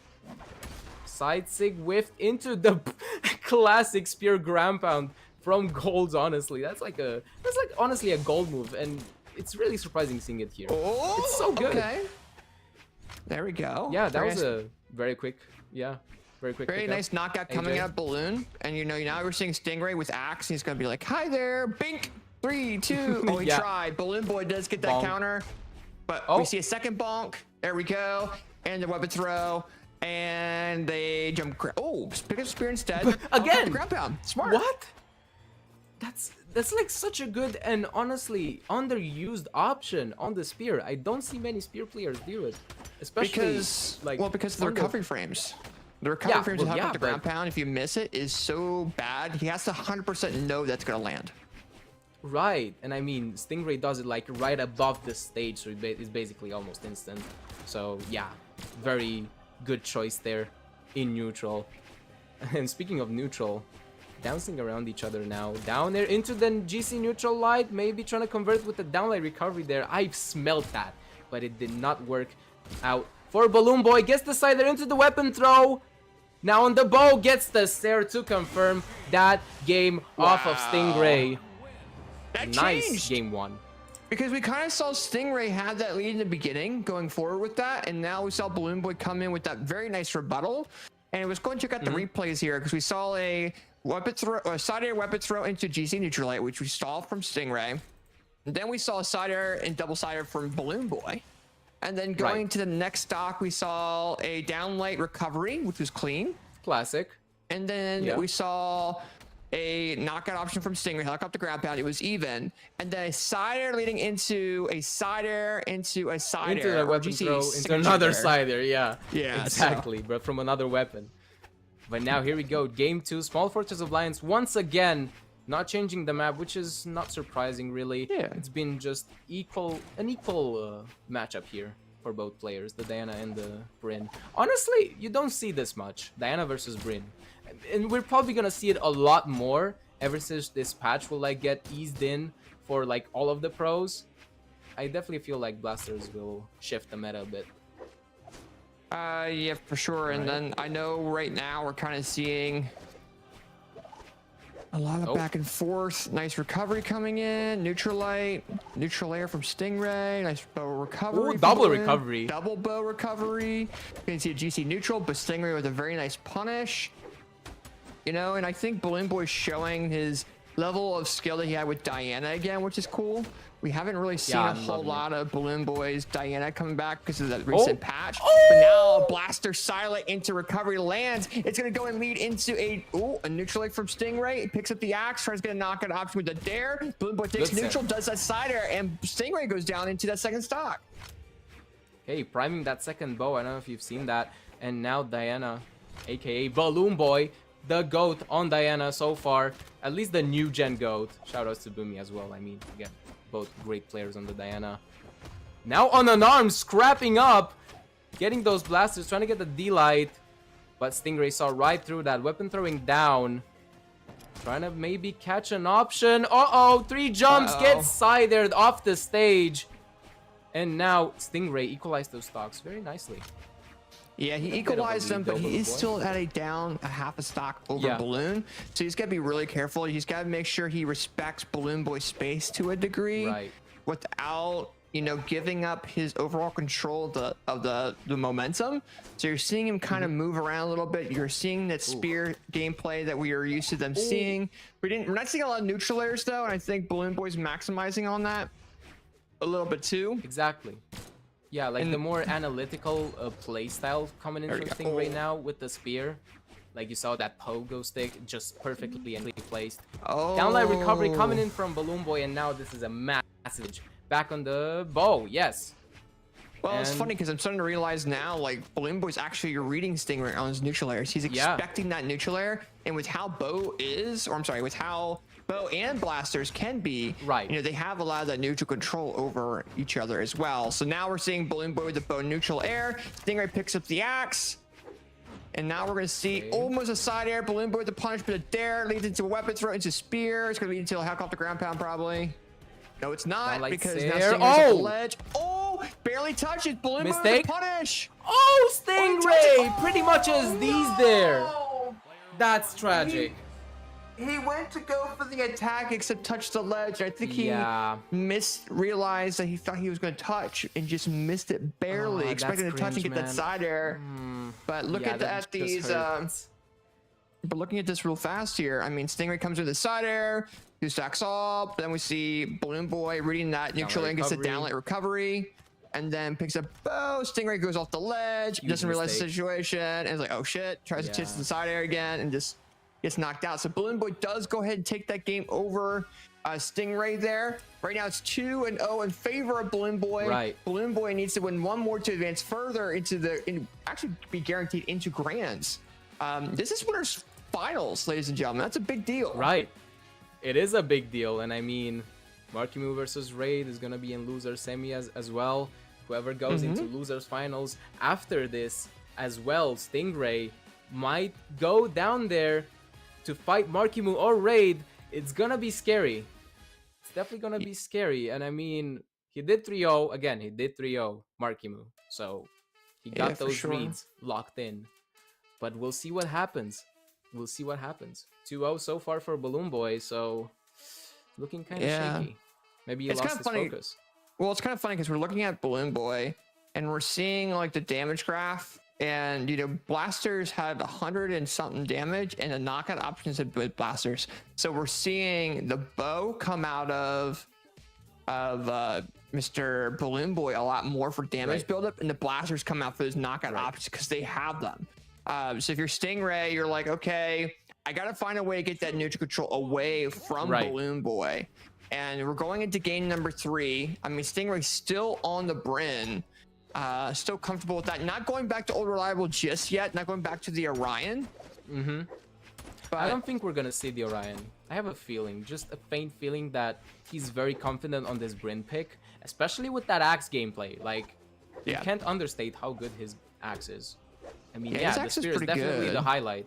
Yeah. Oh. But, I mean, look at this. Such nicely spaced and so much damage already built up on BalloonBoy. Nice. That neutral sig will take that KO in record time, by the way. That was like a 40-second stock from Stingray. Very nice job. Stingray doing very well at controlling his neutral once again. I think it was probably maybe a little bit lagging last game because now he's starting to land a lot more of his attacks. But as I say that, BalloonBoy just out-prioritizes him with his range, with the blasters. Stingray gets the neutral control back, though, which allows for an opportunity for BalloonBoy to come in, try to do this knockout option on Stingray's first stock. But Stingray, having Axe, can do something. I mean, he's definitely doing something right now. BalloonBoy just trying to get this KO, but Stingray, again, masterful spacing on both Spear and Axe. Trying to get those hits, those perfect counters almost. And I mean, yeah, it's looking like a Stingray sweep. It is. At least for this match. At least. Yeah, for the match right now. But it depends. I mean, Silent Downlight Sider does land. It does not knock out because it's Fortress Alliance. Stingray's going to go and touch, get the helicopter ground pound. BalloonBoy's still alive, though. No. But is unable to touch back. They dodged up, but didn't move left fast enough. And Stingray's up 2 stocks over Balloon. Yeah, I mean, it seems like he got the download after that 2-0, Stingray, especially on the spear spacing. Again, the spacing. It's just so good. He has YouTube tutorials about it, like, obviously. Nice weapon throw into GC down signature coming out of BalloonBoy. But I think it's not Stingray not knowing the download. I think his momentum and his movement and him actually landing his attacks is just not working for him. So when he's trying to go for these different attacks, you have to be in a certain mental mindset to be able to land them at the way that he's trying to. He's just not there yet. So I think going into this game number 3, we're seeing a lot more of that. And you got spot very dodge nice call dodge out. read. Silent into downlight GC, downlight side air, goes ahead and gives Stingray that confirm. And Stingray goes ahead and takes game number 3, making it 2-1, still in favor of BalloonBoy, but a great start for Stingray to go ahead and do reversal. Right, exactly. And I mean, definitely a momentum shift coming in from Stingray, like in this set. BalloonBoy seems like he trounced so far, but as you said, got some sort of download, maybe not entirely, but yeah, most definitely a momentum shift with the spear spacing. That spot double read was immaculate. It really wreaked confidence. That was crazy. Absolutely. And now we're going into game number 4. You know, we are at the situation. We're back on Fortress Alliance. No one's really changing that. BalloonBoy is now trying to get that neutral control away from Stingray. You're seeing that the bow come out and do damage buildup against Stingray really, really well. And now if you're Stingray, you're like, okay, I need to go back to Axe. I need to do something with that a little bit while BalloonBoy's being the aggressor that he is. And it's starting to work a little bit. He knocks BalloonBoy into the yellowish orange, takes that control a little bit, and tries to do something. But BalloonBoy, they're just exchanging back and forth right now. Yeah, I mean, they're fighting for control right now, especially in the neutral. Nice nair coming in from BalloonBoy, though. Back on the stage, Stingray recovered. Ooh, BalloonBoy tries to get the classic Diana Insig. Huh, interesting. That was an interesting choice, even though Stingray doesn't jump that much. Like, he does jump, but downlight recovery is just gonna shut me up and get that KO as well from Stingray. BalloonBoy looking a lot more confident in this game 4. Yeah, for sure. And now we're kind of seeing BalloonBoy try to take that control away from Stingray at the neutral level. I think that's what Stingray had a lot of last game. We also saw a lot of spear, but Stingray feels like the damage buildup with the axe seems to be doing well enough. DC down signature misses that silent, but the recovery from both players doesn't allow for either of them to really punish until now. You know, and now we're seeing BalloonBoy use a blaster range, and this is going to counter Stingray quite a bit with Axe, and you're seeing that now. Now he has no option to really come back, and BalloonBoy coming in with that very nice dare read, and Stingray is going down into that final stock. This might be tournament stock for Stingray. Yeah, that was a crazy call out from BalloonBoy. like all the way down to the wall. He knew that he wouldn't go for the stage, went straight to the wall and down there without options. That was perfectly played from BalloonBoy. But now once again fighting for neutral. BalloonBoy tries to get more hits, and I mean, in this advantage state, I don't blame him.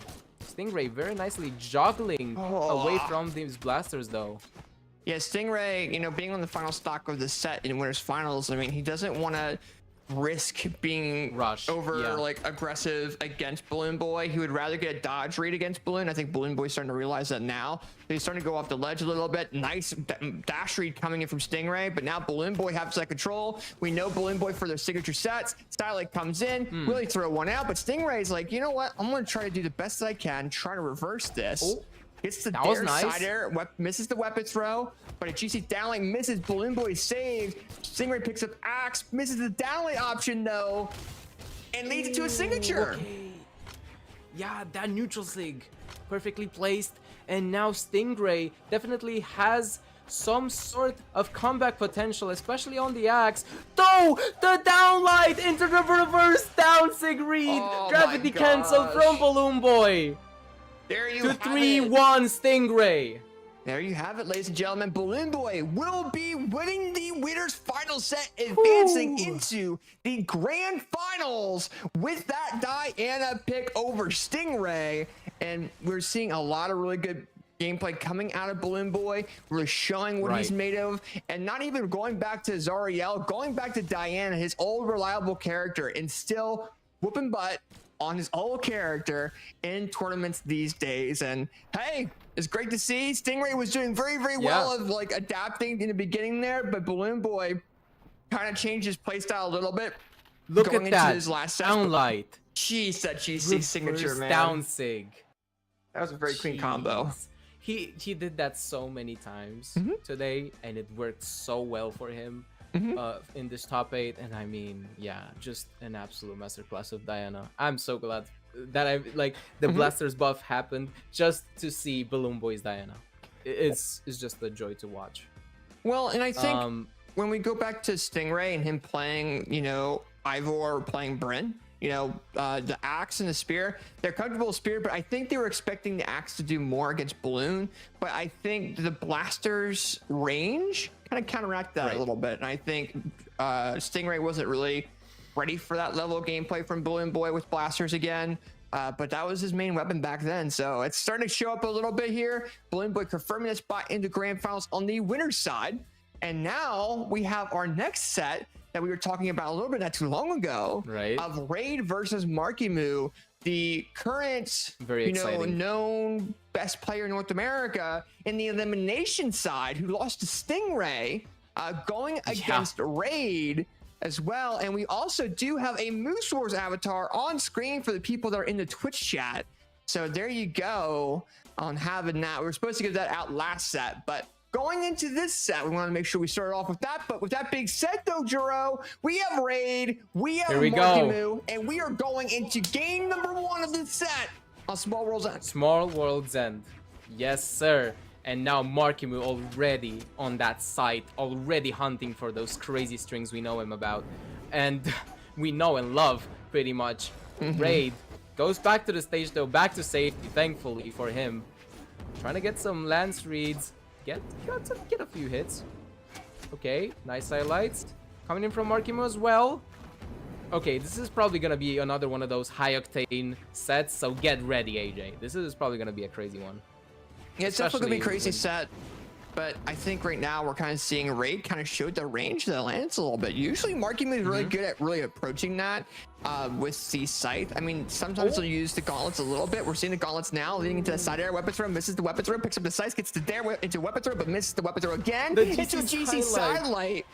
And Marckiemoo, not only, even if he misses both weapon throws, he's been able to rebuttal against Raid very, very nicely and really sit down and say, hey, you know, I'm going to try to catch you off guard. But Raid comes back and gets the side air. Not KO. What? I'm really surprised that did not KO. Not even that? Oh man, Raid might be fuming. Yeah, but still, it got buffed. It got buffed, just so you know. And I mean, it's Small World's End. It's not the biggest map in the world. Finally gets that KO with the D-Light. And now swapping back to the lens. Probably wanted that axe though. I saw that. I saw that inlight whiff. Okay, He's going Marckiemoo for trying it to back hunt. and forth. But we're seeing Marckiemoo go back to the gauntlets against Raid. And I think I see why. He's already got Yikes. Raid in the orange. And Oh! Marckiemoo got an opportunity to grab that lands. And Raid just got 0. That is a hit by JTD. Marckiemoo That is a What? 0 to that right there. That was with the amazing. gauntlet. Yes. Okay. There I we mean- go. Picks up Scythe again. Still shows Again, like I'm not Gauntlet still surprised. has stuff though. Yeah, I mean, Nice of recovery, course. neutral air. Oh! The Oh my god! Rally the dare! Oh, you What? kidding me, Marckiemoo? What? What? What was What that? are you doing? Okay. Okay. Yeah, give a breather. I told you. I told you. you. Weren't fucking kidding. You weren't. I told you. weren't. Oh my god, that was Sight Masterclass. Oh my gosh. Jesus, man. The GC Silent. For once, I like GC Silent. I usually hate that move, I'm not gonna lie. But that was amazing. Jeez, was the way to that do it. read There with the into GC ground pound Silent. GC Silent into There. down air Mm-hmm. with no options left. Whoa. Okay, we're seeing Whoa. Jaeon coming in from raid. Oh, Is this a misinput? I don't think it is, because I think maybe it's just him trying the great sword out a little bit. Maybe sword, kind of seeing how they are. I mean, realistically, if you are raid, you would try to do something second stock. If you are going to do anything trial based, but as we see this here, you're kind of seeing Marckiemoo have this overall movement control. It's going to be difficult for that to really happen. I feel like this is a pick mostly to take Marckiemoo off guard, like from the Ogrim. This is like my only logical approach when it comes to this Jaeon pick. Oh, that down stick was so close to connecting. You have no idea. He's toying with them right now. Marckiemoo is Yeah, spamming and I mean- signatures because he's so comfortable. Look, the dare comes in. Gonna pick Yeah. up gauntlet. Oh, that's a Brawlhalla Okay. moment right there. That is a Brawlhalla moment. Neutral there? Oh, TPs? oh, no. Did the neutral signature wrong way. Marckiemoo to punish. That's gonna lead into the knockout option probably. Oh, it doesn't. Nice movement coming in from Raid. Oh, but as I say that, Marckiemoo. Yeah. I mean, if you look at the damage, honestly, this Jaeon pick doesn't seem that far-fetched. But, again, Marckiemoo seems like he has been toying with Raid so far. At least. At least in our eyes, but man. Oh, huge read coming in from Marckiemoo. Tries to convert with that Scyther as well. Oh my goodness, that would have been crazy. That would have probably another 0 to that right there. Oh, the recovery comes in, but we're seeing Raid right now having a rough time really getting any knockout options on the Marckiemoo. He's gonna go with the sword, try to do something with that. Uses GC downlight into side air that does confirm. But that's the thing with Raid, he's having a rough time getting the knockout options, even being close, big stocked with Marckiemoo in different instances. So we'll definitely see what happens. But right now, Marckiemoo's got Gauntlet, and Silent Recovery comes in. Yeah. And we do see a one stock lead for Marckiemoo right now. It does seem like a rather simple, like, strategy for Marckiemoo. Just go in and do crazy stuff on both weapons, because it just works on Raid. As I'm saying this, look at this, reverse look nair, at this. GC downlight, reverse nair again, just toying with him, another reverse nair. That's no, down air, he's not done! Second reverse down air! Oh my god! Oh, what? Oh my gosh, okay. Marckiemoo was just toying around with Raid and game We were right. 2 with the We were right. neutralers and the dares, the neutral air, whatever it is off that ledge. Side showed stuff. it. That's just side stuff. That's how I call it. That's side stuff. Yeah, I mean, jeez. I mean, he was like a step ahead of Raid in that situation because he had the, the jump read already opportunity there. And then look at this. He goes in for a dare, into a dare. He goes in for a save. Like, Or no actually way. gets saved. Oh, neutral air dare. And then Marckiemoo does a neutral air. And then we see the knockout option come out. And Yeah. I mean, Jesus, Honestly, Marky. it felt like an experimental match. I'm not gonna lie. Now we're seeing the Ragnar pick coming in from Raid. Yeah, I was What is- expecting what that. am I?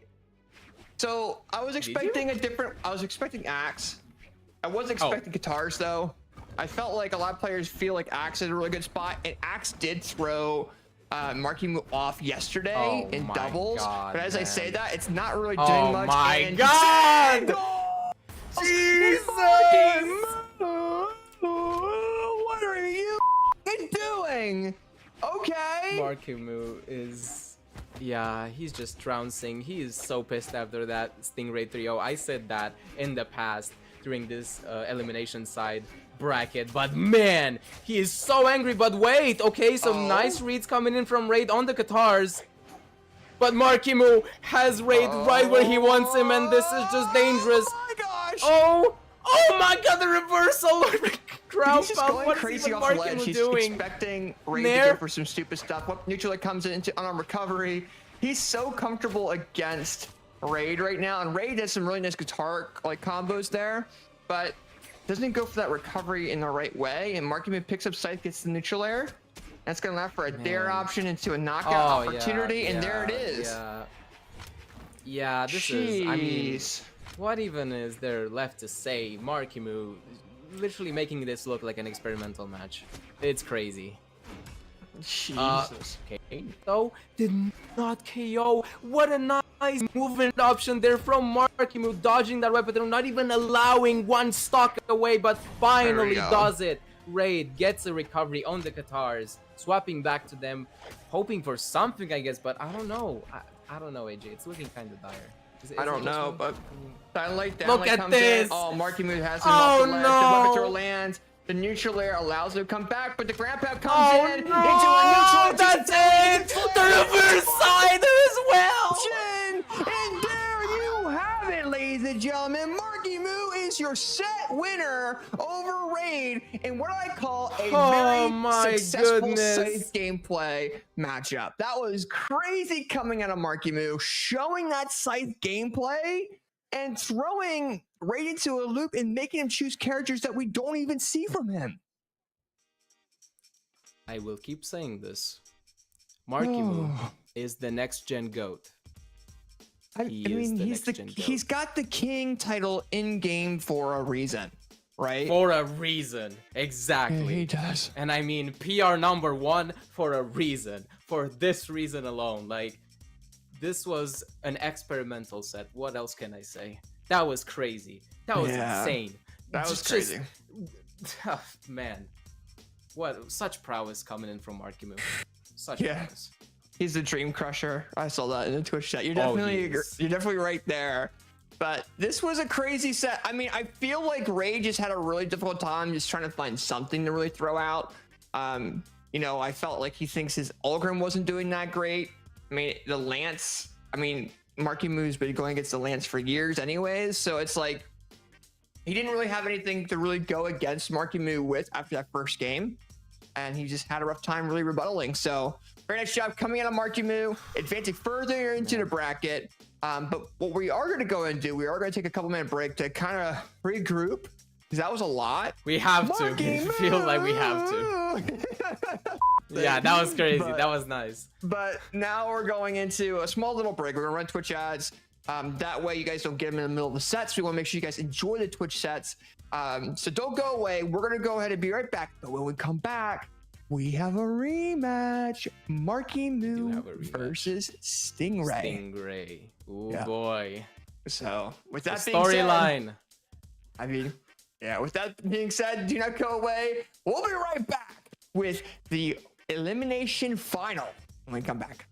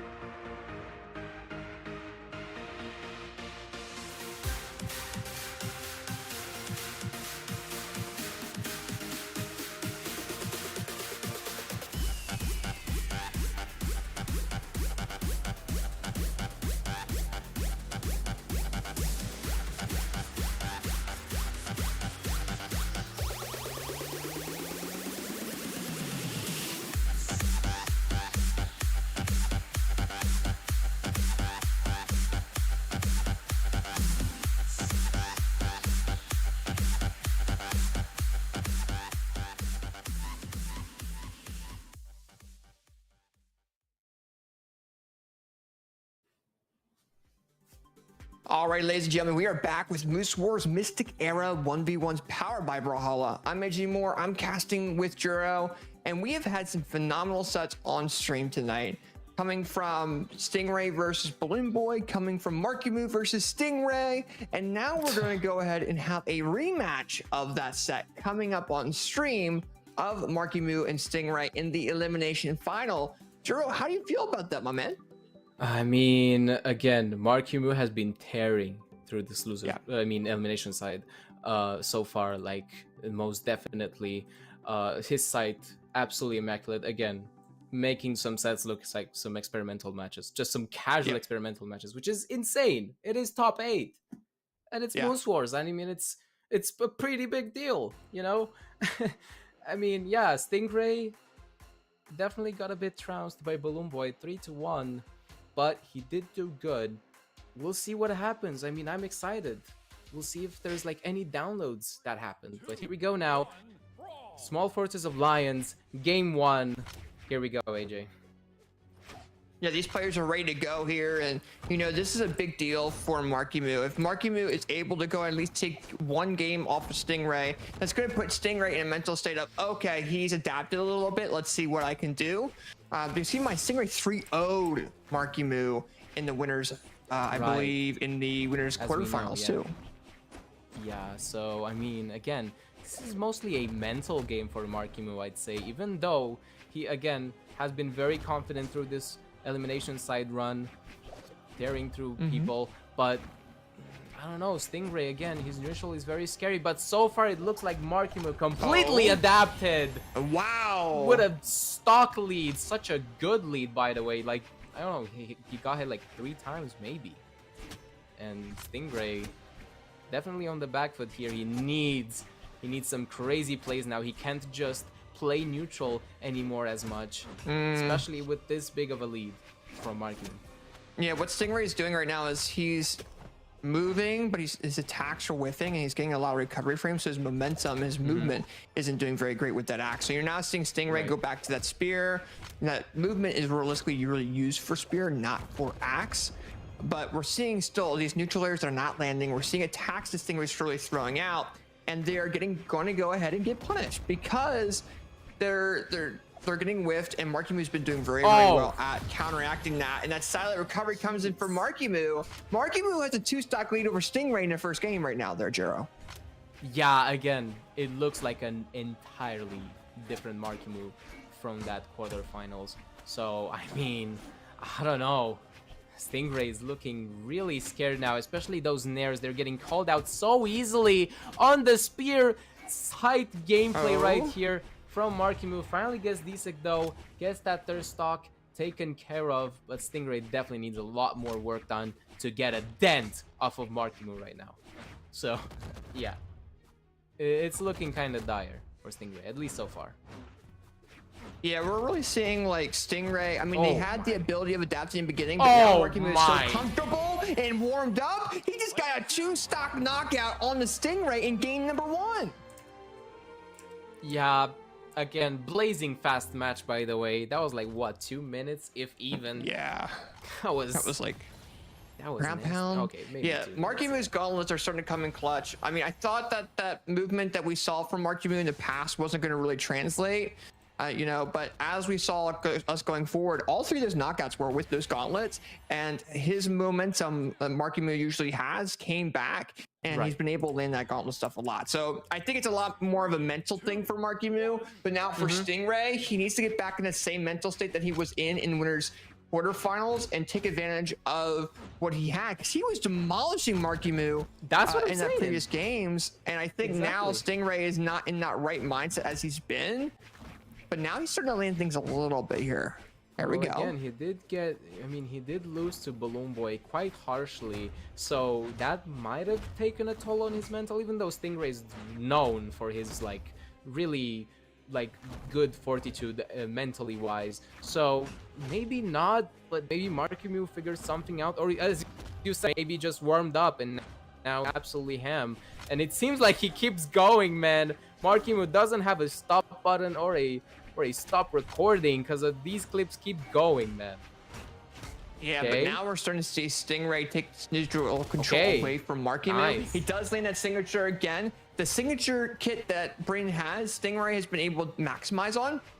So now with him getting the spear, he's going to have the axe when he goes into the second stock. He's going to do some damage buildup while he is still on that first red stock. So Oh, we're seeing wow. him move around a little bit. Double sider comes in, tries to do That it again. He was- lands the signature instead. That spear is starting to get into the mental Marckiemoo a little bit. I haven't seen this really happen this set so far, and now we're starting to see it. Look at spear Yeah. recovery.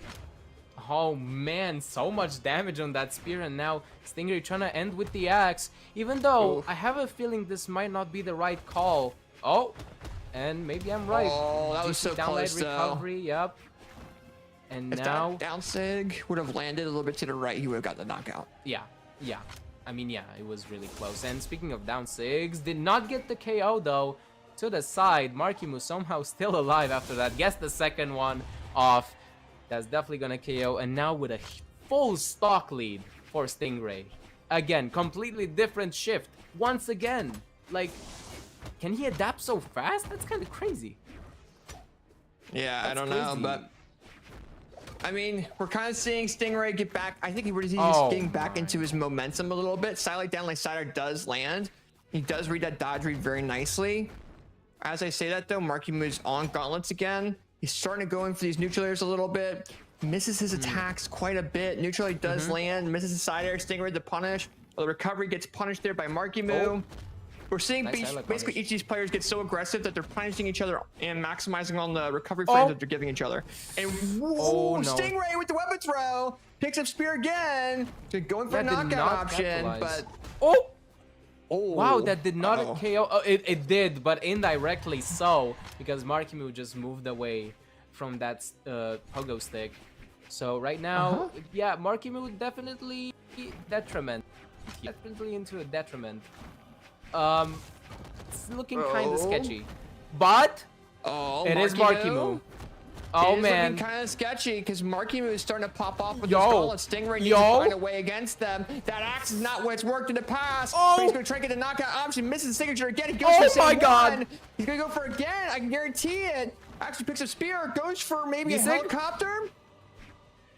I the best think option. a D-sig, maybe.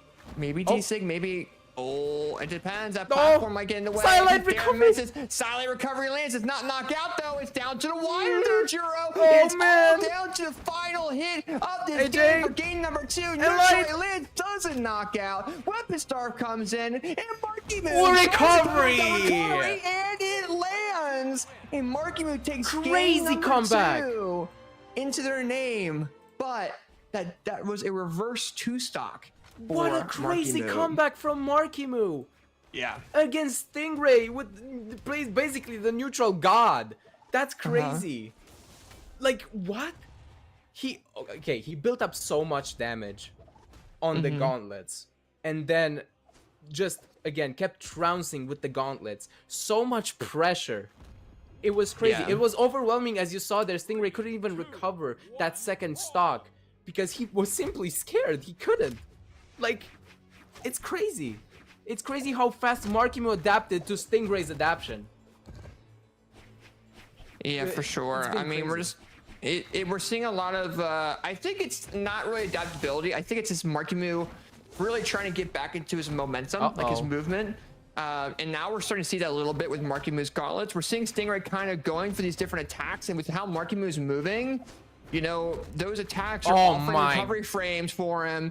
And now Stingray is kind of getting thrown around a little bit there by those gauntlets. Tries to He mix is. things up with a spirit there. Tries to do a Oh. sidelight. The Marckiemoo with the neutral air into GC neutral light. Stingray's in the air trying to get an axe weapon. But look how much damage Marckiemoo's done already, does. Stingray. Do you see these callouts in midair from Marckiemoo with the recoveries and the nairs? They're insane. Like he follows Stingray's movements so perfectly, so well. It's crazy. Downlight, recovery, downlight. gravity Yeah. cancel. Yeah, GC downlight. It gets that stock away from Stingray. Marckiemoo looking dominant now in game 3. Yeah, I think Stingray definitely has what it takes against Marky, but his way he's moving right now, Marckiemoo is kind of outmaneuvering him a little bit.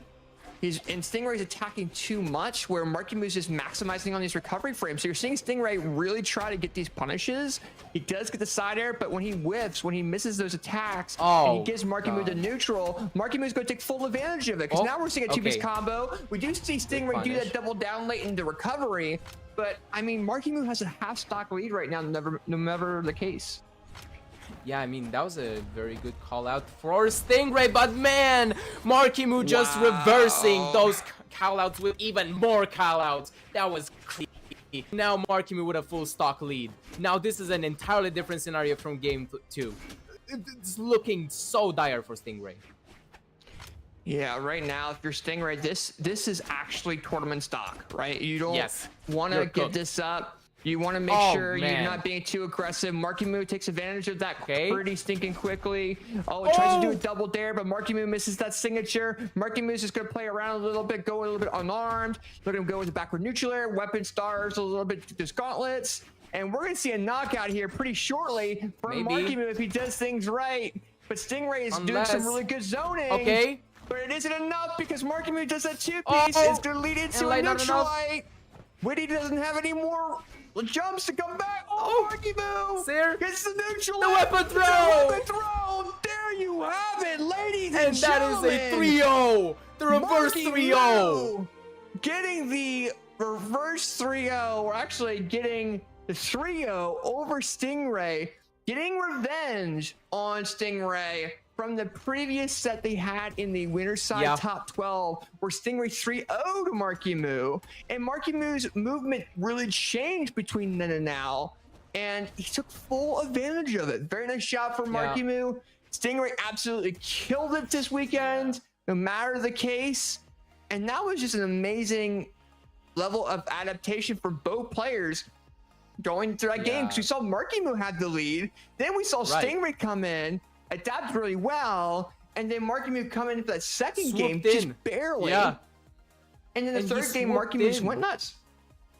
Exactly. Like, he got read after read after read on those gauntlets. Not much on the side. It seemed like the gauntlets was the answer for Stingray. And I mean, definitely what an answer. A 3-0 right back in his face. And I mean, honestly, I mean, that was a very good set.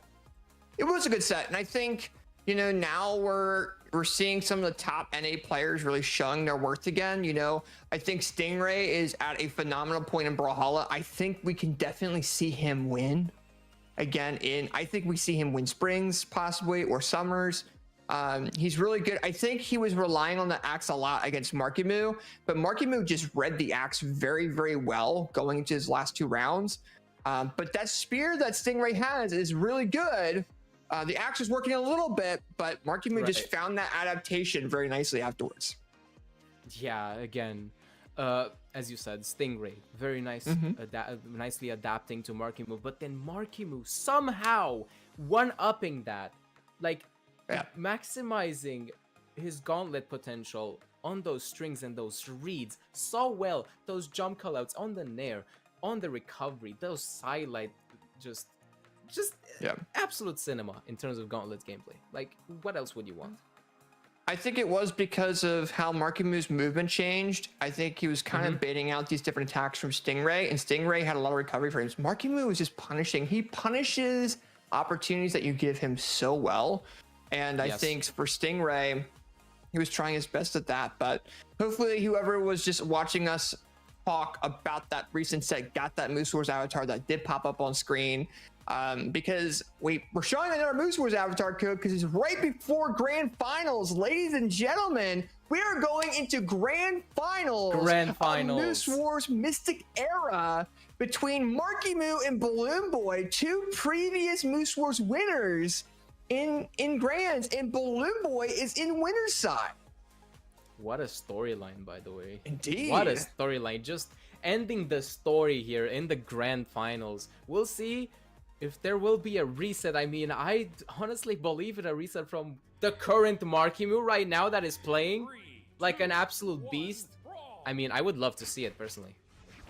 Yeah, for But sure. here we I go want now. to see how BalloonBoy's blasters really do against Marckiemoo's gauntlets. I think we're kind of seeing. I want to see how the bow also does as well against the neutral control of Marckiemoo.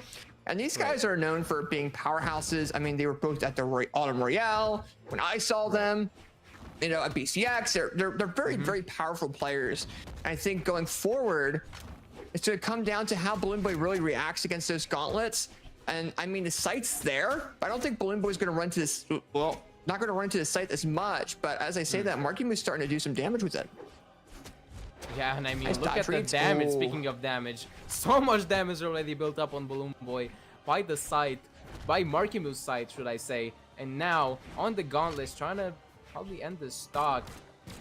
Interesting. Did you see that? Endlight into turnaround Silent. That was just coverage, I guess, from BalloonBoy, but to no avail, Marckiemoo getting that stock quite swiftly. Now on the site.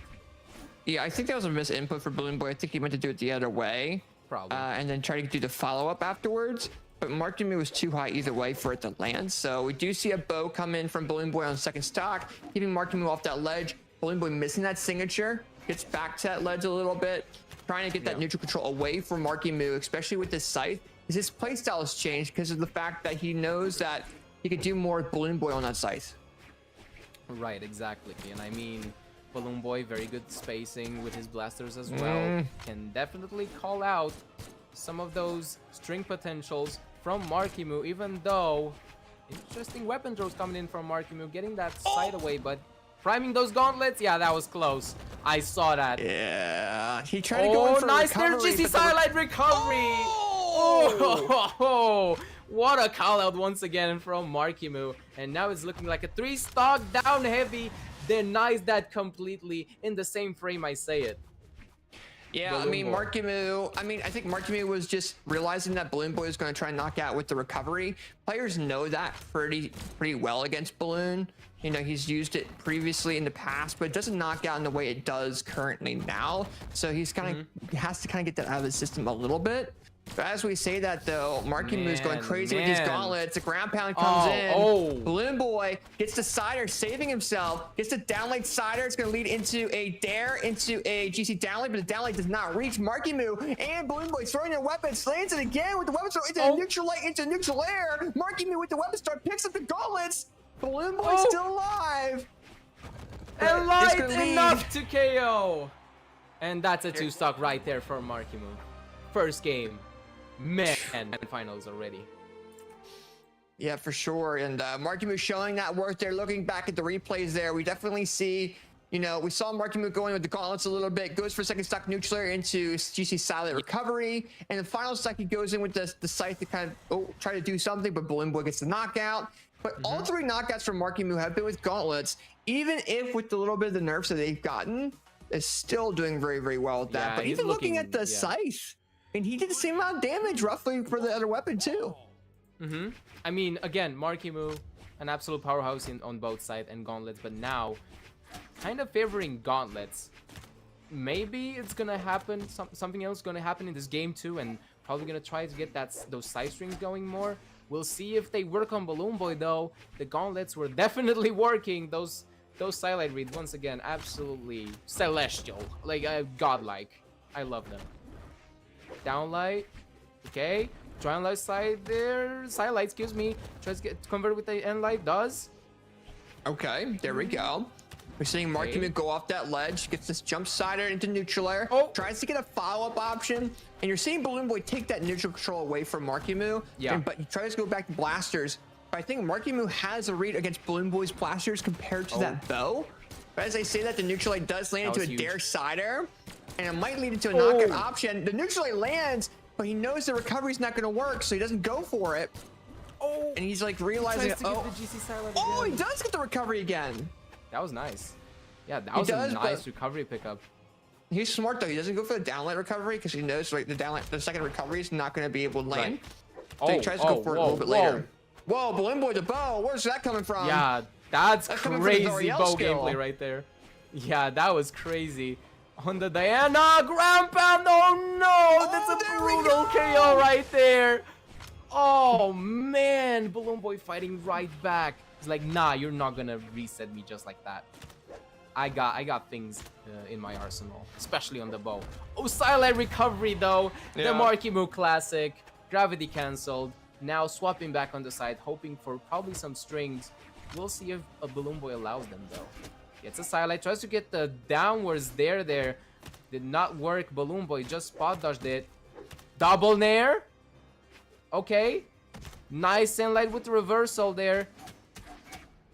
Okay. There in the neutral Clean light. movement from both players. Yeah. I think if you're BalloonBoy, you want to use the blasters against the scythe. I think that's what he's trying to do. And then whenever Marckiemoo goes down to the gauntlet, the bow comes out. I think I've said that previously in the past when these guys have faced each other. But as we say that though, you're seeing Marckiemoo kind of respecting the space a little bit because of how low his stock is, which is allowing for BalloonBoy to get these a little bit of damage build up. Cider does come in. It's going to lead to a knockout option. Marckiemoo going too far down, and BalloonBoy taking advantage of it, and BalloonBoy taking game number 2 into their name, making this 1-on-1. Well, yeah, but that was like almost a high IQ play there from Marckiemoo, trying to get that nair, probably in the chase dodge upwards. Did not work well for him though. BalloonBoy just spacing that, barely spacing that, and I mean that ground pound KO definitely stung for Marckiemoo. I think that was like the detrimental KO in that game. think, well, even if Marckiemoo got that stock off of BalloonBoy up that ledge, I still think it would have been one stock all. And I don't know if he would have been able to come back from that big of a disadvantage because based off of how BalloonBoy plays his blasters. So we're going to this next game. We're going to game number 3. We also have to consider that Marckiemoo, if he wins the set, he also has to play another set because he's in the elimination side. He needs to knock BalloonBoy into the losers to be able to win. And that's a lot of work to be doing, especially against someone like BalloonBoy. Oh, man. Oh, and we're seeing this bow combo come in. And he's starting to go crazy a little bit. Oh! That was crazy. I mean, it's definitely not hopeless for Marckiemoo. I'll tell you that much. His gauntlets can definitely get that reset going, like in a flash. If you're not careful against Marckiemoo, you will get gimped just like that. Unless, yes, he gets the double nair just to do it and uses the GC N-sig to go back to the stage. The double neutral layer off the ledge though, realizing that Balloon has one more recovery to come back to that ledge, removes that option, and BalloonBoy is just unable to come back. I think for BalloonBoy, his main goal is going to be staying on that platform with the bow and the blasters is going to be vital for him. He can go off the ledge a little bit depending on what Marckiemoo is really doing. He's got to be very, very careful. Oh, you see down light cider does land though. Yeah, that was nice. Gravity cancelled as well. That was a call out. Downlight recovery will not KO off the top on Small Fortress of Lions, even with the buffs. That is definitely a pain. But hey, looks like BalloonBoy has to work with it. Marckiemoo now trying to hunt with this side. Tries to go for a cheeky recovery. BalloonBoy gets punished with the recovery. Cider coming in from BalloonBoy. Edgeguard situation does not go for it though. Just takes back the bow. Yeah. Okay, nice down air. Recovery. Oh. Okay, nice tries to do it. coming in from Marckiemoo with the neutral Marckiemoo. layer. There it comes in. Up throw. Oh! Oh, nice save by Balloon. Oh, but Marckiemoo does get that there. Oh, down like ground pound. DC down like ground pound. Nice job coming in from Marckiemoo. Here we go. I mean, it is a 3-stock so far. Marckiemoo looking a lot more confident now all of a sudden in game 3. And I mean, I don't blame him. His gauntlets have been doing absolute, like, God's work. Even the scythe. But I would argue that mostly the gauntlets, gimps, and off-stage play. But I mean, Balloon too far behind, all things considered. 2 stocks, yeah, it might seem like a lot, but I feel like BalloonBoy, especially with that BCX clutch, he can do it. If you know what I'm saying, you know what I'm saying. But right now, I mean, he's going to have to show a lot of that going forward to go ahead and take this game. But if you're Marckiemoo, this is what you want, because keep in mind, he's got to do that. He's got to win 2 sets over Balloon. So now we're seeing BalloonBoy get the neutral light come in. Gets the opportunity. Marckiemoo with the side light coming in with Scythe. Doesn't go off ledge. Doesn't want to be risky enough. Wants to make sure he respects BalloonBoy's space. BalloonBoy misses the down light neutral light. And then Marckiemoo removes BalloonBoy's weapons and tries to go in for a KO option right about here in 3, 2, 1. And that's it. Yeah, nice countdown. Marckiemoo. Very nice job. Marckiemoo coming in. Taking that game into their name over Balloon. and is now 2-1 over Balloon. And you know, if you're Marckiemoo, you're comfortable, you're happy. If you're Balloon, you don't want to put a crazy amount of stress on yourself, because even if you lose this, you're in losers and you have a reset and you still have that chance of winning. But you know, if you're Balloon, you still kind of want to be able to do that. You still want to be able to grab that win and go into game 5. Of course. But I mean, here we go now, changing the scenery into Miami Dome. Oh, very interesting map pick here. And I mean, yeah, Marckiemoo already on the gauntlets. BalloonBoy already on the bow as well. This is already a scary, that was a scary position for Marckiemoo, especially with the bow. Like, all I see is the bow ground pound from that other game. Like, it's so scary. You gotta be so careful with it. But Marckiemoo, nicely done with some gauntlets damage. Gets a nair, tries to get the jump out, call out with the nair again. But BalloonBoy does dance around it. Ground pound! Nice! AJ! Side there! Knocks him out! Woo! Marckiemoo going ahead, taking that first stock off the ledge, you know, and really positioning those light attacks off the ledge very, very nicely. And now Marckiemoo has a level of momentum. BalloonBoy can really punish that. Marckiemoo says otherwise, gets it there. Oh, the weapon throw doesn't land, but double neutral air does land for BalloonBoy, which allows him to come back on that ledge. Marckiemoo is being so aggressive. Downlight sider does come in clutch, doesn't knock out, but we do see a knockout opportunity. Oh, tries to go for, I think was planning to do a recovery, but impulsed away from that. Ooh, Silence there. That's a true combo right there. Now with the Blasters buff, BalloonBoy is definitely making sure he's using it.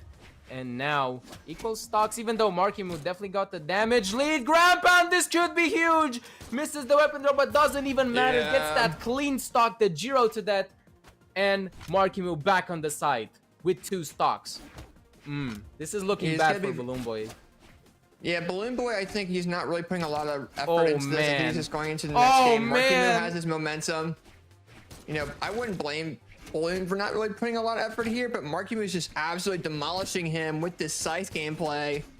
There comes in, leading into a knockout opportunity. He's just trying to toy around with him. GC downlight grandpa comes in clutch. GC silently misses. The recovery misses, but either way, BalloonBoy is out, and Marckiemoo wins the set over BalloonBoy. And we are now going into a grand final reset between BalloonBoy and Marckiemoo. And you know, I want to see if BalloonBoy chooses any other characters. He's sticking with the Diana though. I'm not surprised.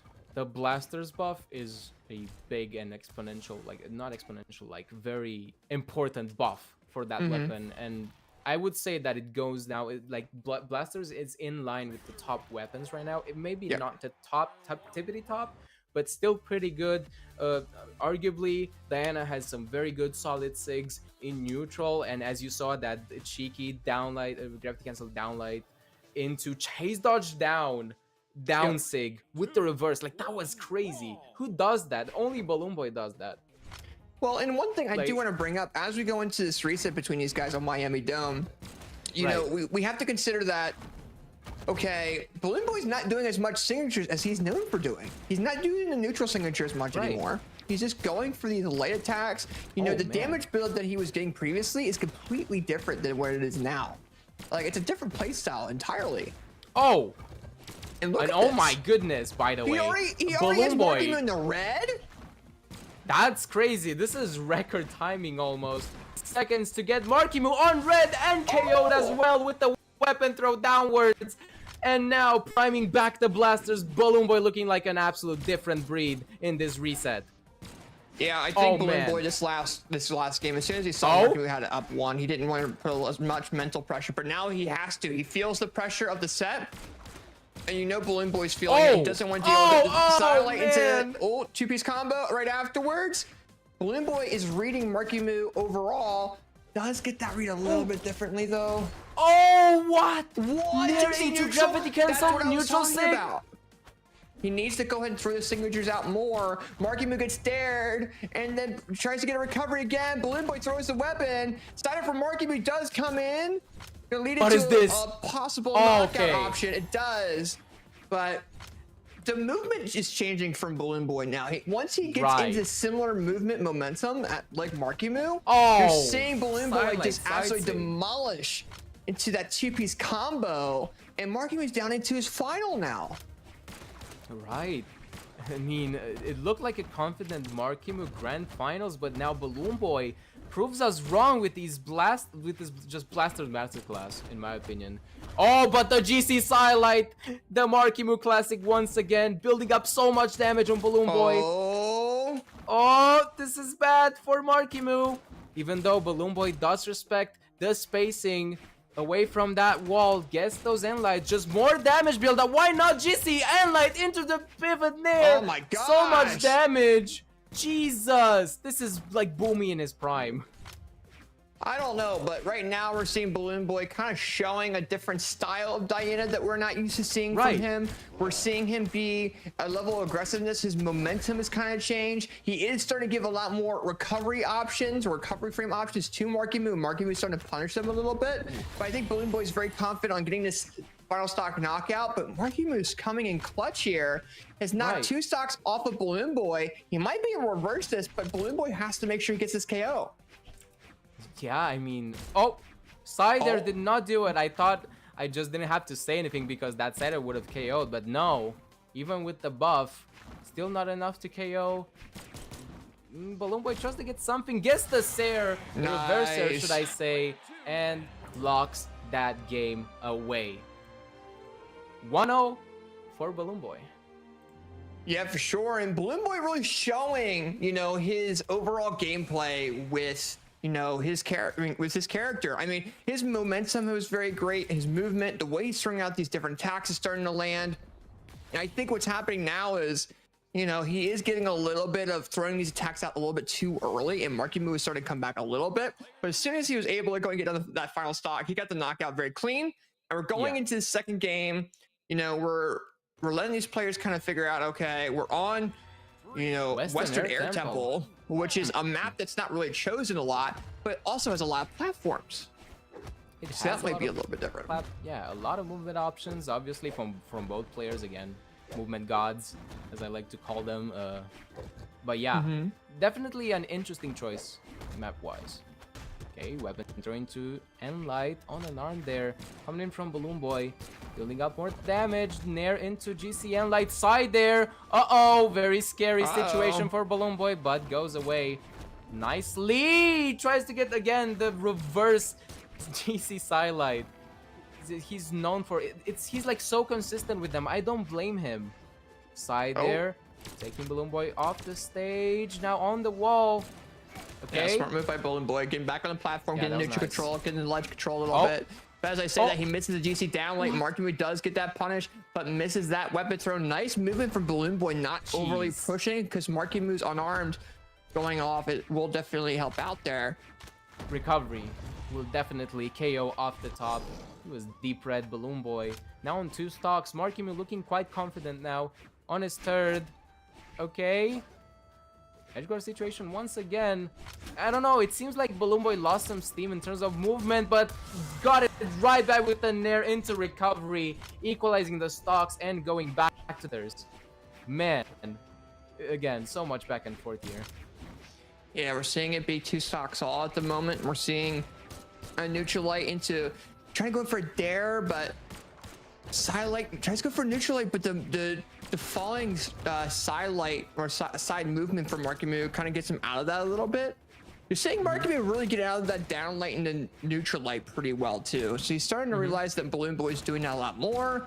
Neutral light does come in, nice dare dodge read into GC neutral light. Marckiemoo does touch the platform, gets Oh jumps back my into the side God. air, but down light center comes in for BalloonBoy. It's gonna lead into a possible knockout option, but Marckiemoo comes in with a dare, Unless- neutral GC side light into side air, and BalloonBoy's this off is that launch cinema. of dare for Marckiemoo. That's and it. BalloonBoy bumps his head, and Marckiemoo just changed the perception of how that was going to go within a period of 2 seconds. Oh, BalloonBoy won. Bro. What?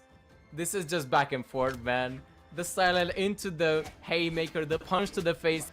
Ecox, BalloonBoy, now on the blasters once again, trying to search from masterclass. The Nair into Nair, coming in from Marckiemoo though on the side, Silite, building up so much damage and light. GC Silite as well. Nice and light though, Neutral? shutting that momentum Oh. down, yeah. From Marckiemoo! But BalloonBoy gets the... Oh my goodness, that recovery! Balloon Boy with the fantastic read onto Oh, Marckiemoo with the my blaster God. recovery. And Balloon Boy is taking that game into his name. We gotta pop that back is up 2-0. on replay. It's 2-0 right now. Oh man! Look at this. The recovery comes in, 2 stocks all. They go even. Right? Then we see the dare knockout, which is going to lead into Balloon Boy bumping his head. Oh. And then the final knockout was Marckiemoo getting side-sigged. They're both even. And then keep in mind, Marckiemoo's up, but then GC into a jump Dude. recovery lands. Dude. And Marckiemoo's out on the ceiling of that map. What an insane call out, man, from BalloonBoy all the way up there. That was so risky too, and I mean, Marckiemoo could have reversed that, but he was so confident and he managed to get it. BalloonBoy now owning 2-0 in this grand finals reset for Mystic Era, Moose Wars Mystic Era, powered by Brawlhalla, and it's been such a joy to cast so far. Man, BalloonBoy with the down sig! Exactly Yeah. why this is such a joy to watch. The end lights, just so much prowess on this Diana. I'm loving this. Big, the silent Nice, recovery, there we not enough to go. KO. Balloon Boy coming in with that recovery, almost knocks out Marckiemoo. Marckiemoo is down into the red, but as we see it, Neutral Lake comes in, tries to do a side air. Now we're seeing it be even. Neutral Lake comes in. It's going to lead it into neutral air. Oh, the recovery comes in, and Marckiemoo goes down into that second stock. And now BalloonBoy with a clear advantage, and I mean in set as well, 2-0. This is dangerous for Marckiemoo. This could be it for his tournament run, I should say. I mean, what a loser's run he had, and Look at the blaster. it would be, yeah, the blaster prowess, man. Such good movement, so crisp in terms of spacing as well. Those end lights are so good, and the downer Air cut the TC neutral. GCN light. And Yeah, Marckiemoo's down to Balloon currently Boy. Marckiemoo is Yeah. down currently an entire Okay. stock. Balloon Boy does get knocked out of his first one though, making things 2 stocks all. Marckiemoo can come back from this, but I feel like the blasters against Marckiemoo's sight is not doing very hot. I think Marckiemoo kind of is like weapon starting Balloon Boy a little bit. It's gonna allow him to throw those gauntlets out a tad bit. But I think Marckiemoo also realizes that Balloon Boy knows gauntlets very well too, because he does play Zoriel. So I think he's trying to Right. play that scythe a little bit. oh, the down sig. Boy's iconic signature comes out, and Marckiemoo is down into his final stock. Oh, Will Balloon go ahead and win this event based off this final knockout on Marckiemoo? I mean, this is looking like a swift 3-0 from BalloonBoy. I mean, his blasters have been popping off the entire night now. Like, it's been crazy. Such crazy gameplay. But again, Marckiemoo just needs one momentum shift that can bring this all the way back. Nice call out on the down there from BalloonBoy. Okay. A lot of back and forth. Okay, finally some We're seeing footsies. We're seeing footsies, and weapon throw neutral air does come out. Balloon Boy now with Oh. the bow, sidelight to dare. Oh. It's gonna go and lead into a weapon throw. The weapon throw misses, but now here Oh. you have it. Marckiemoo with the reversal dare. Oh, Balloon Boy takes comes in, and That's ladies it. and gentlemen, Balloon Boy is your Moose Wars champion of Mystic Era, ladies and gentlemen. Yes, sir. And that is the way you win a set. Very nice job coming in from Balloon Boy to go ahead and win that tournament. Going over to the replays there, the recovery comes in clutch. A lot of blaster gameplay comes in. And Marckiemoo was just having such a difficult time Man. against it initially. And then as they went forward, Balloon Boy just clicked. He really, really did. Those blasters really clicked in. And Balloon Boy, I mean, he Man. is your tournament winner for a reason, ladies and gentlemen. I mean, yeah, the reset looks scary for BalloonBoy, but it seems like he played right into BalloonBoy's hands. Marckiemoo just got absolutely overwhelmed by BalloonBoy's blasters at the end there. Just Yeah. absolute immaculate spacing. That blasters buff, as I'm saying, it's definitely a meta shift, and it's definitely looking like it. It's Yeah, been I mean- absolute cinema, as I'm seeing in chat. Absolute cinema. What a great Yeah, set. and Balloon is, Balloon and Marckiemoo are your North American, top players to keep an eye on no matter what. When we go into these lands, when we go into mid seasons, those are two players we're definitely keeping our eyes on because they are fantastic in the North American scene. They face each other back and forth, and they are what you call the best of the best here. Props to Stingray tonight on getting top 3. Props to Raid getting up here as well. We saw a lot of amazing storylines coming clutch there, and it was cool. It was really, really cool to see. We always love a Marckiemoo and BalloonBoy win here in Moose Wars because they're known from being within Moose Wars too. But we had a lot of really good upsets tonight, and I feel like between yesterday and today, the storytelling from these guys has been pretty cool. I like it. I like it a lot. It's been a lot of fun. Yeah, it's definitely been an absolutely insane tournament. Such crazy, just upsets after upsets as well. Like Stingray absolutely trounced Marckiemoo in that quarters final, and now got 3-0'd in losing. Like it was nothing. Mark is like an absolute elimination side beast. Yeah, it's been crazy, but BalloonBoy prevailed with the Blaster's prowess. And this goes to show, it comes down to your mental state in these situations. If you're able to kind of keep things in the right route, even when Stingray beat Marckiemoo 3-0 in winners quarters, he came back in elimination and whooped everyone's butt. It did not matter. So props to everyone that came in and showed what they were made of, just since Shiki, who kind of showed himself off this weekend or this event from beating Snowy and Java to go against Flower into game number 5. He's going to be keeping an eye on him. We're keeping an eye on him no matter what. Raid did crazy tonight, but absolutely.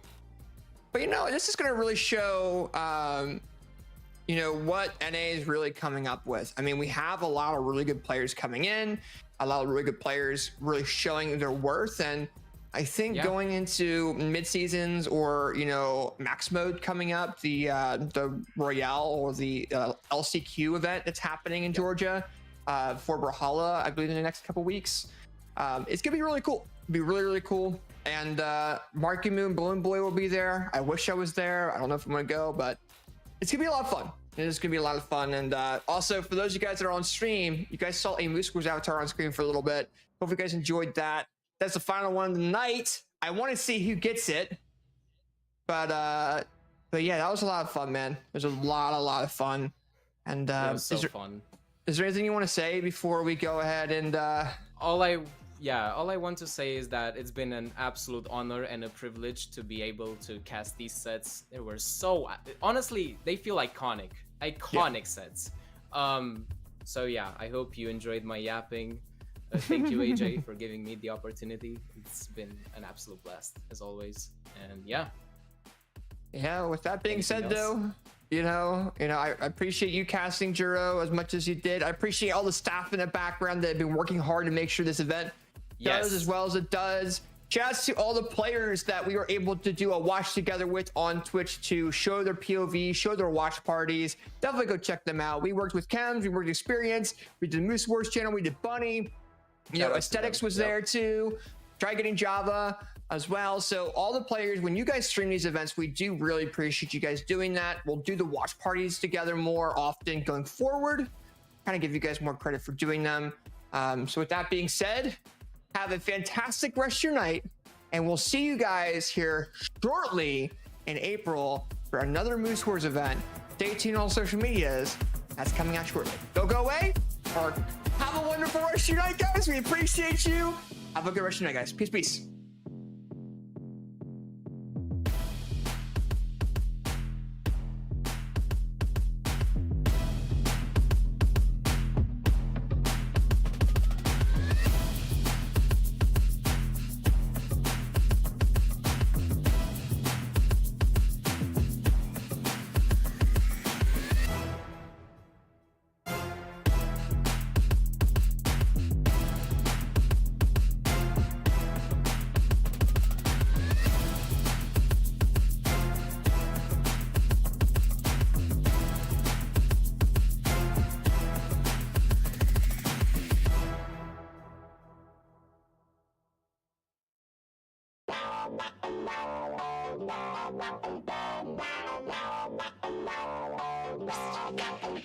Bye.